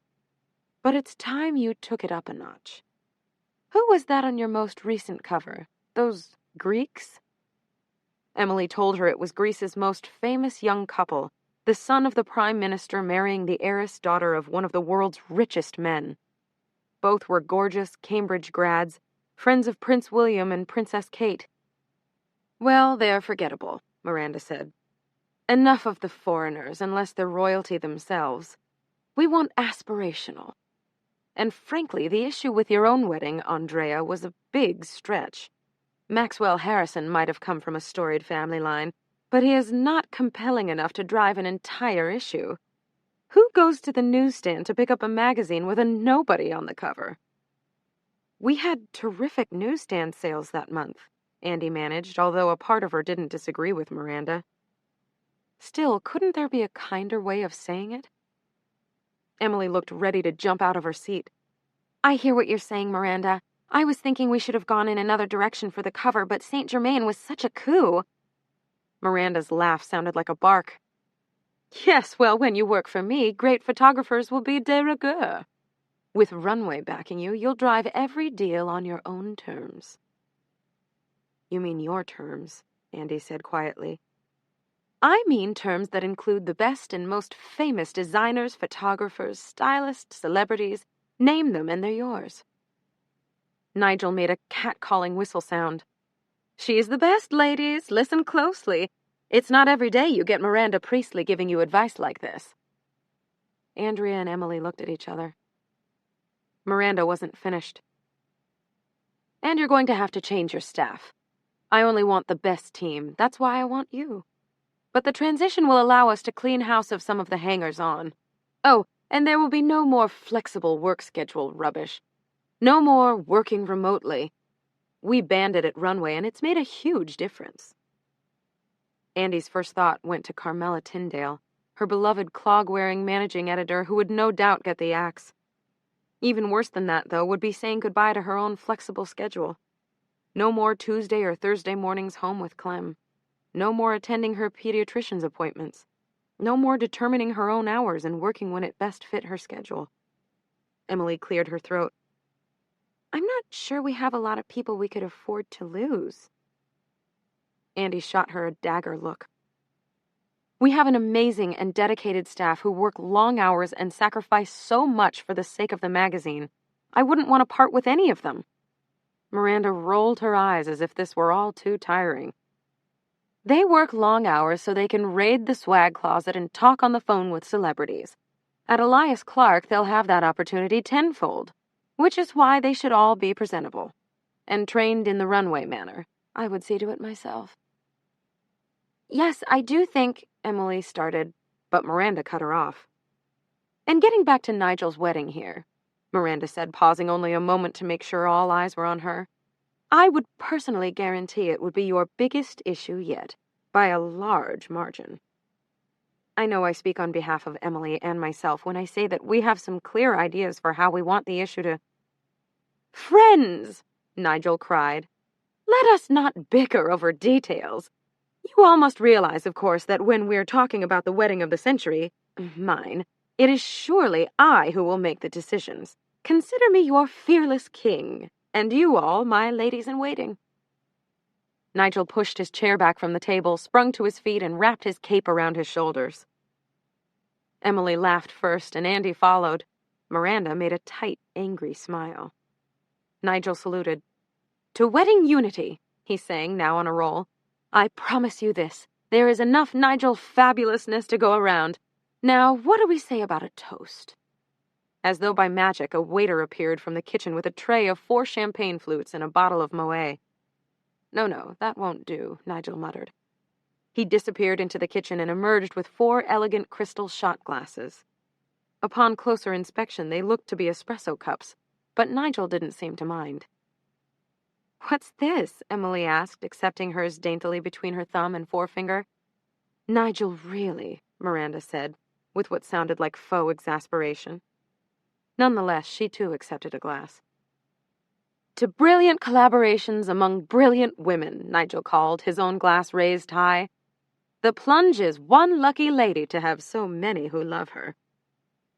Well put, Nigel, Emily said, leaning forward to clink his glass. Together, each clinked Andy's and Miranda's before elegantly throwing back the shot. Drink! Nigel shrieked, and Emily laughed. Andy watched in disbelief as Miranda took a delicate sip and then another. Not wanting to be the only one with a full glass, Andy summoned her college days, took a deep breath, and downed the alcohol in one gulp. It burned her throat and made her eyes water, and she couldn't tell if it was vodka or whiskey or gin or something else entirely. This is vile, Miranda proclaimed, examining the remainder of her shot. I'm appalled to think you found this in my home. Nigel smiled devilishly. He reached under his shirt and produced a silver and leather flask, monogrammed with a large flowery N. I didn't, he said with a grin. The rest of the dessert course passed without incident, but Andy was still reeling from the conversation.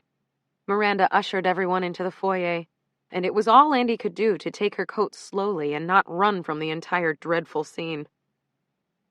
Thank you so much for such an amazing night, Emily gushed, pecking Miranda once on each cheek as if they were long-lost sorority sisters. Yes, darling, you really outdid yourself, Nigel said. Although it wasn't the least bit cold outside, he pulled on a pair of fingerless gloves and wrapped a blanket-sized cashmere scarf around his head and neck. Only Andy seemed to notice Miranda's back go ramrod straight and her mouth clench closed.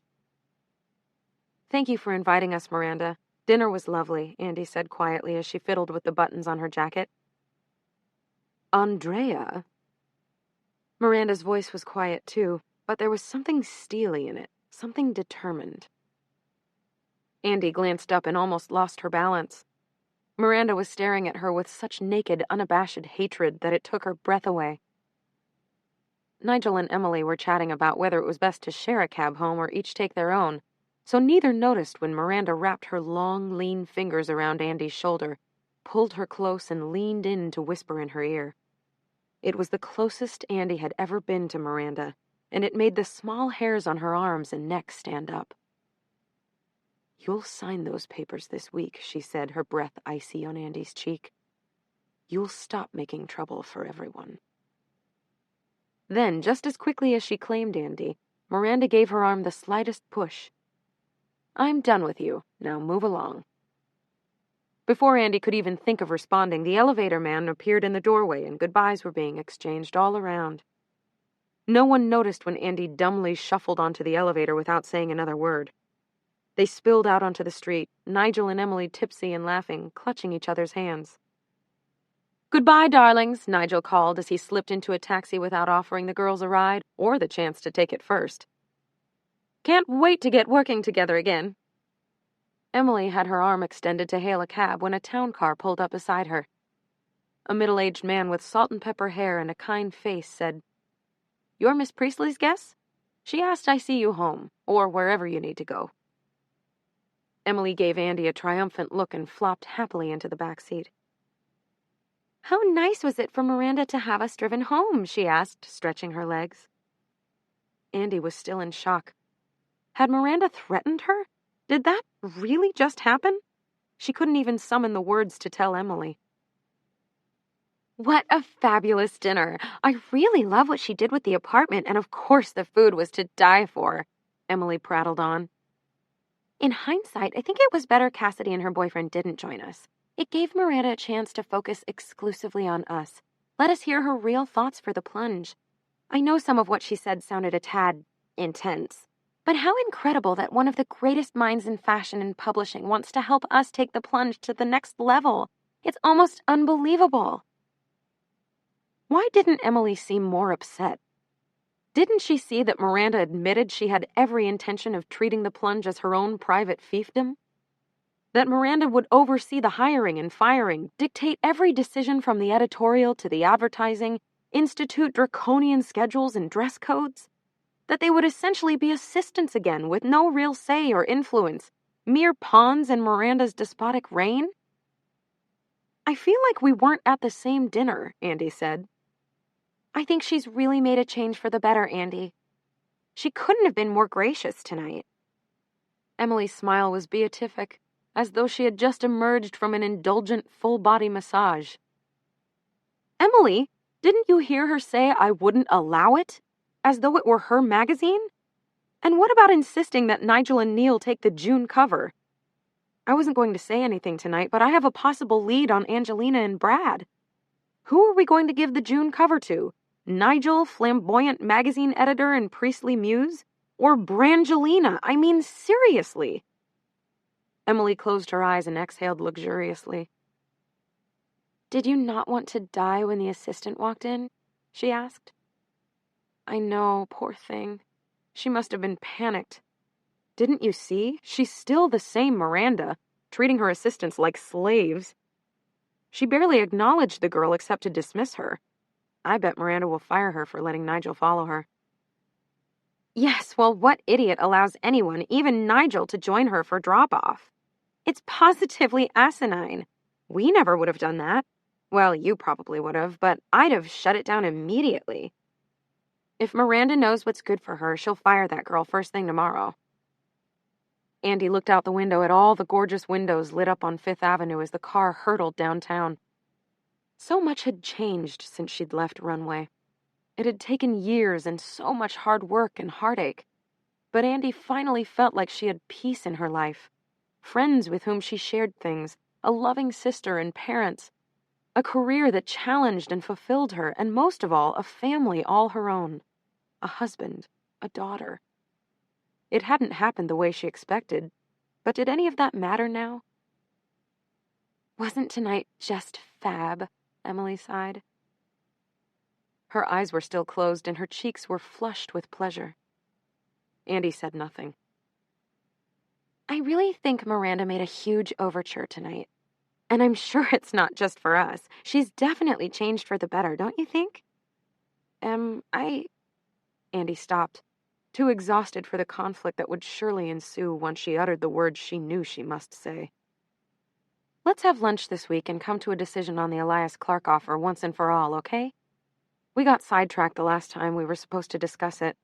We're clearly coming from different places on this, but we owe it to ourselves and everyone else to make a final decision, okay?" Emily opened her eyes. She smiled and poked Andy in the side. "Fine. Lunch it is. And I'm the first to admit that Miranda was a lunatic back in the day and very well may still be a little crazy. But we can totally handle her, Andy. I'm telling you, we make a kick-ass team, and we could accomplish amazing things over at Elias Clark." "Lunch," Andy said, the now familiar feeling of dread beginning to settle over her. Tonight had left no room for negotiation as far as Andy was concerned. It was over, Finished. Final. She'd worked too long and too hard to get where she was, only to sign her life away again to Miranda Priestley. She would tell Emily that week. There could be no other way.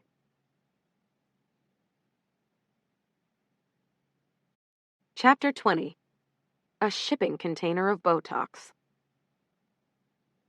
The alarm blared. Disoriented, Andy rolled over to look at her clock and almost fell out of bed. 11? How was it 11 o'clock? Relax, Max said, placing a warm palm over her exposed arm. We're not late. We have plenty of time. Late for what? I just said we're not late. But where are we going? Where's Clementine? Max laughed. He was fully dressed in a button-down and jeans, lying on top of the covers, reading on his iPad.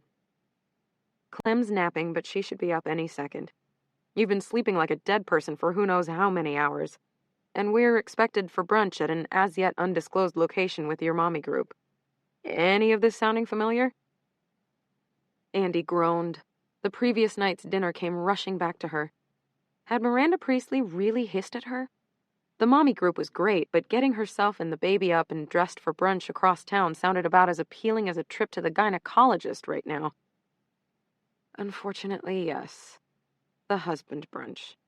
Since we've spent the last 3 months divulging the intimate details of all our lives, including yours, time to meet the subject of our collective analysis and scorn. Sounds terrific. You said it starts at 12:30? Andy nodded. She was about to tell him about the Miranda dinner when his phone rang. I need to take this, he said, walking out of the room. Andy peeled off her nightshirt and stretched luxuriously under the covers. Her sheets felt silken and cool against her bare skin, and for a minute or two she was able to stop her mind from returning again and again to Miranda Priestley. As good as her bed felt, her shower was even better, and this gave her a few more minutes of calm. As she did at least once a day, Andy marveled at how their building's combination of unparalleled water pressure and seemingly unlimited hot water made nearly all the other inconveniences of city life, the grime, lack of space, crowds, expense, and all-around general hassle, completely worth it. She stepped out of the shower and toweled off. Max appeared in the bathroom and embraced her warm, naked body from behind. He buried his face in her neck and inhaled deeply. I wanted to wake you up so badly last night, he said gruffly. Then why didn't you? Andy murmured. She didn't want to admit that she was more relieved than disappointed when she'd come home to discover that Max was still out on his client dinner. She just didn't have the energy to get into it. You've had a crazy couple weeks. You needed your sleep, Max said, rinsing his razor under hot water. So how did it go? Andy walked toward her closet and grabbed the first few things she saw. She brought them back to the bathroom and began to get dressed.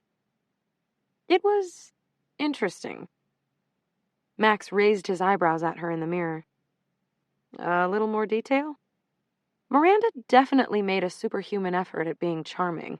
It's almost flattering how much she wants the plunge. But then she reverted to her usual inhuman ways. Meaning?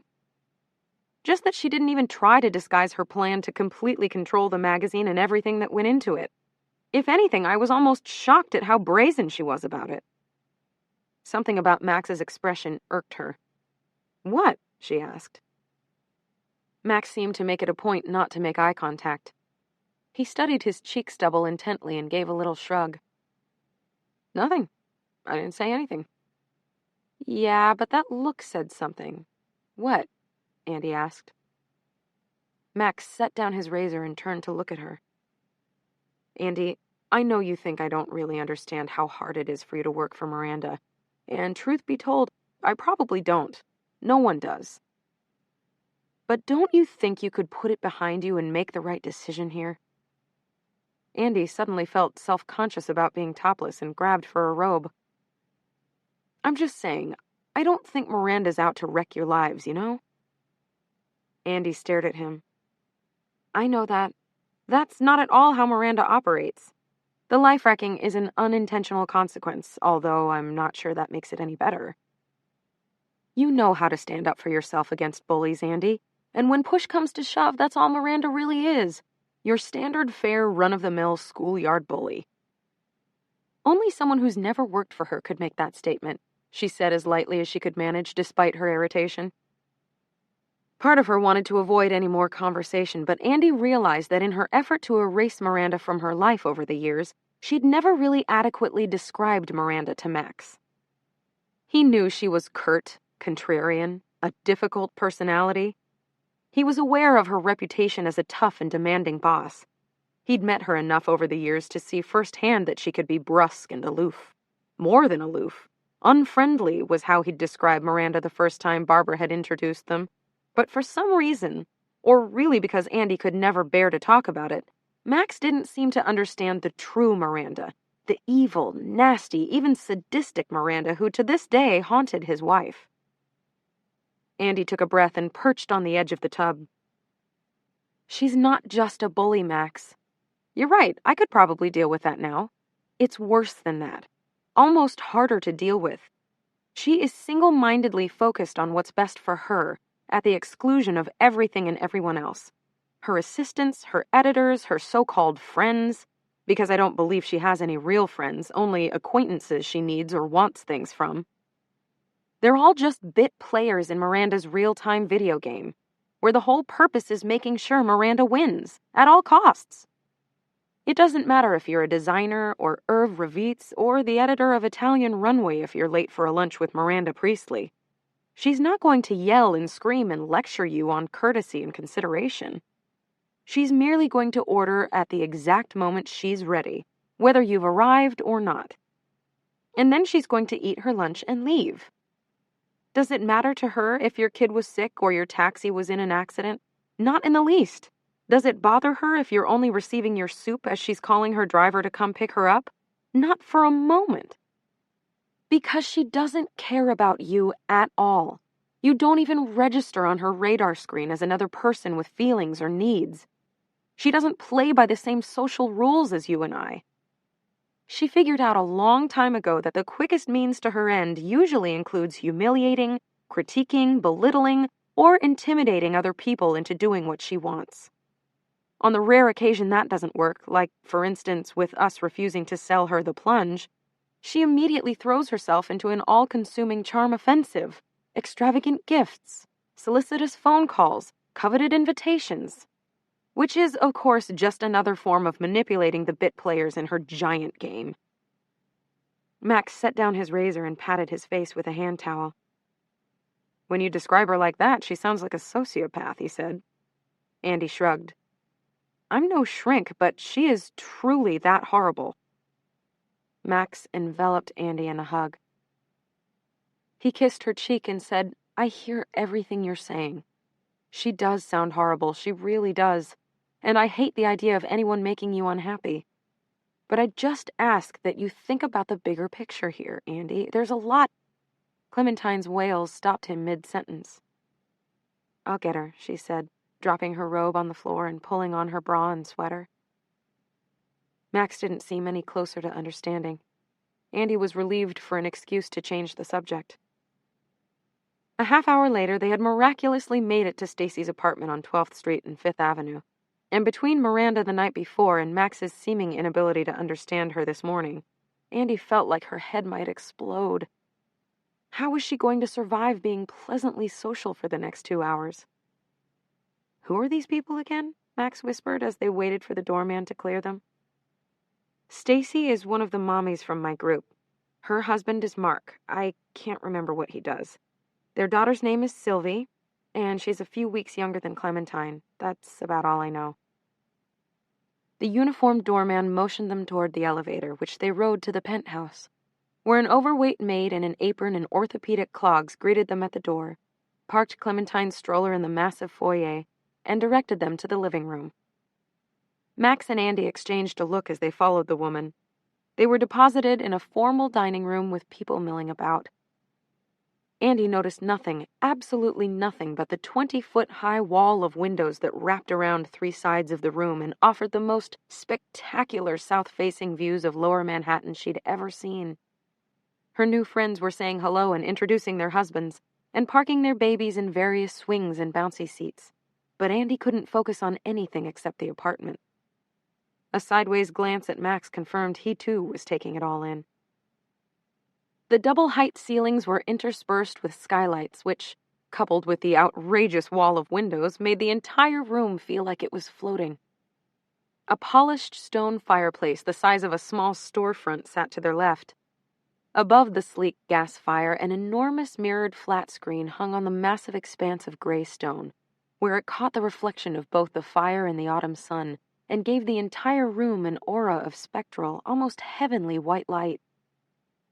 The modern, low couches were done in a tasteful mix of gray and ivory, as was the reading nook with the built-in bookshelves. A rough-hewn reclaimed wood coffee table matched the dining room table off to the side that easily seated 16 and was flanked by gorgeous ivory leather and chrome high-backed chairs. The only color in the room came from an outrageously luxurious pile rug in abstract loops of cobalt, red, and purple, and what appeared to be a hand-blown chandelier that descended nearly an entire story from the ceiling, and whose shapes of glass, ovals, squiggles, spirals, and tubes, seemed to explode in a tangle of blue madness. Even the dog, a Cavalier King Charles whose leather collar was stamped with Harley, reclined on a miniature mid-century modern chaise with polished chrome legs and a tightly tufted leather cushion. "Wow," Andy murmured, trying not to stare.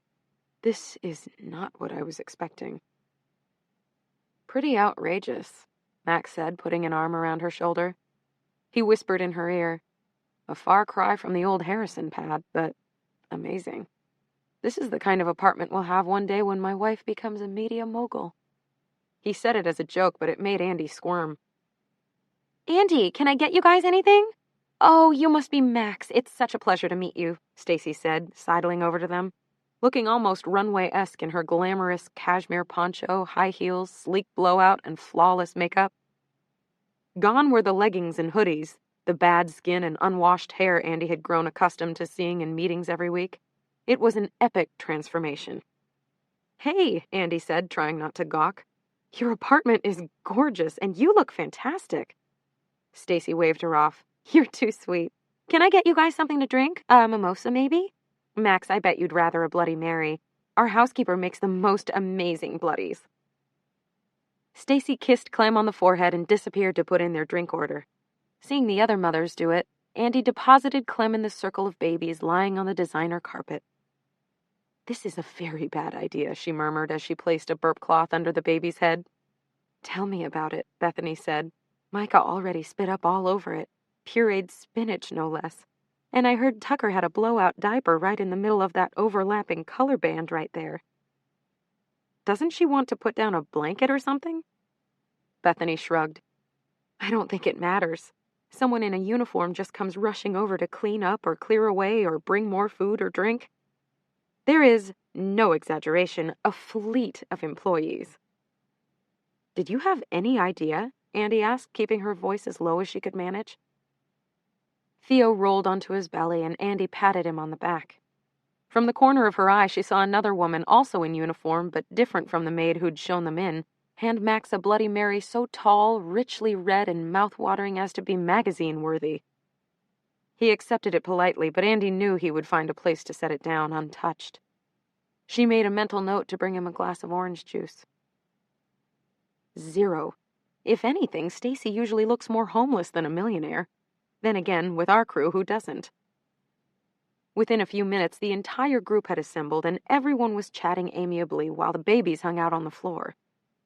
For the most part, the husbands were exactly as Andy expected, which is to say pretty much like her own, in their early to mid-30s, dressed in untucked button-downs or hoodies over t-shirts, with designer jeans their wives had purchased for them despite protests that their old college Levi's were perfectly fine, sporting close-cropped haircuts, expensive watches, and expressions that clearly stated they would rather have been reading the paper, watching football, at the gym, lying on the couch, anywhere, doing anything rather than milling around a room of strangers while their children howled and their wives passionately debated the right time to introduce purees. Only a few were really surprising. Stacy's husband, Mark, was a good 15 years older than everyone else. His salt-and-pepper hair and wire-rimmed glasses made him appear distinguished and more grown-up than the rest of the crew. But the gleeful way he tossed around baby Sylvie and the warm way he greeted each and every person instantly endeared him to Andy. Baby Lola's parents, the two pediatricians, made an appearance for the first time, both looking supremely uncomfortable for two people who spent 12+ hours a day with children. They wore matching black dress slacks and pressed blue shirts, as though they were seconds away from donning white robes and making rounds. Lola squirmed every time her mother went to pick her up, and the father appeared anxious, disinterested, and even more obsessed with checking his phone than most of the other dads. Both looked desperate to leave this strange get-together where neither knew a soul, but where everyone knew their daughter. Also surprising was Anita's husband, Dean, a rocker type in his 20s with a chain wallet, skater-style high-top sneakers, and a waxed mustache. He was happy and outgoing and didn't seem to feel the least bit self-conscious, which served as such an unexpected counterbalance to his mousy, perpetually shy, and nearly silent wife. Andy was surprised when Dean pulled a guitar from a travel bag, planted himself in the middle of the babies, and began playing rock and roll versions of Twinkle, Twinkle, Little Star and the Itsy Bitsy Spider, and she almost fainted when Anita offered backup vocals and musical accompaniment by alternating a tambourine, cymbals, and a pair of professional-looking maracas. The babies who could clap in delight did so, and the others squealed or shrieked. At least a dozen parents whipped out iPhones to video the impromptu performance, and a bunch of the mommies started to dance. "See?" Andy said, giving Max a little poke in the shoulder. "I only bring you to the best places." Max was intently staring at his phone, trying to zoom in on the video he was filming of Clementine shaking a maraca. "You're not kidding. They should be selling tickets for this." The doorbell rang and a maid appeared to tell Stacy that more guests had arrived. Rachel looked around and made a show of counting. "But we're all here. Who else is coming?" "Maybe some of their other friends?" Sandrine offered. "Oh my God, you didn't invite Lori, did you?" Bethany screeched. "She's going to take one look at that guitar and start an immediate friendship circle. I can't handle life coaching on a Saturday." Stacy laughed, while all the husbands looked first confused, then disinterested. "No, it's Sophie and Xander." She turned to the pediatricians for confirmation. "You said they're stopping by, right?" The mother nodded. "She feels so close to everyone, seeing you all every week and whatnot, so she said she wanted to say hello. I hope that's okay." Something about the way the woman said it made Andy feel bad for her. It couldn't have been easy working demanding doctor hours with a new baby, and no matter how important her career was to her, it certainly wouldn't be fun seeing your sister-in-law bond with your daughter, take her to play groups and cuddle her before naps and watch her gleefully enjoy all her new jumper toys. Andy promised herself she'd make an effort with the woman, introduce herself, and invite her to coffee. Sophie was, as usual, beautifully turned out. Her long, thick hair shone as she waved hello, her smile lighting up her adorably wind-pink cheeks. "I was hoping we'd get to meet the boyfriend," Rachel whispered under her breath. Andy nodded. "Me too. I'm so curious. Although it would have been even better if she brought the new guy. What's his name?" "Tomas," someone whispered in an exaggerated accent. "Sexy, artistic Tomas." "Where's your boyfriend?" Bethany, never shy, called from her perch on the couch arm. "Oh, he's just finishing up a call. He'll be right up. He's so excited to meet you all," Sophie said with a forced-sounding laugh. Sophie looked worried. The boyfriend must have insisted on tagging along, and she was clearly uncomfortable with everything she'd revealed over the past couple months. The affair with Tomas had intensified to passionate making out, although they still hadn't gotten naked or really consummated anything, in Sophie's words. So she was currently trying to convince herself and everyone else that technically she hadn't done anything wrong. But it was easy to tell from the faraway look she got in her eyes and the excited way she twisted her fingers that Sophie was falling in love with her cute young photography student, and she was racked with guilt and fear and uncertainty over what to do with the boyfriend. The new mommies group had become her safe place, a room full of confidants so wholly removed from her real life that Sophie felt free to divulge details she wouldn't even have shared with her real friends. And Andy knew she must be near hysterical at the thought of her two worlds colliding. Andy wanted to reach out and reassure her. "Don't worry, your secret is safe with us. No one is going to breathe a word to your boyfriend." The energy in the room suddenly shifted, but Andy's attention was diverted momentarily to Clementine, who had begun crying with an immediacy and hysteria that made Andy's heart skip a beat. She scooped her daughter up and scanned her body, her face, her pudgy hands, and her fuzz-topped head, looking for injury or potential cause of pain.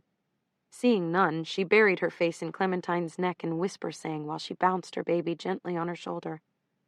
Clem's cries slowly lessened as Andy ran through her mental maternal checklist. Hungry, tired, wet, hot, cold, bellyache, teething pain, overstimulated, scared or lonely. She was just about to ask Stacy if she could take Clem to a quiet room to settle her when she felt Max's breath on her ear. "Isn't that your Alex?" he asked, clamping his hand over her shoulder. It took a long 20 or 30 seconds before Andy processed what he was asking. Her Alex could have been none other than Alex Feynman, and although she understood this, she couldn't possibly imagine why Max was bringing him up now. "My Alex?" she asked, confused. Max physically turned her in the direction of the foyer, where a man whose back was turned to her was removing his coat and scarf. One instantaneous assessment of the stranger's dark hair, gray New Balance sneakers, and mannerisms as he joked with the maid, and Andy knew beyond any doubt that he was indeed her Alex. In an instant, Clementine, Max, Stacy, the entire group of noisy babies and chattering parents evaporated. Andy's field of vision had narrowed to include Alex and only Alex, and yet she was entirely unable to think of a single plausible reason why he was in attendance at her new mommy's brunch. "Xander!" Sophie screeched in a shockingly un-Sophie-like way. "Come here, love. I want you to meet all my new friends." Xander. The word hit her like a truck. In the decade she'd known Alex, no one, not her, their college friends, his mother, his brother, anyone, had called him anything but Alex. Not even Alexander. Xander? It was ridiculous just hearing it. And yet here he was, standing before her, kissing his beautiful younger girlfriend on the lips, and flashing that heartbreakingly impish grin to the hosts. He hadn't seen Andy yet, hadn't seen anyone but Sophie, Stacy, and Mark. She sent up a silent message of gratitude for the few seconds she had to compose herself.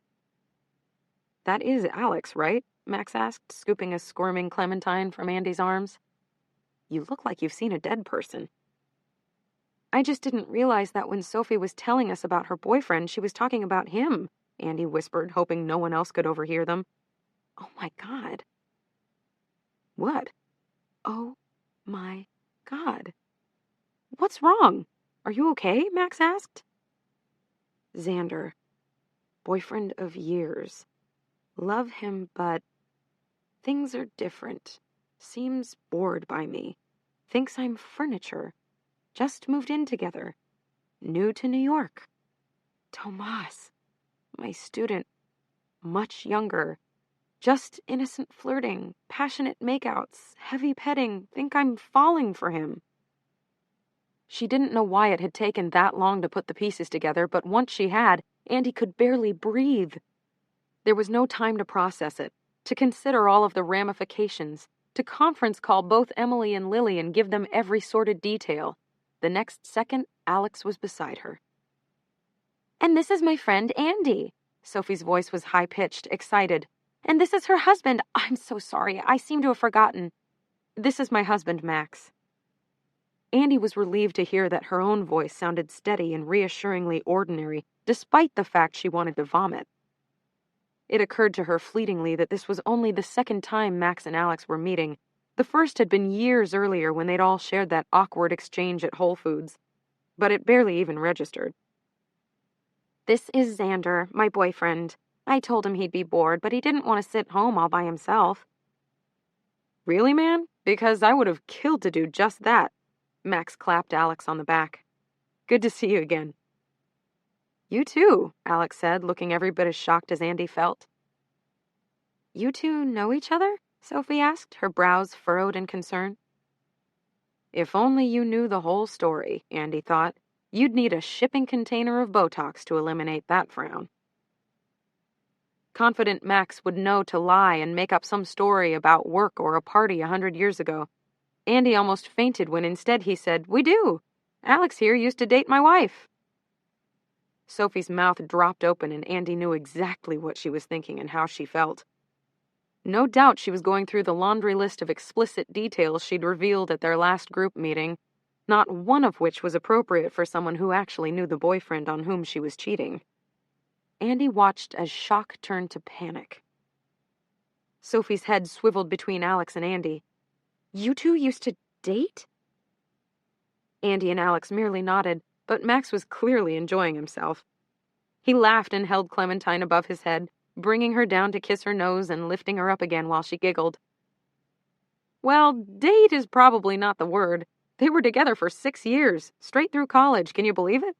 Lucky for me, they didn't get married." "You're Andy? Andy? Andy from Brown? Andy of Girlfriend's Past? Oh my God."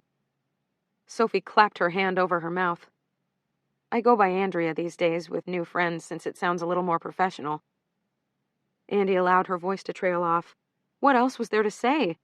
She didn't know whether to be concerned or delighted that Alex had told Sophie so much about her. What had he said? And in how much detail? She thought back to their breakup, which had been entirely Alex's decision, to his announcement that he was moving to Mississippi without her, to how he was concerned that she would always prioritize work over him, to the fights they'd begun having almost the instant she started working at Runway, the bickering, the hurt feelings, the resentment, the neglect, the resulting lack of sex and affection.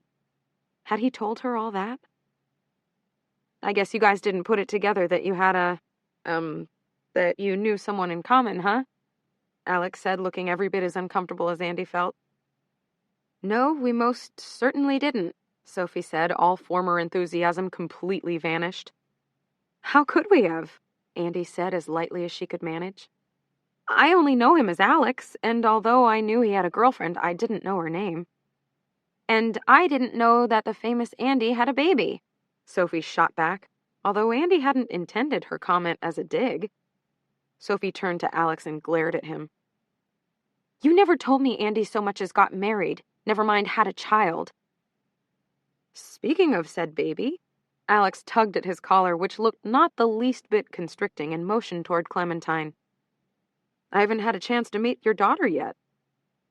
Max flipped Clem around in his arms so she was facing out, and as though on cue, she flashed a wide, toothless smile. "This is Clementine Rose Harrison. Clem, please meet our friends Sophie and Xander." "She's beautiful," Alex breathed, his sincerity making an impossible situation all the more uncomfortable.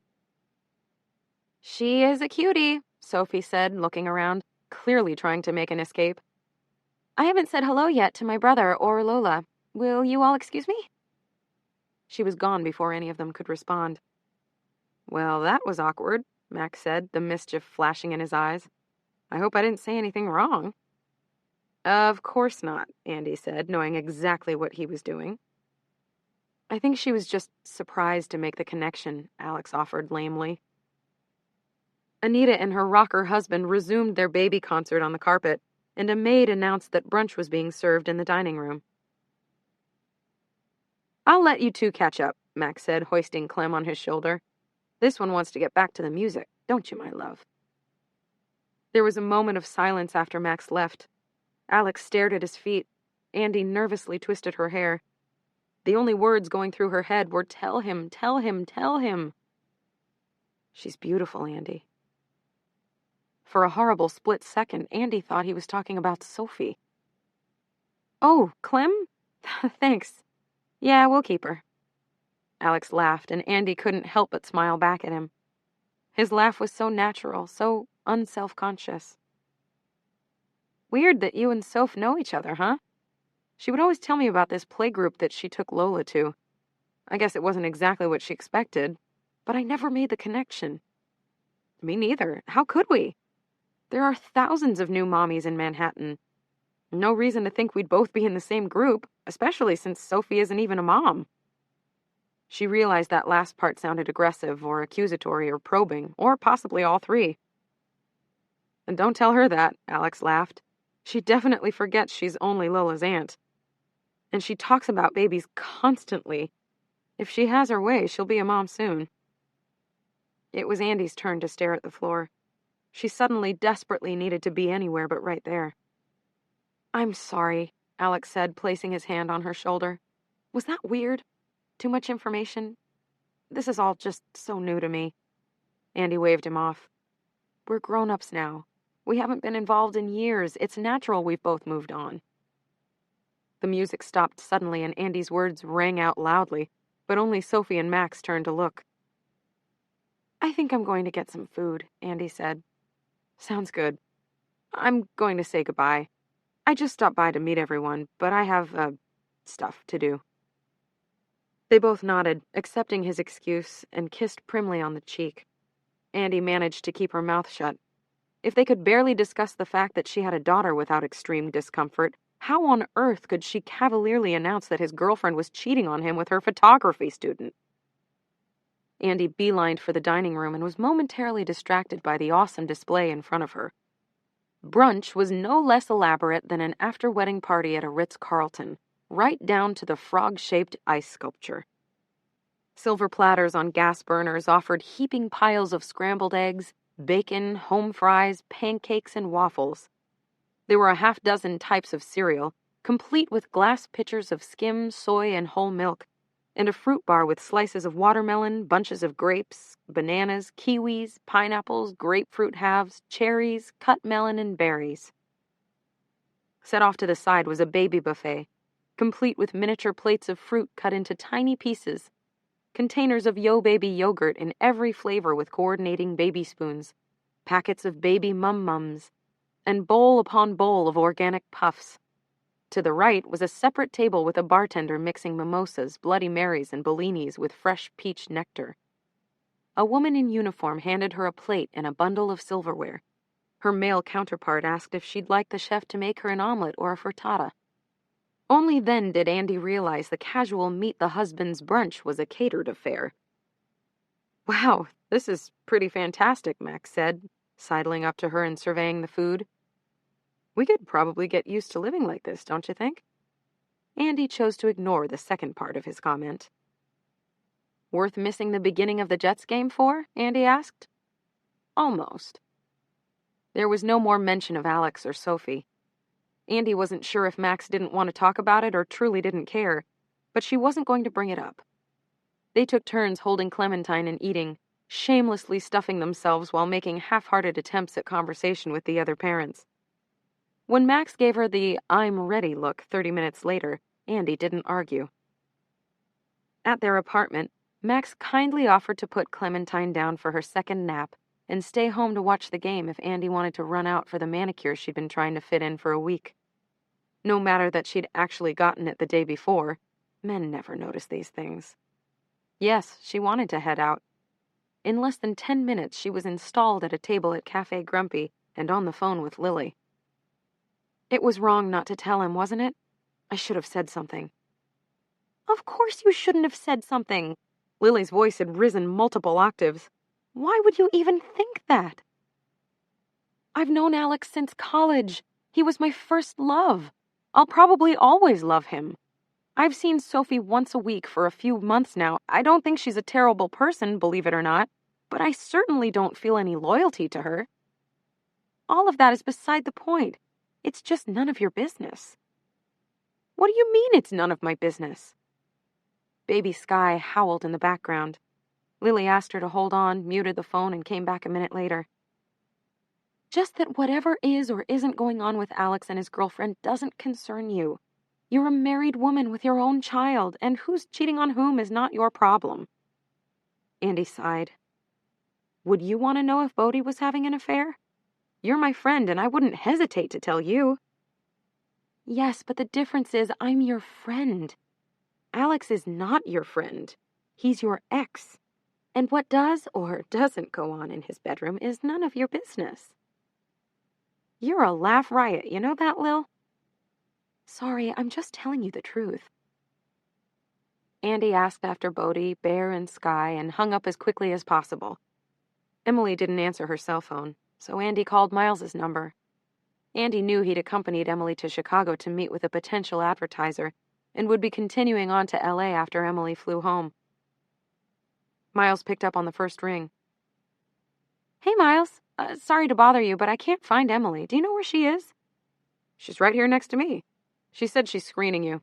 We're picking up the rental car now. Was the flight that bad? I'm just telling you what she said. Well, tell her Alex's girlfriend is actually in my mommy's group and she's sleeping with her student who's barely out of college. Andy listened as Miles relayed the message. As she knew she would, Emily took the phone. Their tensions over Elias Clark aside, Emily would eat this gossip right up. Explain, please. You never mentioned Alex has a kid, which, considering you're still clearly obsessed with him, is surprising information to omit. Andy didn't know whether to be more incensed at Emily's accusation or the fact that Miles was sitting there listening to it. Can Miles hear you? No, I moved. Now start talking. He doesn't have a kid. His girlfriend's name is Sophie, and incidentally, she's gorgeous. It's her brother and his wife's baby, the cutest little girl named Lola. Anyway, since the sister-in-law works these hideous hours, Sophie brings Lola to the new mommies group. I think she thought it was going to be more of a play group and less of a new mother's support group, but still. I get it, and you know she's fucking her student how? She told me. Hell, she told all of us. Technically, she claims they're not actually sleeping together, but there has definitely been inappropriate... So you're telling me you know this for a fact, directly from her mouth, and you didn't say a word to him? Yes. Well, why not? What do you mean, why not? Don't you think it's relevant information for someone to have? Yes, I just wasn't sure it was any of my business. Emily yelped. Not any of your business? Oh, for Christ's sake, Andy, stop being such a good girl and pick up the phone. He'll thank you forever, I promise. I don't know. Do you really think...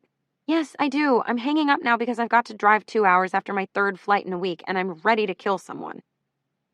Keep me in the loop, Andy said, but Emily had already hung up. Andy asked for a glass of ice water and stared into space. Should she call and tell him? What exactly would that look like? He'd be shocked, hurt, humiliated. Why should she be the one to deliver such devastating news? Or even worse, what if it wasn't actually news to him? Who was to say he didn't know already, hadn't stumbled upon the sordid affair himself, or been on the receiving end of a tearful confession from Sophie? What if, even worse, they had some sort of open relationship agreement, and although Sophie felt guilty acting on it, she wasn't technically doing anything wrong? Then she'd surely be the meddling, creepily over-involved ex-girlfriend, and any new strides she and Alex had made at getting reacquainted, and possibly even learning to be friends again, would be solidly forever over. It felt absolutely terrible and wrong on every level, but she would keep her mouth shut. She was getting good at that. Chapter 21. In Your Own Best Interest. Max set a cup of coffee in front of Andy and returned to the pod machine to make one for himself. Andy pushed it away and groaned. Do you want some tea instead? No, nothing. My throat feels like razor blades.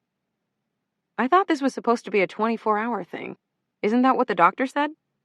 Andy nodded. Yep, but Clem's lasted 3 full days and I'm going on my 4th, so I'm not sure I believe him. Max kissed the top of her head the way he would a puppy and clucked sympathetically. Poor baby, you're burning up. Are you due for Tylenol? Andy wiped a bead of sweat from her upper lip. Not for another hour, she croaked. I should change the outgoing messages on her home phone in my cell. The voice is sexy, no? You sound like you have the plague, he said as he shoved some papers into his briefcase. Is there anything else I can do before I leave? Andy tightened her bathrobe around her and then immediately loosened it again. I don't think so. Isla should be here soon. She swallowed hard and tried not to wince in pain. I really should be trying to get to the office today. Emily called 3 times yesterday, always under the guise of asking how I'm doing, but I know she just wants to talk about Elias Clark. We're having lunch tomorrow to make a decision once and for all. In the 4 days since the Miranda dinner, Emily and Andy had both seemed to sense they were never going to see eye to eye on the idea of an Elias Clark purchase. They were playing chicken now, each waiting for the other to blink. And Andy knew which side her husband was on. Max stopped what he was doing and turned to her. Well, you're certainly not in any shape to go to the office, but I can understand why she wants to talk about it. Something in his voice made Andy look up. He'd been subtly asking her about it for weeks, expressing more interest than he ever did in her work. And recently it had become not so subtle, with Max constantly inquiring, and since the Miranda dinner, implying that Andy was being an idiot. He never said that, of course, but his favorite word recently was short-sighted. Andy remained quiet. She wanted to ask him how much of his support for selling had to do with Harrison Media, but she knew it wouldn't be a productive conversation. It's quite an honor, an offer like that, not to mention a damn fair price, too. So you've said, like 1,000 times already. I just think it's the opportunity of a lifetime, Max said. He didn't take his eyes off Andy. She unwrapped a Ricola and popped it in her mouth. I can't imagine where I've heard that before. Her tone must have made it clear that the conversation was over, because Max kissed Clementine, told Andy he loved her, and left. Another hot flash came over her, and not wanting to leave the baby alone in the high chair, but feeling too lightheaded to move her, Andy slumped on the floor next to her daughter. Andy almost hugged Isla when she arrived a few minutes later, and she could finally retreat back to her bedroom, put on clean pajamas, and settle in for a feverish but deep, dreamless sleep. She awoke to the sound of Stanley barking at the front door. Andy stumbled back to the kitchen, rubbing sleep from her eyes. The nap had helped. She felt better. Who was it? She asked Isla, who was warming a bottle. A messenger, I guess. Here, he left this. Isla handed her a manila envelope that read photographs, do not bend, along both sides. Oh, yes, I forgot these were going to be ready today. She pulled out a sheaf of 8x10 glossies from Olive's wedding. The note from Daniel read, Hope you like 'em as much as we do. Plan to send to E, but she's in Chicago all day. Can you please pass along to her? Let me know your thoughts. Andy settled at the kitchen table with a cup of chamomile and spread the dozen photos out in front of her. Her smile grew as she looked from image to image. They were, in a word, spectacular. She texted Emily, Just got Olive's pics. They're fantastic. Will be a huge hit. Love. The reply came back instantly. Fab! With Rolex people now. Messenger them to my apartment? Need for breakfast meeting tomorrow. XO. Andy texted back, Sure thing, and opened her laptop to begin writing up the Olive nuptials. It was an easier task when she had actually attended the wedding, but Emily's notes were fairly comprehensive. Andy had emailed her a 3-page list of things to make note of, or, even better, if she got the chance, ask someone, and Emily had done a more than decent job of filling in the blanks. Isla brought Clem over for a kiss before they headed to Gymboree and a playdate, and after that the apartment was blessedly quiet, perfect for a solid 3-hour work session. Andy's first in 2 days of being sick. By the time Isla and the baby returned, Andy felt nearly cured and, even better, had written 3/4 of the article. She pulled Clem from her stroller and covered her with kisses. I'm feeling much better, she told Isla, who looked at her dubiously. Are you sure? Because I can stay later today if you need. No, really, I'm almost okay. I'll put her down for a nap now, and then it'll be dinner time before you know it. Thanks for everything. Clementine slept for an hour and a half, awaking at 3:30 with her delicious red cheeks and enormous toothless grin. It was such a relief to see her healthy again. Every time the poor child had vomited or cried, Andy could feel her own insides twisting in pain. She was about to call Agatha to order a messenger, but looking outside at the splendidly sunny October day, Andy decided a stroll to Emily's would make for a nice outing. Do you want to come with Mommy on her first trip out of the apartment in 36 hours? Of course you do. Andy changed into jeans and sweater and zipped her daughter into the stroller's lightweight baby burqa. The air felt brisk and refreshing, almost revitalizing, and Andy enjoyed making Clem giggle with silly faces as they walked. She stared at her daughter's smile and knew, more surely than she'd known in the many months since they'd first received the offer, that she could not, under any circumstances, spend another year working for Miranda Priestley. It was horrid enough when she was young and single, but there was no way she could tolerate the ever-ringing phone, the relentless demands, The round-the-clock requests that would inevitably take her away from home, from Max, and especially from Clementine. She and Max were just starting to get a handle on life with a baby, and things between them were good. Not perfect, but what marriage was. She was happy. They were excellent co-parents and true partners, and he was as attentive and loving a dad as she ever could have hoped for her daughter. Even career-wise, things were going smoothly. Nowhere else could she imagine being lucky enough to keep such a flexible schedule, working more when they were slammed, or closing an issue and scaling back when the production schedule slowed down. She was her own boss, and her best friend was her partner, and Emily was still her best friend despite everything. They'd worked too hard and too long to pack it in and head right back to Elias Clark, not when she was certain they'd be able to sell the magazine to another, saner publisher. It was going to be painful, but Andy knew what she had to say to Emily. It was time. As soon as they sat down to their lunch the following day, she would come right out and say it. The deal was off. The 5 steps up from the sidewalk to Emily's front door made stroller wrangling difficult. How had she never before noticed those steps? It was crazy how long it had been since Andy had been there. 2 months? 3? There had been a time before Clementine and even Max when Andy practically camped out on Emily's sofa, chowing down on spicy tuna rolls and pounds of edamame, hashing and rehashing their lives in the most specific detail. Even though Emily was still in Chicago, or perhaps on her way home and Miles was in LA filming his new reality TV show, Andy couldn't bring herself to use her key without knocking. She rapped on the bright red door which entered almost directly into the living room, and was just about to unlock the deadbolt when she heard something from inside. Laughter? Talking? She couldn't tell who or why, but there were definitely people inside. She knocked again. No response. "Where are you?" Andy texted Emily. The response was immediate. "About to take off from O'Hare. Still love the pics?" "Where is Miles?" "LA until tomorrow. Why? Everything okay?" "Yes, all fine." Was it the television? Their cleaning lady camped out while they were away? Friends staying over in their absence? Andy pressed her ear to the door. She couldn't clearly make anything out, and yet she knew, just knew that something wasn't right. And if she had to wager, she'd bet that Miles had lied to Emily about being in LA and was shacking up with some girl. Neither Max nor Emily ever directly confirmed Miles was a cheater, but everyone knew it was true. Without thinking through the ramifications of her decision, most importantly without considering what she'd tell Emily when her suspicions were confirmed, Andy inserted her key into the lock and shoved the door open. As soon as she pulled the car seat from the stroller, Clem let out a delighted shriek and began to kick her feet.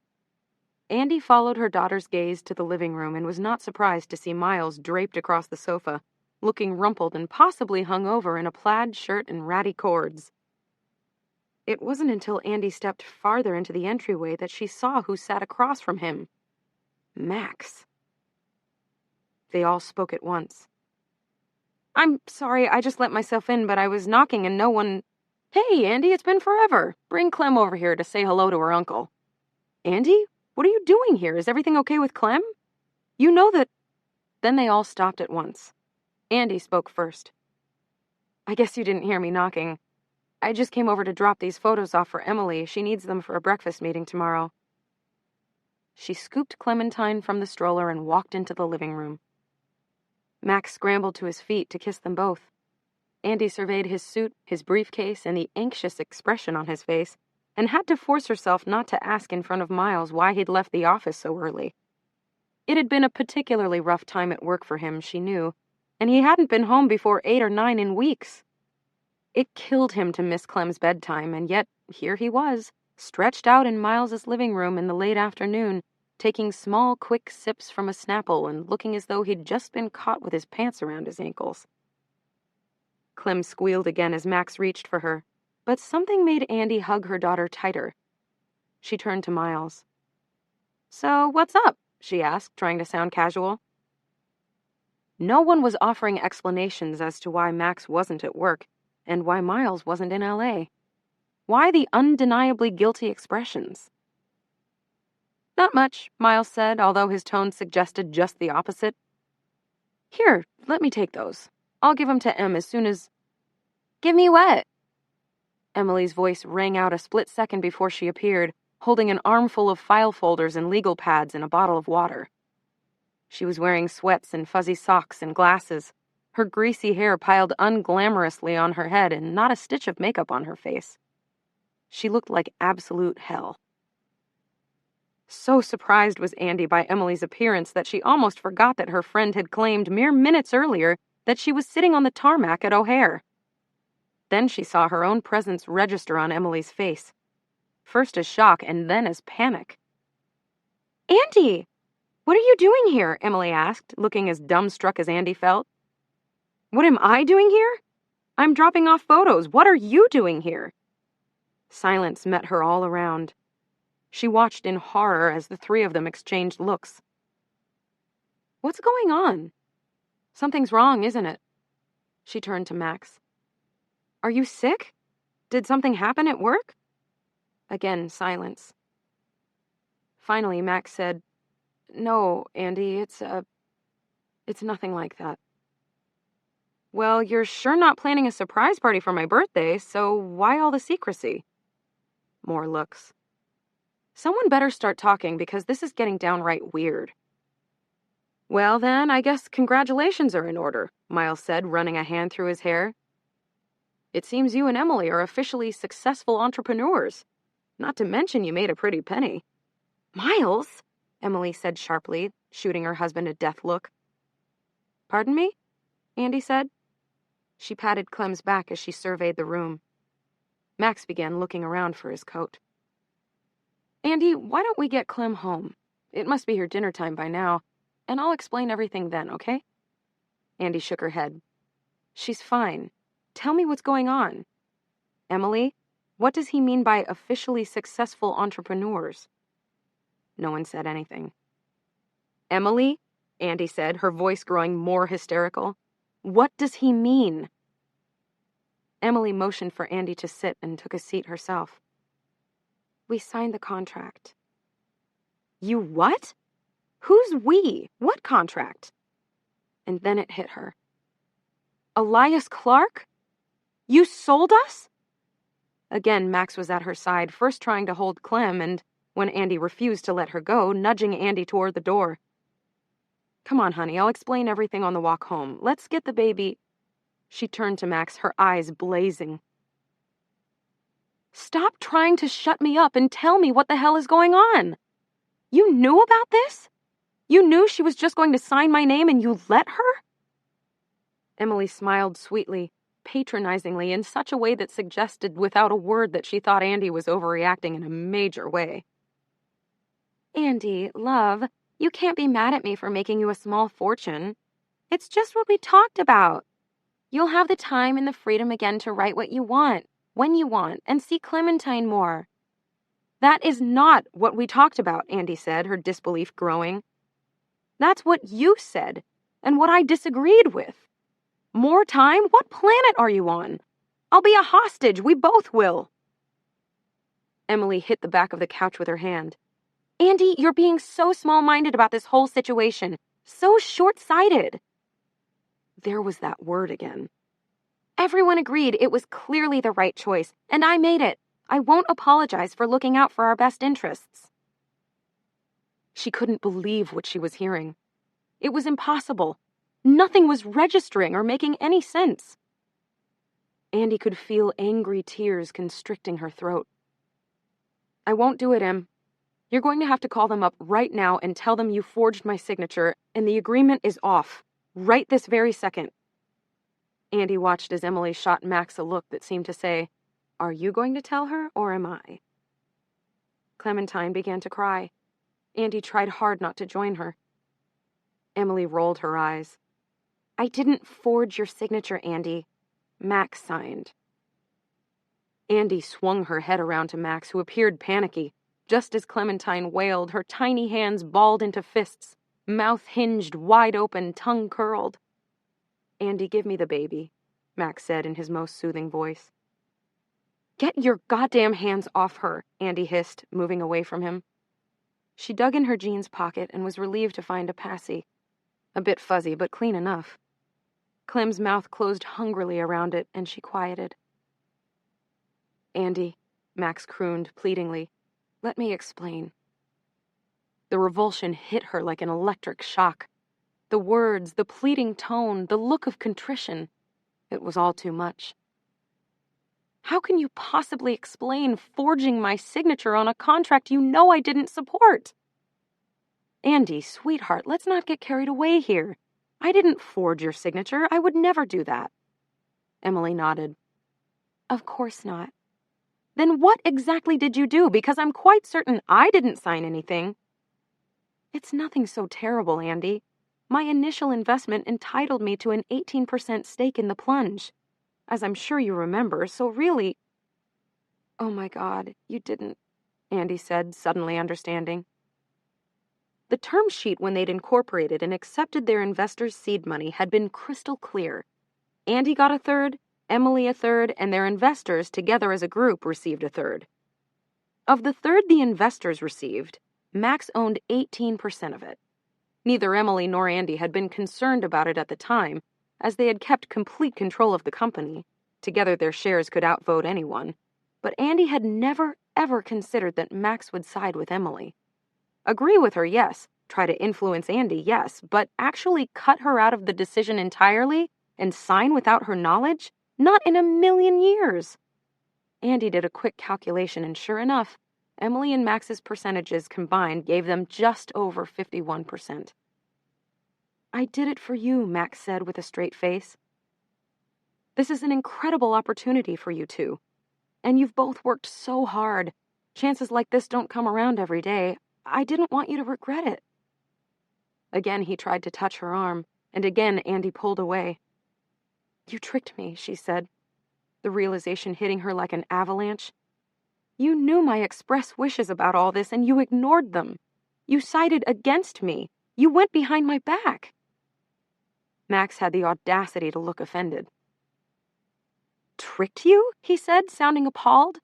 "I was only looking out for your best interest." "My best interest?" Andy realized she was shrieking, but she was unable to lower her voice or make it sound any less hysterical. The rage she felt frightened her. More than the shock or the sadness, the tidal wave of anger threatened to overtake her. "You didn't think for a single second about my best interest, or you never would have done this, any of it. You were thinking of yourself and your father's company and your family's name, nothing more, nothing less." Max looked down at his feet and then met her gaze. "Our family's company," he said quietly, "and our family's name. I did this for all of us. I did it for Clementine, too." If Andy hadn't been holding her daughter, she may have actually struck Max. As it was, she clutched her daughter close to her and said, "You're so sick to even think that." Emily sighed as though all of this were just too exhausting. "Andy, you're overreacting. Nothing's going to change for the next year, maybe even longer. You're still the editor, I'm still the publisher, and I'm sure our entire staff will be happy to come with us. We'll still call all the shots, and we'll probably never even see Miranda. We'll only be one of a dozen magazines in her stable."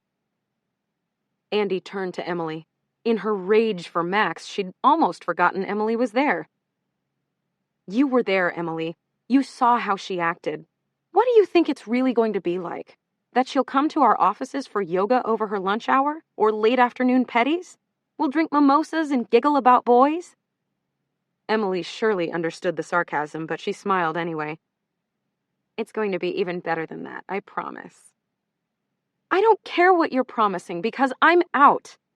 I was going to tell you tomorrow at our lunch, but apparently you couldn't wait." "Andy," Max started, but Andy cut him off. "Don't you say another word," Andy said in a low, angry voice, her eyes narrowing to slits.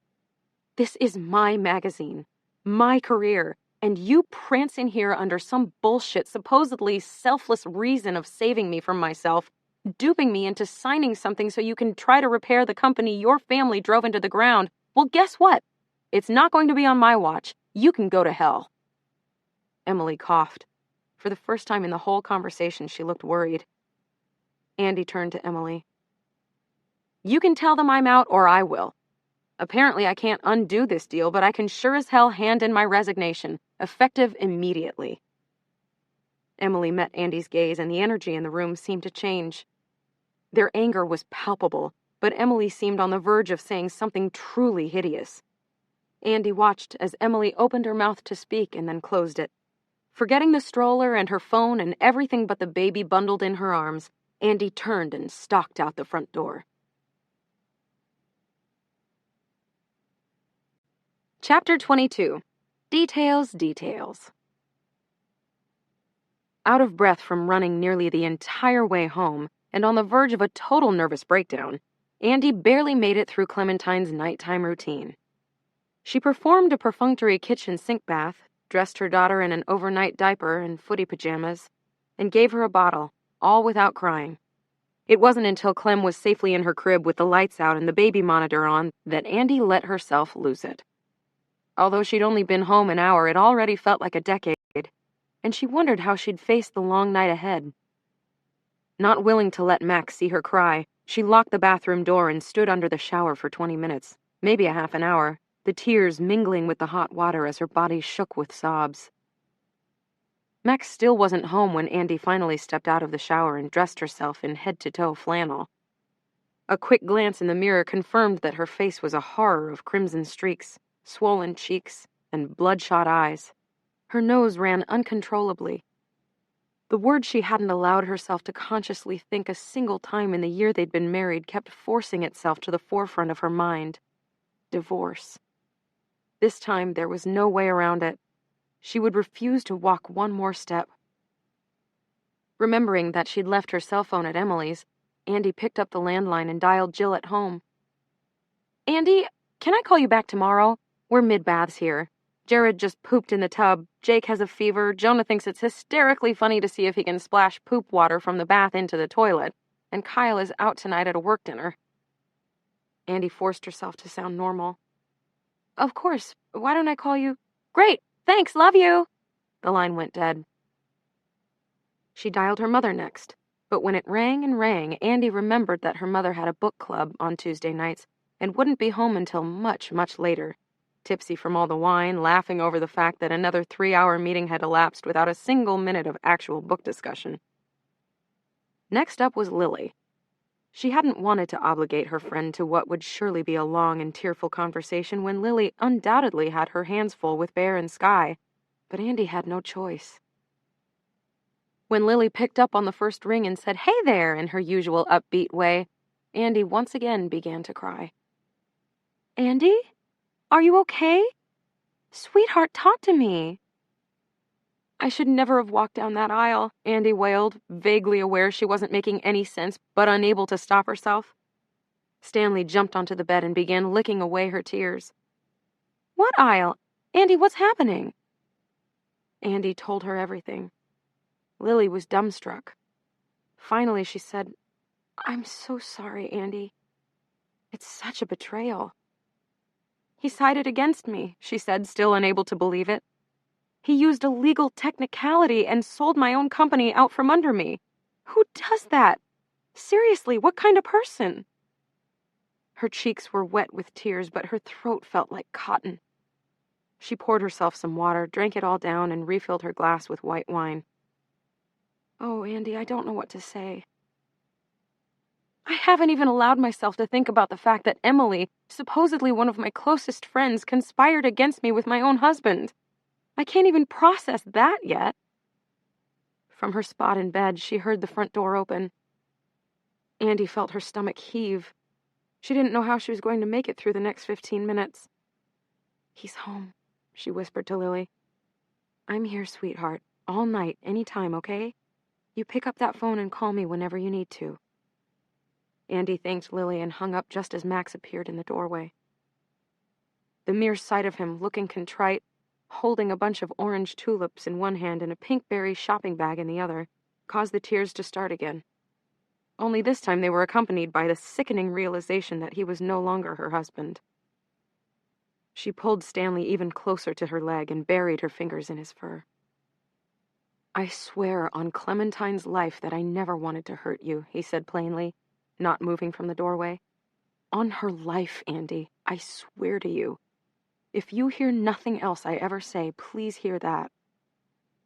She believed him, without a doubt in her mind. Regardless of how hard it was to trust anything he said, she knew he would never swear on their daughter's life and lie about it. Andy nodded. I appreciate that, she said, wiping away tears. But it doesn't change anything. Max placed the flowers on the dresser and took a seat at the foot of the bed. His coat and shoes were still on, as though he knew he wouldn't be staying. He pulled a large pink berry from the bag, peanut butter and chocolate swirl topped with Oreos, and handed it to her, but Andy just stared straight at him. It's your favorite. Forgive me for not being very hungry right now. He reached into his coat pocket and handed Andy her cell phone. I brought the stroller home, too. Great. Andy, I can't begin to tell you how... Then don't. Save us both even more misery. She coughed, her throat raw and painful. I need you to leave right now, Andy said, not realizing how much she meant the words until she'd said them. Andy, talk to me. We have to work through this. We have Clem to think about. Tell me what... Andy's head whipped up and she felt a jolt of rage as her eyes locked with Max's. Clem is exactly who I'm thinking about right now. Over my dead body will she grow up watching as her backstabbing father betrays her doormat mother. Not my daughter. So believe me when I tell you that it's in Clementine's interest for you to get out of here. Max looked at her with tears in his eyes. Andy was surprised she felt nothing. In all the years they'd been together, she'd seen Max cry once, maybe twice, and yet his tears today elicited zero emotion from her. He opened his mouth to say something and stopped. I'll go, he whispered. I'll come back tomorrow and we can talk then. Andy watched as he quietly shut the bedroom door behind him. A few moments later, she heard the front door close as well. He didn't take any clothes, Andy thought. Not so much as a toothbrush or extra contact lenses. Where will he go? Who will he stay with? Her mind circled through these concerns automatically. She worried the way she would have over her mother or her friend or anyone in her life she loved and cared about. But as soon as she remembered what he did, she forced herself to stop. Easier said than done. Although Andy managed to fall asleep around midnight, she woke at 1 wondering where Max was sleeping. At 2, figuring out how she would tell her parents and Jill. At 3, trying to envision what Barbara would say. At 4, thinking about Emily's betrayal. At 5, asking herself how she would manage as a single mother. And at 6, for good. Her tears dried up, but her head pounding from lack of sleep and her mind racing with worst-case scenarios. Her entire skull ached, from the nape of her neck to the bones around her eye sockets, and her jaw was nearly locked close with the pressure of grinding her teeth all night. She knew without looking in the mirror that her face and eyes would be splotchy and red, puffed enough to make her look sick or clinically depressed, neither of which was far from reality. Only scooping Clem from her crib and nuzzling her peach fuzz hair calmed her. The sight of her daughter drinking ravenously from her bottle, the feel of the fleece-encased baby curled up in her arms, and the smell of her silky skin had to be the only things on earth that could have made Andy smile right then. She kissed her daughter, inhaled her delicious neck smell, and kissed her again. When Andy's phone rang at 6:30, she was perfectly content to ignore it, but she almost jumped out of her skin when the doorbell rang. Her first thought was Max, but she dismissed it immediately. No matter how intense the crisis they were experiencing, it was still his home and his daughter, and he would never, ever ring the doorbell. No one else she knew would even be awake at that hour, never mind showing up at her apartment. And if they were, the doorman would have called. Her heart beat a little faster. Was something wrong? Should she be nervous? She placed Clementine on her playmat and peered through the peephole. Emily, clad head to toe in designer running wear, sneakers, tights, hot pink fleece, reflective vest, and coordinating headband, was stretching her hamstrings. As Andy watched her, Emily checked her phone, rolled her eyes, and ordered Andy to open the door. I know you're there. Max is crashing at my place. I need to talk to you. Andy desperately wanted to ignore Emily, or scream at her to go away, or tell her to drop dead, but she knew none of it would matter. Not having the energy or the will to outlast her, Andy opened the door. What do you want? Emily leaned forward and kissed Andy's cheek, the way she always did, and breezed past her into the apartment, the way she would on a normal day when she hadn't just effectively ended their friendship. Please tell me you have some coffee on, Emily said as she beelined for the kitchen. My God, it's brutal getting up this early. How do you do this every day? Do you believe I already ran 4 miles? Hi, Clemmy. Hi, sweetheart. You look so cute in your PJs.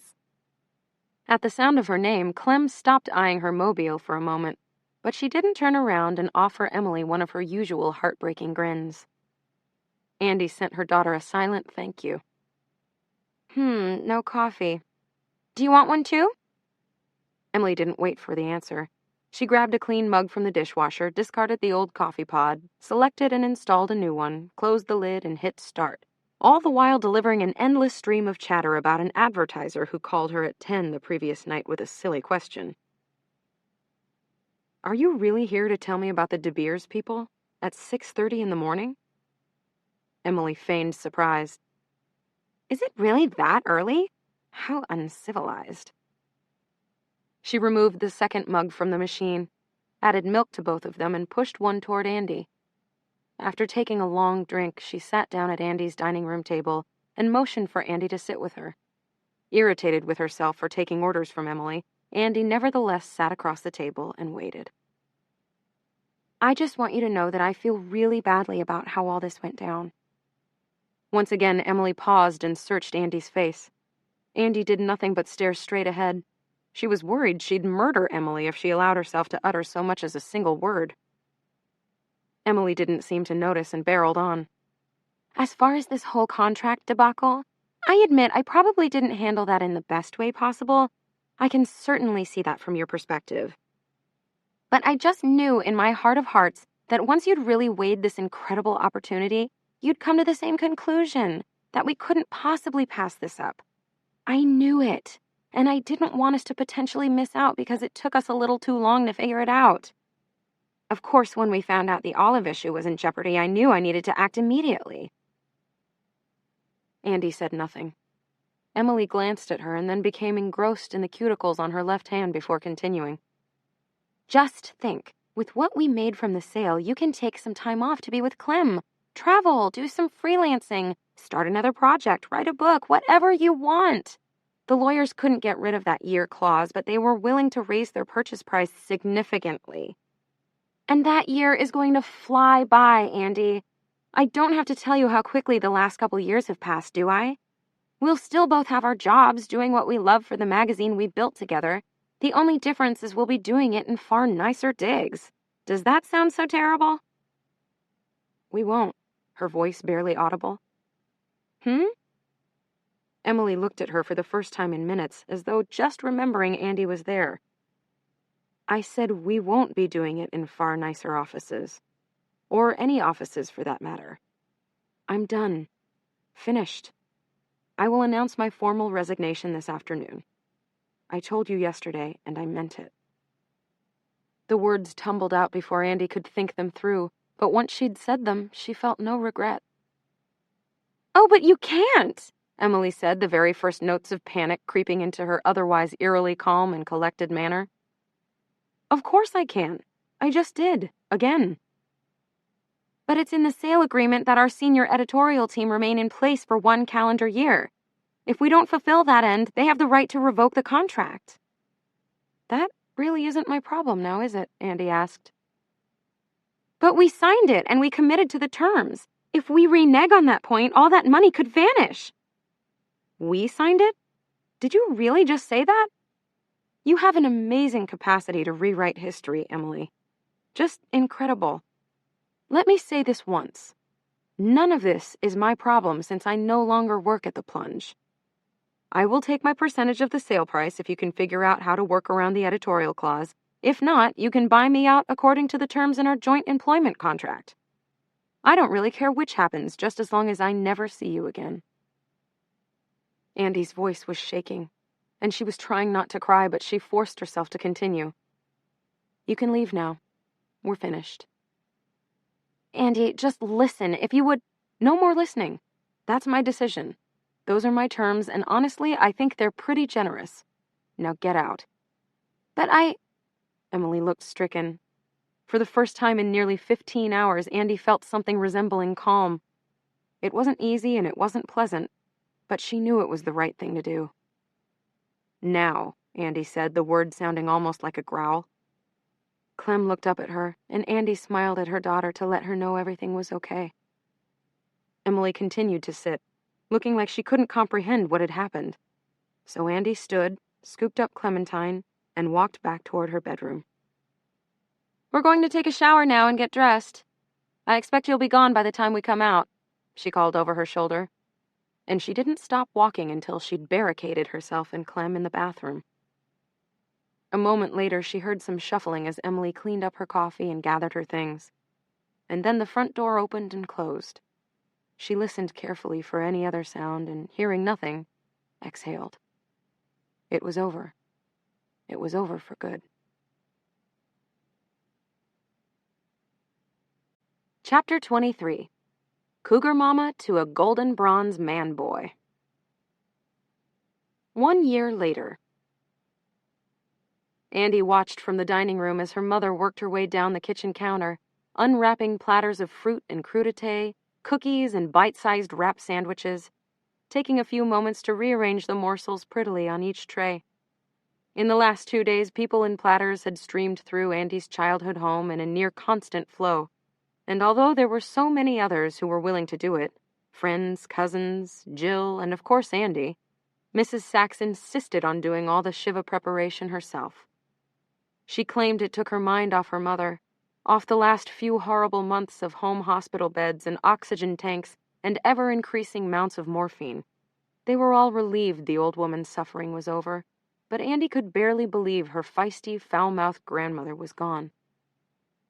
She was just about to join her mother in the kitchen when she saw Charles walk in, take a look around to make sure they were alone, and wrap her mother in a bear hug from behind.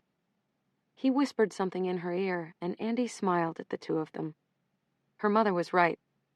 Charles was a lovely man, kind, soft-spoken, sensitive, and affectionate, and Andy was thrilled they had found each other. They'd only been dating 6 months or so, but according to her mother, you didn't need years to get to know someone in your 60s. It either worked or it didn't. And this relationship had been smooth and easy from day one. Already they were talking about selling the Connecticut house and buying an apartment together in the city, and now that Andy's grandmother no longer needed round-the-clock care, Andy imagined they'd move quickly. "He seems great," Jill said as she walked in the room and followed Andy's gaze. She grabbed a carrot stick and began to chomp. "I'm really happy for her."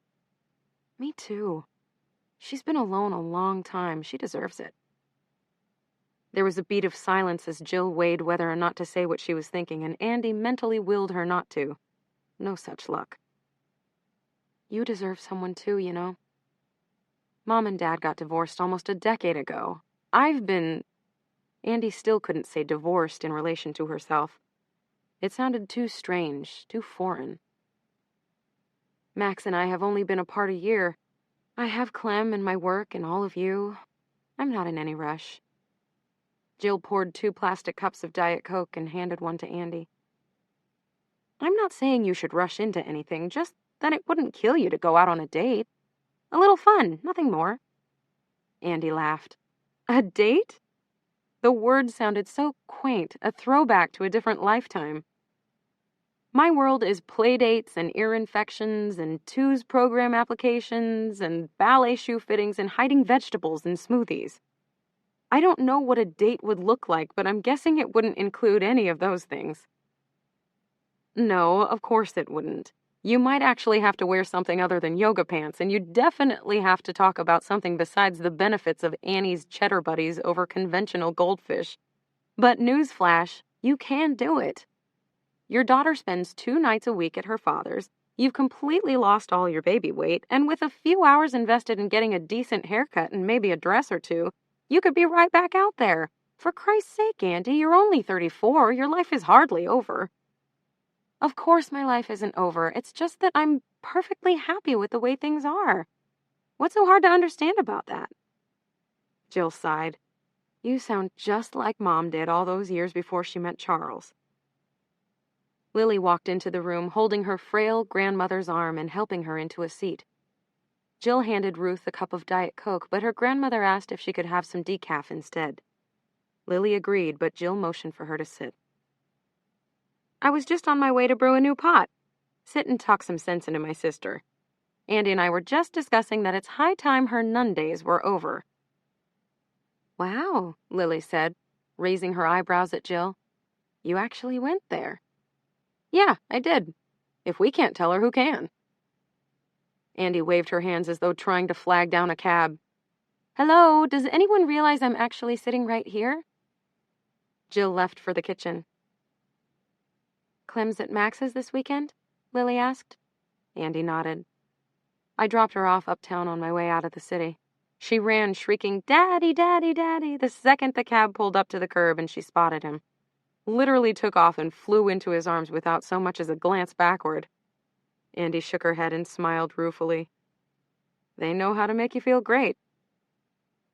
Tell me about it. Yesterday, when we took the boys into the city, Bear asked why a man was sleeping on the street. We tried to explain that's why it's important to go to school and study hard so you can grow up and get a good job. Brainwashing the kid already, right? So Bear asks what Daddy does as a job. And we explain that he owns the yoga studio and teaches classes and teaches other teachers. So what does Bear say? Well, when I grow up, I want to stay home and wear my pajamas all day, just like Mommy. Andy laughed. You're lying. I'm not. I have a BA from Brown, a master's from Columbia, and I'm working toward a PhD, and my son thinks I watch Bravo all day long. You'll set him straight. One day. Yeah, in all my free time. Andy looked at her friend. Meaning? Lily diverted her eyes. Lily, spill it. Well, there are sort of two things I think you should know. I'm waiting. One is I'm pregnant. The second is that Alex... Mommy, Sky is pulling my hair and it hurts. He bit me and he has a gross booger in his nose. Bear materialized seemingly out of nowhere, shrieking a litany of complaints about his little brother, and it took all of Andy's energy not to strangle him into silence. Lily was pregnant? That alone was near impossible to fathom. But Alex what? Was stopping by to give Andy his condolences? Had been diagnosed with something hideous and terminal? Had moved once and for all to Africa or the Middle East and was planning never to return? And then it hit her, the only obvious answer. He finally got married, didn't he? Andy said, shaking her head. Of course that's it. Lily glanced at her, but Bear's cries had escalated, and Sky had toddled in, also in tears. Not that I wouldn't be happy for him under normal circumstances, I would. But I can't stand the thought of him married to that lying, cheating bitch. What is it with the two of us? Some sort of weird, shared, inexplicable draw to fall in love with people who hurt and betray us. Why is that? Alex and I had our problems, no doubt, but trust wasn't one of them. Or does it really have nothing to do with us? It's just that everyone cheats on everyone these days. It's what the cool kids do, and any expectation otherwise is old-fashioned or unreasonable. Andy took a deep breath and shook her head. How old do I sound? Andy, Lily said, starting to speak, but Bear threw himself in her lap and almost knocked her off the chair. Mommy, I want to go home. Andy eyed Lily's small but undeniable bump. She had so many questions, and yet her mind kept ricocheting back to Alex. Bodhi appeared in the dining room, and Lily practically threw both boys at him. She gave him the look. The one with the laser-focused glare and the slightly raised eyebrows and the pinched mouth that said, You're on kid duty, and yet here they are, screaming and snot-covered and yelling for me. Why can't I have a conversation with my friend for 10 uninterrupted minutes? Is that really too much to ask? That every mother perfected within the first week of her firstborn's life. He gathered them up with promises of Hershey kisses and sippy cups of milk. And for just a moment, Andy missed Clementine. Being with her alone all week was difficult, and usually Andy loved Tuesday and Friday nights when Clem was with Max. But seeing Lily's and Jill's boys made her want to hug her daughter close. She had been planning to stay in Connecticut that night and most of the next day, but maybe now she'd head back to the city first thing in the morning. I can barely believe you're pregnant again. When did this happen? Was it planned? Lily laughed. We weren't trying, but we weren't not trying. Ah, my favorite. Andy couldn't help but invoke Olive. Not trying is trying. Well, regardless, we were pretty shocked. Sky and his sister will be 18 months apart. I'm almost 15 weeks already, but I was waiting to tell you until we knew the gender. A girl, can you believe it? I'm sure boys are great too. People swear they are, but there is nothing on earth as wonderful as a daughter. Nothing. Lily beamed. Andy reached across the table and squeezed her friend's hand. I'm so happy for you guys. If someone would have looked into a crystal ball that year we lived together in New York and told you that one day you'd be married to a yoga instructor, living in Colorado with 3 kids who can ski before they can walk, would you have ever believed them? Andy didn't say what else she was thinking. Would she have ever believed she'd have founded, grown, and sold a successful magazine, gotten married and divorced, and learned how to be a single mom to an admittedly sweet and easy toddler, all by the time she was 35? It was light years from what she'd expected. Alex, he's not married, Andy. It's just the opposite. He broke up with Sophie. Lily shook her head. Or she broke up with him. I'm really not sure how it went down, but they're definitely not together. Andy leaned forward. How do you know? He called me when he was out west last week. He called you? Is that so weird? He had a week off work and was traveling through Denver on his way to ski with friends in Vail. I met him for coffee at a place near the airport. Skiing with friends? Andy, I didn't ask for addresses and social security numbers of his entire group, but he made it clear there wasn't anyone along with whom he was romantically involved. Is that what you wanted to know? Andy waved. Of course not. I'm just happy to hear, for his sake, that he's not with her. How do you know they broke up? He made it a point to tell me. Said he moved out about 6 months ago and lives in Park Slope now. Claimed he was dating around but wasn't interested in anything serious. He was just very Alex, you know? How'd he look? Lily laughed. Like himself. Adorable, sweet as could be. He brought books for the boys. Said we should keep in better touch and to call the next time we're in the city. The usual. Well, I'm relieved for him, Andy said. I'm sure it wasn't easy, but it had to be a lot easier than getting married. I didn't tell him anything about you, Lily said, looking guilty. Did you want me to? I wasn't sure. Andy had wondered, but hadn't wanted to ask. She thought about this for a moment and decided it was better having Alex think she was still happily married and settled into her new life. Not that she would allow herself to consider for a single second that there might still be something between them. That even all these years later, he might still get that same jolt when they bumped into each other or heard her name. Because in all likelihood, it wasn't reality. She still couldn't help but ask. Did he mention me at all? Ask anything about me? Lily looked at her hands. No, but I'm sure he wanted to. You're always the big white elephant in the room. Thanks, Lil. You always know just what to say. Andy forced herself to smile. Andy glanced up and saw that Lily was staring at her. What? Why are you looking at me like that? You still love him, don't you? Lily asked in a whisper, as though her grandmother, the only other person in the room, would be desperate to hear this juicy conversation. I think I'll always love him, Andy said truthfully. He's Alex, you know? But that's all in the past. Lily was silent. Andy waited for her friend to say something, but Lily remained quiet. And Alex aside, I can't imagine being close to anyone. Not right now.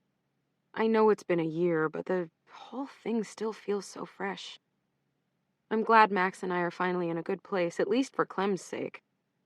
Barbara's so thrilled that Max is free to date more appropriate women that she's practically become a new person. I never thought I'd say it, but she's crazy about Clementine and is on her way to becoming a halfway decent grandmother. All the mayhem of the last year has finally settled down, quieted. I don't want to date anyone. Maybe one day, but not now. Again, Lily gave her that look. Andy knew she was lying to her friend, or at least not telling her the whole truth, and Lily knew it too. Of course, she'd begun to wonder if she would ever meet someone, ever get dressed up for a date, or look forward to a long weekend away with a man. She wondered if she would ever share the joys and pains of parenting, have someone to confide in, to cook dinner with, and most of all, she wondered if she would ever give Clem a brother or a sister. She knew the chances of all that were good, if she wanted it, although it might look different now. A future boyfriend would probably be divorced himself and most likely a father. What single guy in his 30s would choose a mother and a toddler when he could start a family of his own with a much younger girl? But that was okay too. When she was ready, Andy would join a single parents group, or list herself on Match.com, or accept one of the few invitations to coffee she'd received from single dads she'd met at the writer space, the co-working space she'd joined, or on the playground. And hopefully one day she'd hit it off with one of them, and instead of planning a big white wedding or an elaborate Hawaiian honeymoon, or decorating their very first shared apartment, they would navigate the introductions and the schedules of their children, their exes, the blending of two completely separate lives. It would be different, but it could be wonderful in its own way. Andy smiled at the thought. "What are you grinning about?" Lily asked. "Nothing. Just envisioning myself married one day to a 40-year-old man with 2 kids and a receding hairline, whose ex-wife hates me almost as much as Max hates him. Words like custodial and weekend visitation will fill our conversation. We'll figure out how to step-parent together. It'll be beautiful." "You'll make a fabulous evil stepmother," Lily said, standing up to hug her friend. "And who's to say you won't end up with some hot 22-year-old stud who has a thing for cougars and toddlers? He'll love his cougar mama, and you'll love that his biggest worry in life is the state of his tan during the long, cold New York winters." Andy laughed. "I could be a cougar mama to a golden bronze man boy any day. For you, Grams, if you're somewhere listening." "See," Lily said, helping her own grandmother stand up and motioning for Andy to walk toward the living room. "Life is just beginning." Chapter 24. That's all. The word counter on her writing program sent out a silent, blinking alarm. 500 words, it blared in all caps. A festive purple and green message danced across her entire screen. Smiling to herself, Andy hit save, removed her noise cancellation headphones, and headed to the tiny lounge area of the writer space to make herself some coffee. Slumped at one of the 2-tops and reading from a Kindle was Nick, a recently transplanted LA screenwriter who had penned an outrageously successful pilot for a 30-minute comedy and was currently working on his first and eagerly anticipated movie screenplay. He and Andy had become casual coffee room friends a few months earlier when she had joined the space, but Andy had been shocked when he asked her to see an indie film the week before last. So surprised she actually said yes. Not that it had been graceful. "You know I have a daughter, right?" Andy blurted the moment he finished describing the Iranian film he was hoping to see. Nick had cocked his head full of floppy, dirty blonde hair, stared at her for just a moment, and then broken into laughter. Merry, sweet-sounding laughter. "I absolutely did know that. Clementine, right? You remember showing me that picture of her on your phone from her music class? And the one your nanny sent of her with red sauce smeared all over her face? Yes, Andy, I know you have a daughter. She's welcome to join us if you like, but I'm not sure it'll be her kind of film." Andy was mortified. She'd asked Lily and Jill 1,000 times how she would one day tell a date about Clementine. When was the right time, the right circumstance, and what were the right words to use? And both of them had insisted she would just know in the moment. This was probably not what they had in mind. "Sorry," she mumbled, feeling her face turn hot. "I'm sort of new at this." Understatement of the century, she thought. It had been a year and a half since her divorce, and although the invites hadn't exactly been rolling in, she'd turned down a few out of sheer anxiety and fear. But something about Nick's kind eyes and gentle manner made her feel like it was okay to say yes. It had been a perfectly lovely evening. She was able to bathe and dress Clementine before explaining to her daughter that she was going out to see a movie with a friend. Not that Clem understood enough to be upset, but Andy always tried to explain everything. "Daddy?" Clem asked, as she did at least a dozen times a day. "No, not with Daddy, sweetheart. A different friend." "Daddy?" "Nope. Someone you haven't met. But Isla will read you your stories and tuck you in, and I'll be right here when you wake up in the morning, okay?" Clem had rested her damp, sweet-smelling head against Andy's chest, snuggled her lovey blanket to her face, and let out a long, relaxed sigh. Andy literally had to force herself out the door. The date had been perfectly fine. Nick offered to pick her up in a cab, but Andy felt more comfortable meeting him at the theater. He had already purchased their tickets and saved them aisle seats, so Andy bought popcorn and raisinets and maintained a steady stream of perfectly acceptable small talk in the 15 minutes before the movie began. Afterward, they'd gone for dessert at a coffee shop on Houston and talked about Nick's years in L.A., Andy's new position as a contributing editor for New York Magazine, and although she'd pledged not to, Clementine. When he dropped her off, he'd pecked her lightly on the mouth and announced he'd had a great time. He even seemed to mean it. Andy quickly agreed. It had been fun and way more relaxed than she'd expected. But she forgot about the date and Nick the moment she walked in her front door. She remembered long enough the next morning to text him a thank you, but she stopped responding after a couple back and forths and was so totally consumed with Clem and her most recent assignment and planning an upcoming weekend visit with her mom and Jill that she'd barely even noticed Nick was absent from the writer space the entire next week. Yet here he was, still totally absorbed with his reading, enough so that Andy could probably slip back to her desk area unnoticed, and Andy felt instantly guilty. For what, she wasn't sure, but for something.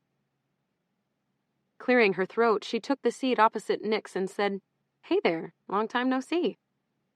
Nick looked up but didn't appear surprised to see her. Instead, his face broke into a wide smile and he flicked off his Kindle. "Andy, good to see you. What's going on?" "Not much, just taking my 500-word break. I was going to make some coffee. You want some?" She headed toward the coffee maker on the kitchen counter, relieved to have something to do with her hands. "I just made a pot. That one there is fresh." "Got it." Andy plucked her mug off the shelf, a photo mug of Clementine blowing out candles on her Elmo first birthday cake, and filled it with coffee. She fiddled with the milk and Splenda as long as she could, unsure of what to say once she turned around, but Nick didn't seem nervous. "Andy, are you around this weekend?" he asked. He was looking her straight in the eye when she rejoined him at the table. She hated when people asked that without stating what it was they wanted. Was she available for front row tickets to see Bruce Springsteen perform at the Garden? Yes, she could probably swing that. Did she have hours of free time to help Nick move from one sixth-floor walk-up to another? No, she was fully booked this upcoming weekend.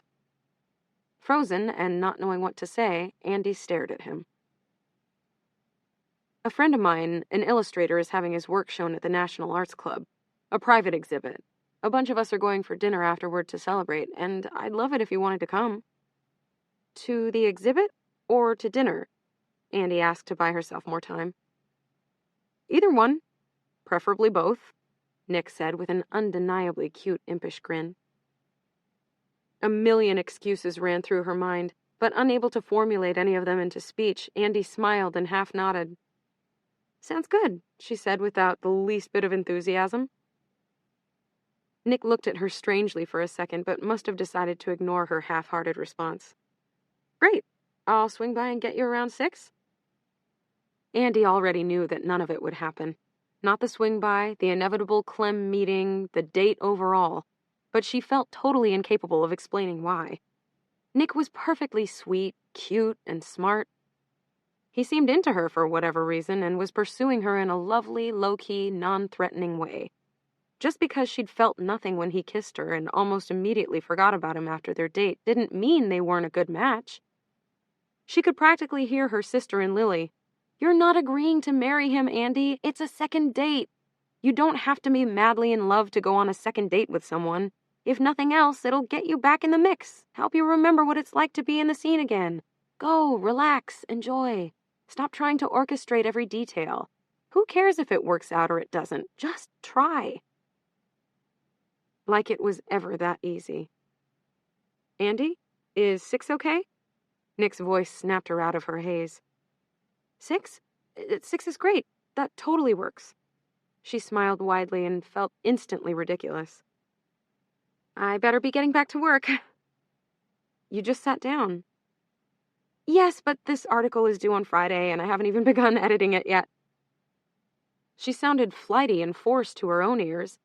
How awful must she have sounded to him? "Will you tell me what it's about?" "Saturday," she said, halfway out the lounge. "I'll bore you with all the details then." Her desk, when she finally reached it, felt like a respite.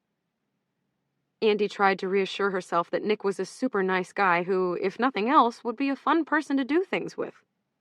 Why did she need to think beyond that? It was simple. She didn't. She managed to concentrate for the next hour, putting down another 100 words, and began to feel better about meeting her Friday deadline. Her new editor at New York Magazine, a Vogue transplant named Sawyer, was an absolute pleasure to work for. Calm, reasonable, totally professional in every way.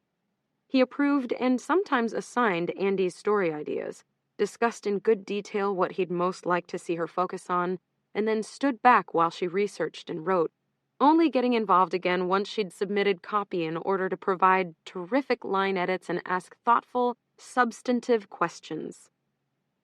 Her current article was, coincidentally, an in-depth feature piece on the ways in which same-sex partners tried to differentiate their weddings from conventional weddings without alienating conservative family members.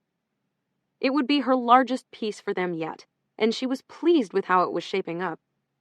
It provided her with a decent enough salary, at least when combined with the interest she made from her cut of the plunge's sale since she'd immediately saved and conservatively invested the principal, and the time to work on other projects, namely a book.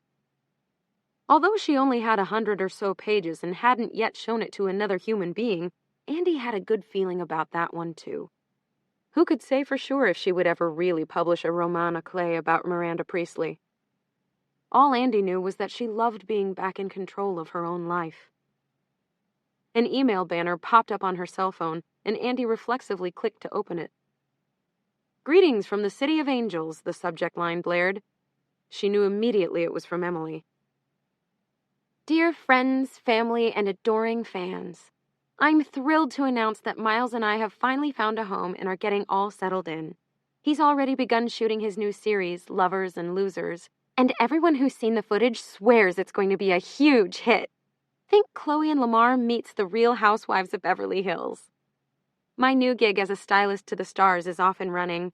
I've already signed Sofia Vergara, Stacy Keibler, and Kristen Wiig, and not to drop any names here or anything, but I'm having drinks with Carrie Mulligan tonight and will hope to call her an Emily Charlton client by the end of happy hour. We both miss New York and of course all of you, but life is pretty sweet out here. Do you know it was 78 degrees today and we went to the beach? Doesn't suck. So please, please, please come visit us soon. Did I mention we have a pool and a hot tub? Visit. Seriously, you won't regret it. Love and kisses, M." If Andy had tried to send some sort of message to Emily that they were no longer friends, Emily hadn't received it. Despite Andy throwing Emily out of her apartment the morning after she'd discovered the contract signing, despite her refusing to return any of Emily's calls or emails unless they directly concerned the sale of the plunge, and despite her ignoring Emily when they ran into each other socially, Emily wouldn't accept Andy's silence. She continued to text and call and email with random updates or funny bits of gossip, and she always greeted Andy with a big hug and an excited hello when they saw each other, which is why it was such a relief when Andy got the email from Emily a couple months earlier announcing that she and Miles were moving to Los Angeles. Distance would surely accomplish what Andy could not seem to. and she welcomed the idea of severing ties. Emily's dismissal from the plunge after a mere 10 weeks on the job shouldn't have come as a surprise. This was Miranda, after all. But when Max told Andy, she couldn't help the "I told you so." A single issue. That was all the time Miranda had granted Emily and her new editor-in-chief to prove themselves at Elias Clark before firing the entire editorial team she had so relentlessly insisted on retaining. Although it only added to her PTSD-like symptoms, Andy couldn't stop reading all the different accounts of the firing. A gossip blog had the most comprehensive coverage, probably supplied by Agatha or one of the other assistants who actually witnessed the whole thing, and Andy read it voraciously. Apparently, it had been a day like any other the week after the Plunge had published its first issue at Elias Clark. On the cover were Nigel and his new husband, Neil, who was, at least judging by the photos, surprisingly nebbishly unfashionable and older than Nigel by at least 2 decades. Nigel had gained a bit of pudge, no doubt from pre-wedding bliss, but combined with Neil's already challenged appearance, not even Saint Germain could make them look totally fabulous. Never mind that the first ever issue of any wedding magazine dedicated to same-sex marriage had gotten tremendously positive feedback from all over the country for its sensitive and insightful coverage of a long-overlooked group. The cover wasn't glam enough, and that was unforgivable. None of it was Emily's fault, but such details didn't concern Miranda. Andy wasn't sure who leaked it, Emily, Nigel, Charla 3.0, but all the gossip blogs agreed on the statement that effectively ended Emily's very short reign at Elias Clark. "You're dismissed, effective immediately, and take your staff with you." At this point, Miranda had looked Emily right in the eyes and said, "We'll opt for a fresher team." The entry had wrapped up by describing rather gleefully how the Plunge's entire staff returned from lunch to discover their keycards no longer permitted them access to the building. Emily had once again been fired unceremoniously by Miranda Priestley, although at least this time there was the generous sale price to console her. Emily emailed Andy that all the other staffers had landed on their feet. A few had joined other magazines. A couple had taken the opportunity to go back to school. Daniel had followed his boyfriend to Miami Beach, and Agatha, entitled aspiring Agatha, was trying her hand as Miranda's new junior assistant. They deserved one another. Andy's mouse moved to delete Emily's email as she had dozens of others, but something made her pause and hit reply. "Hey, congrats on the new gig. Sounds like a perfect fit. Congrats, too, on the house with the pool, etc. Big change from NYC, I imagine. Best of luck with everything. Andy." She was just about to start writing again when Nick appeared by her desk. Her entire being willed him to go away, to not interrupt her, and she regretted instantly saying yes to a second date. There was nothing wrong with Nick and nothing wrong with dating, but she should have known better than to mix that world with her new, wonderfully quiet and peaceful writing space. It was her escape from all things loud and overwhelming and kid-related, the only place she could be totally alone and still surrounded by people, all of whom were slowly and steadily minding their own business. It was all she could do not to plead with him to leave her be. "Andy," he whispered, breaking all the rules. There was zero talking allowed in the quiet work area, where Andy had chosen one of the farthest and most isolated desks. She turned and raised her eyebrows but didn't speak. "There's a guy waiting for you in the kitchen." "I didn't order any food," Andy whispered back, confused. "He doesn't look like a food delivery guy. Someone buzzed him up because he said it was important." It was the last thing Andy needed to hear. Important had to mean that it was Max and he was here about Clem. Andy yanked her phone from her bag and scanned it quickly. No texts or messages from Isla, which was comforting, but perhaps the emergency had been so dire she thought Max was more reachable and called him first.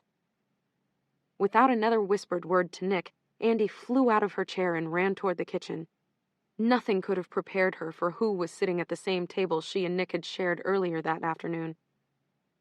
"Hey," Alex said, as though it was the most normal thing in the world. "Hey," Andy replied, completely incapable of saying anything else. He raked a hand through his hair, and Andy noticed it was shaking. No matter, he looked absolutely adorable in his jeans, navy half-zip fleece. and of course his signature New Balance sneakers.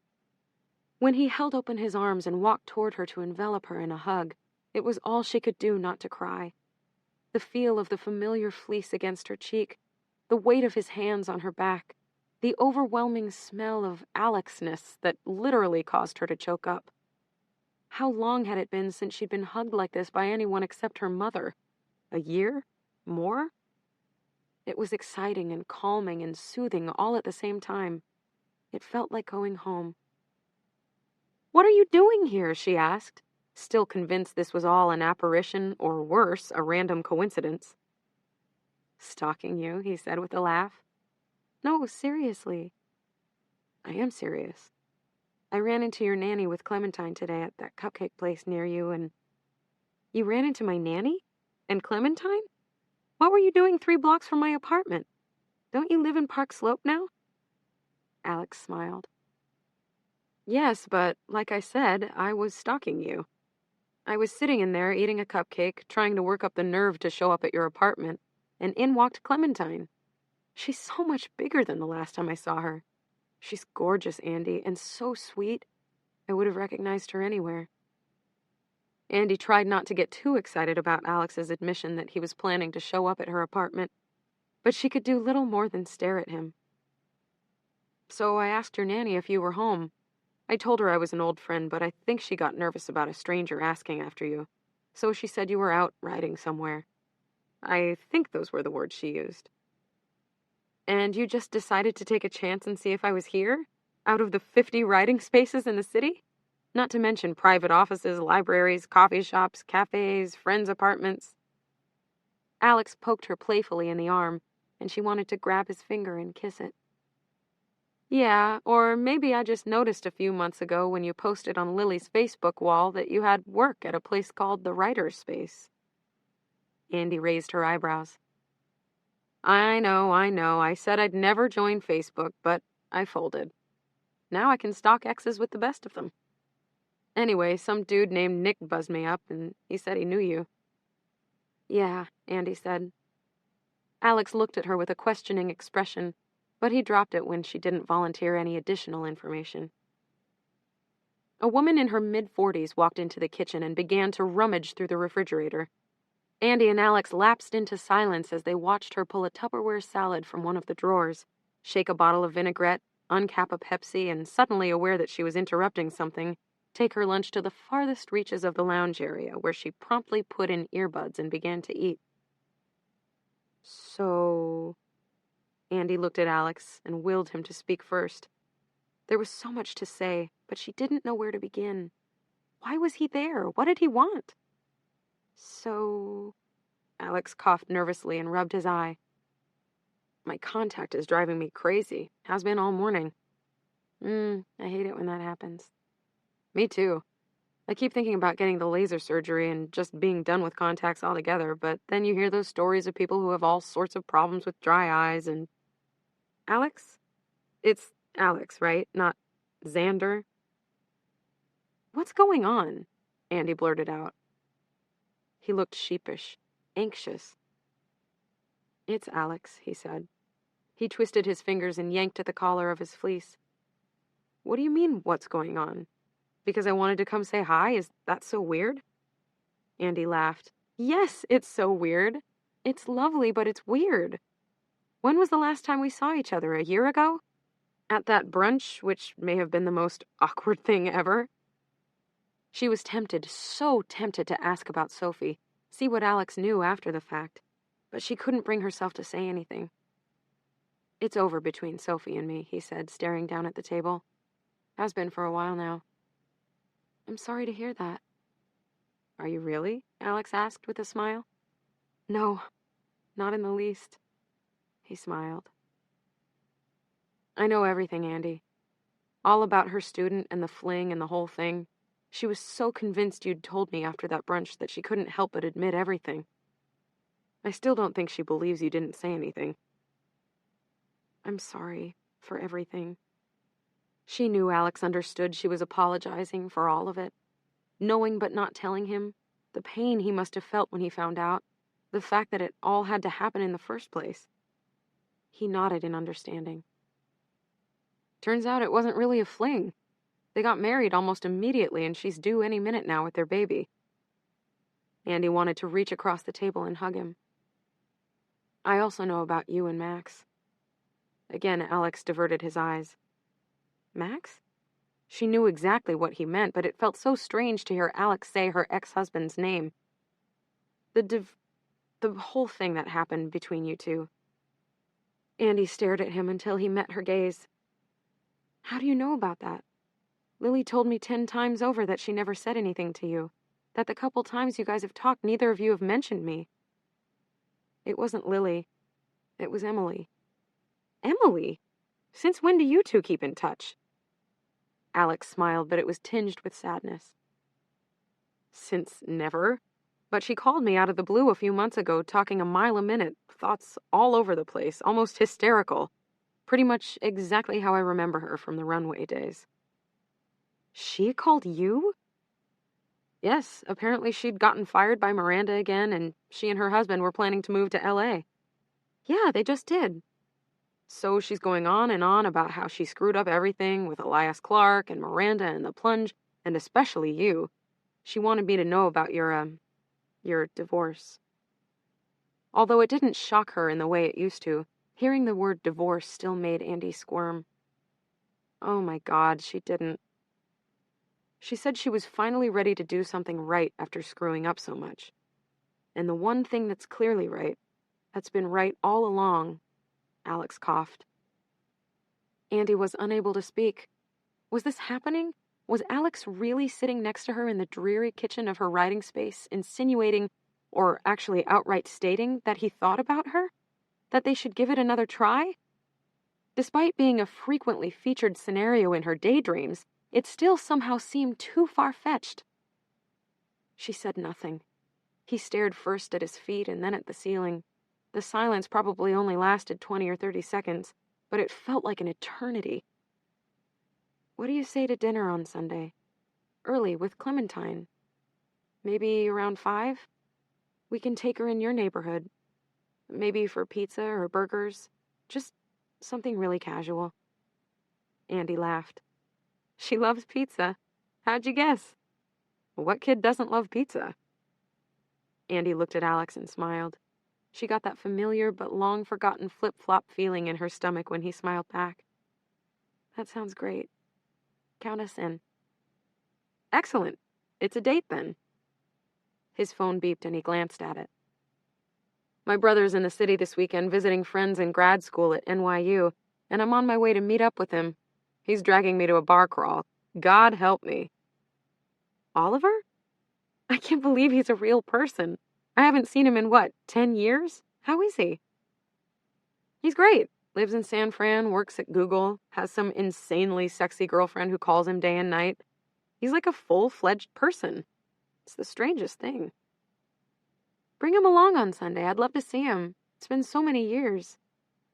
I'm not sure that pizza at 5 o'clock with his brother and a kid are at the top of his list, but I'll definitely ask him. Tell him I want to see him. I will, I promise. I'm sure he'd love to see you too. He always... Alex's cheeks flushed. What? Nothing. Alex, he always what?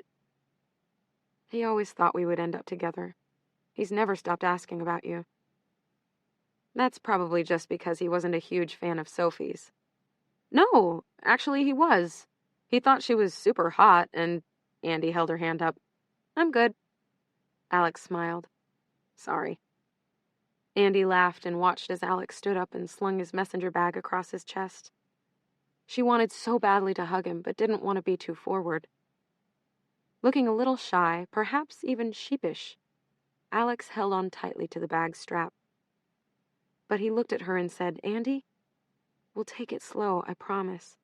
I don't want to rush into anything, and I know you don't either. We'll be careful.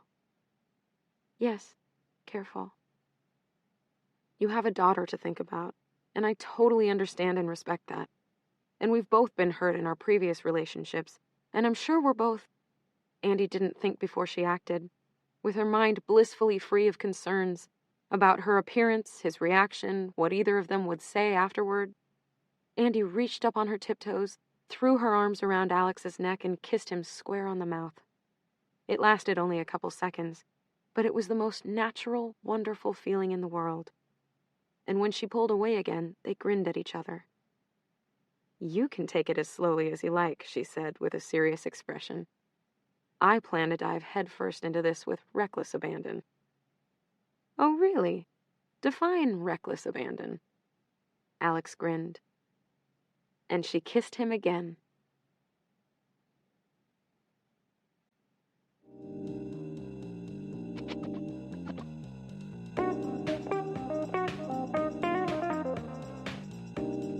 Revenge Wears Prada, The Devil Returns was written by Lauren Weisberger and read by Megan Hilty. The recording engineers were Erica Weintraub and Jared O'Connell. Editing and post-production by Like 2,000 Pounds. The associate producer was Ben Rimmelauer. Revenge Wears Prada, The Devil Returns was produced and directed by Travis Tunn.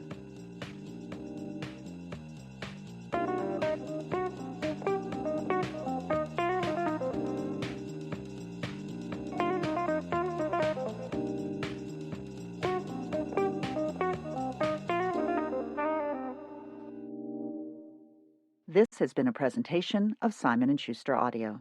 Revenge Wears Prada, The Devil Returns is available in hardcover from Simon & Schuster. Also from Simon & Schuster Audio by Lauren Weisberger, Last Night at Chateau Marmont, read by Merritt Weaver, and Chasing Harry Winston, read by Charlotte Parry.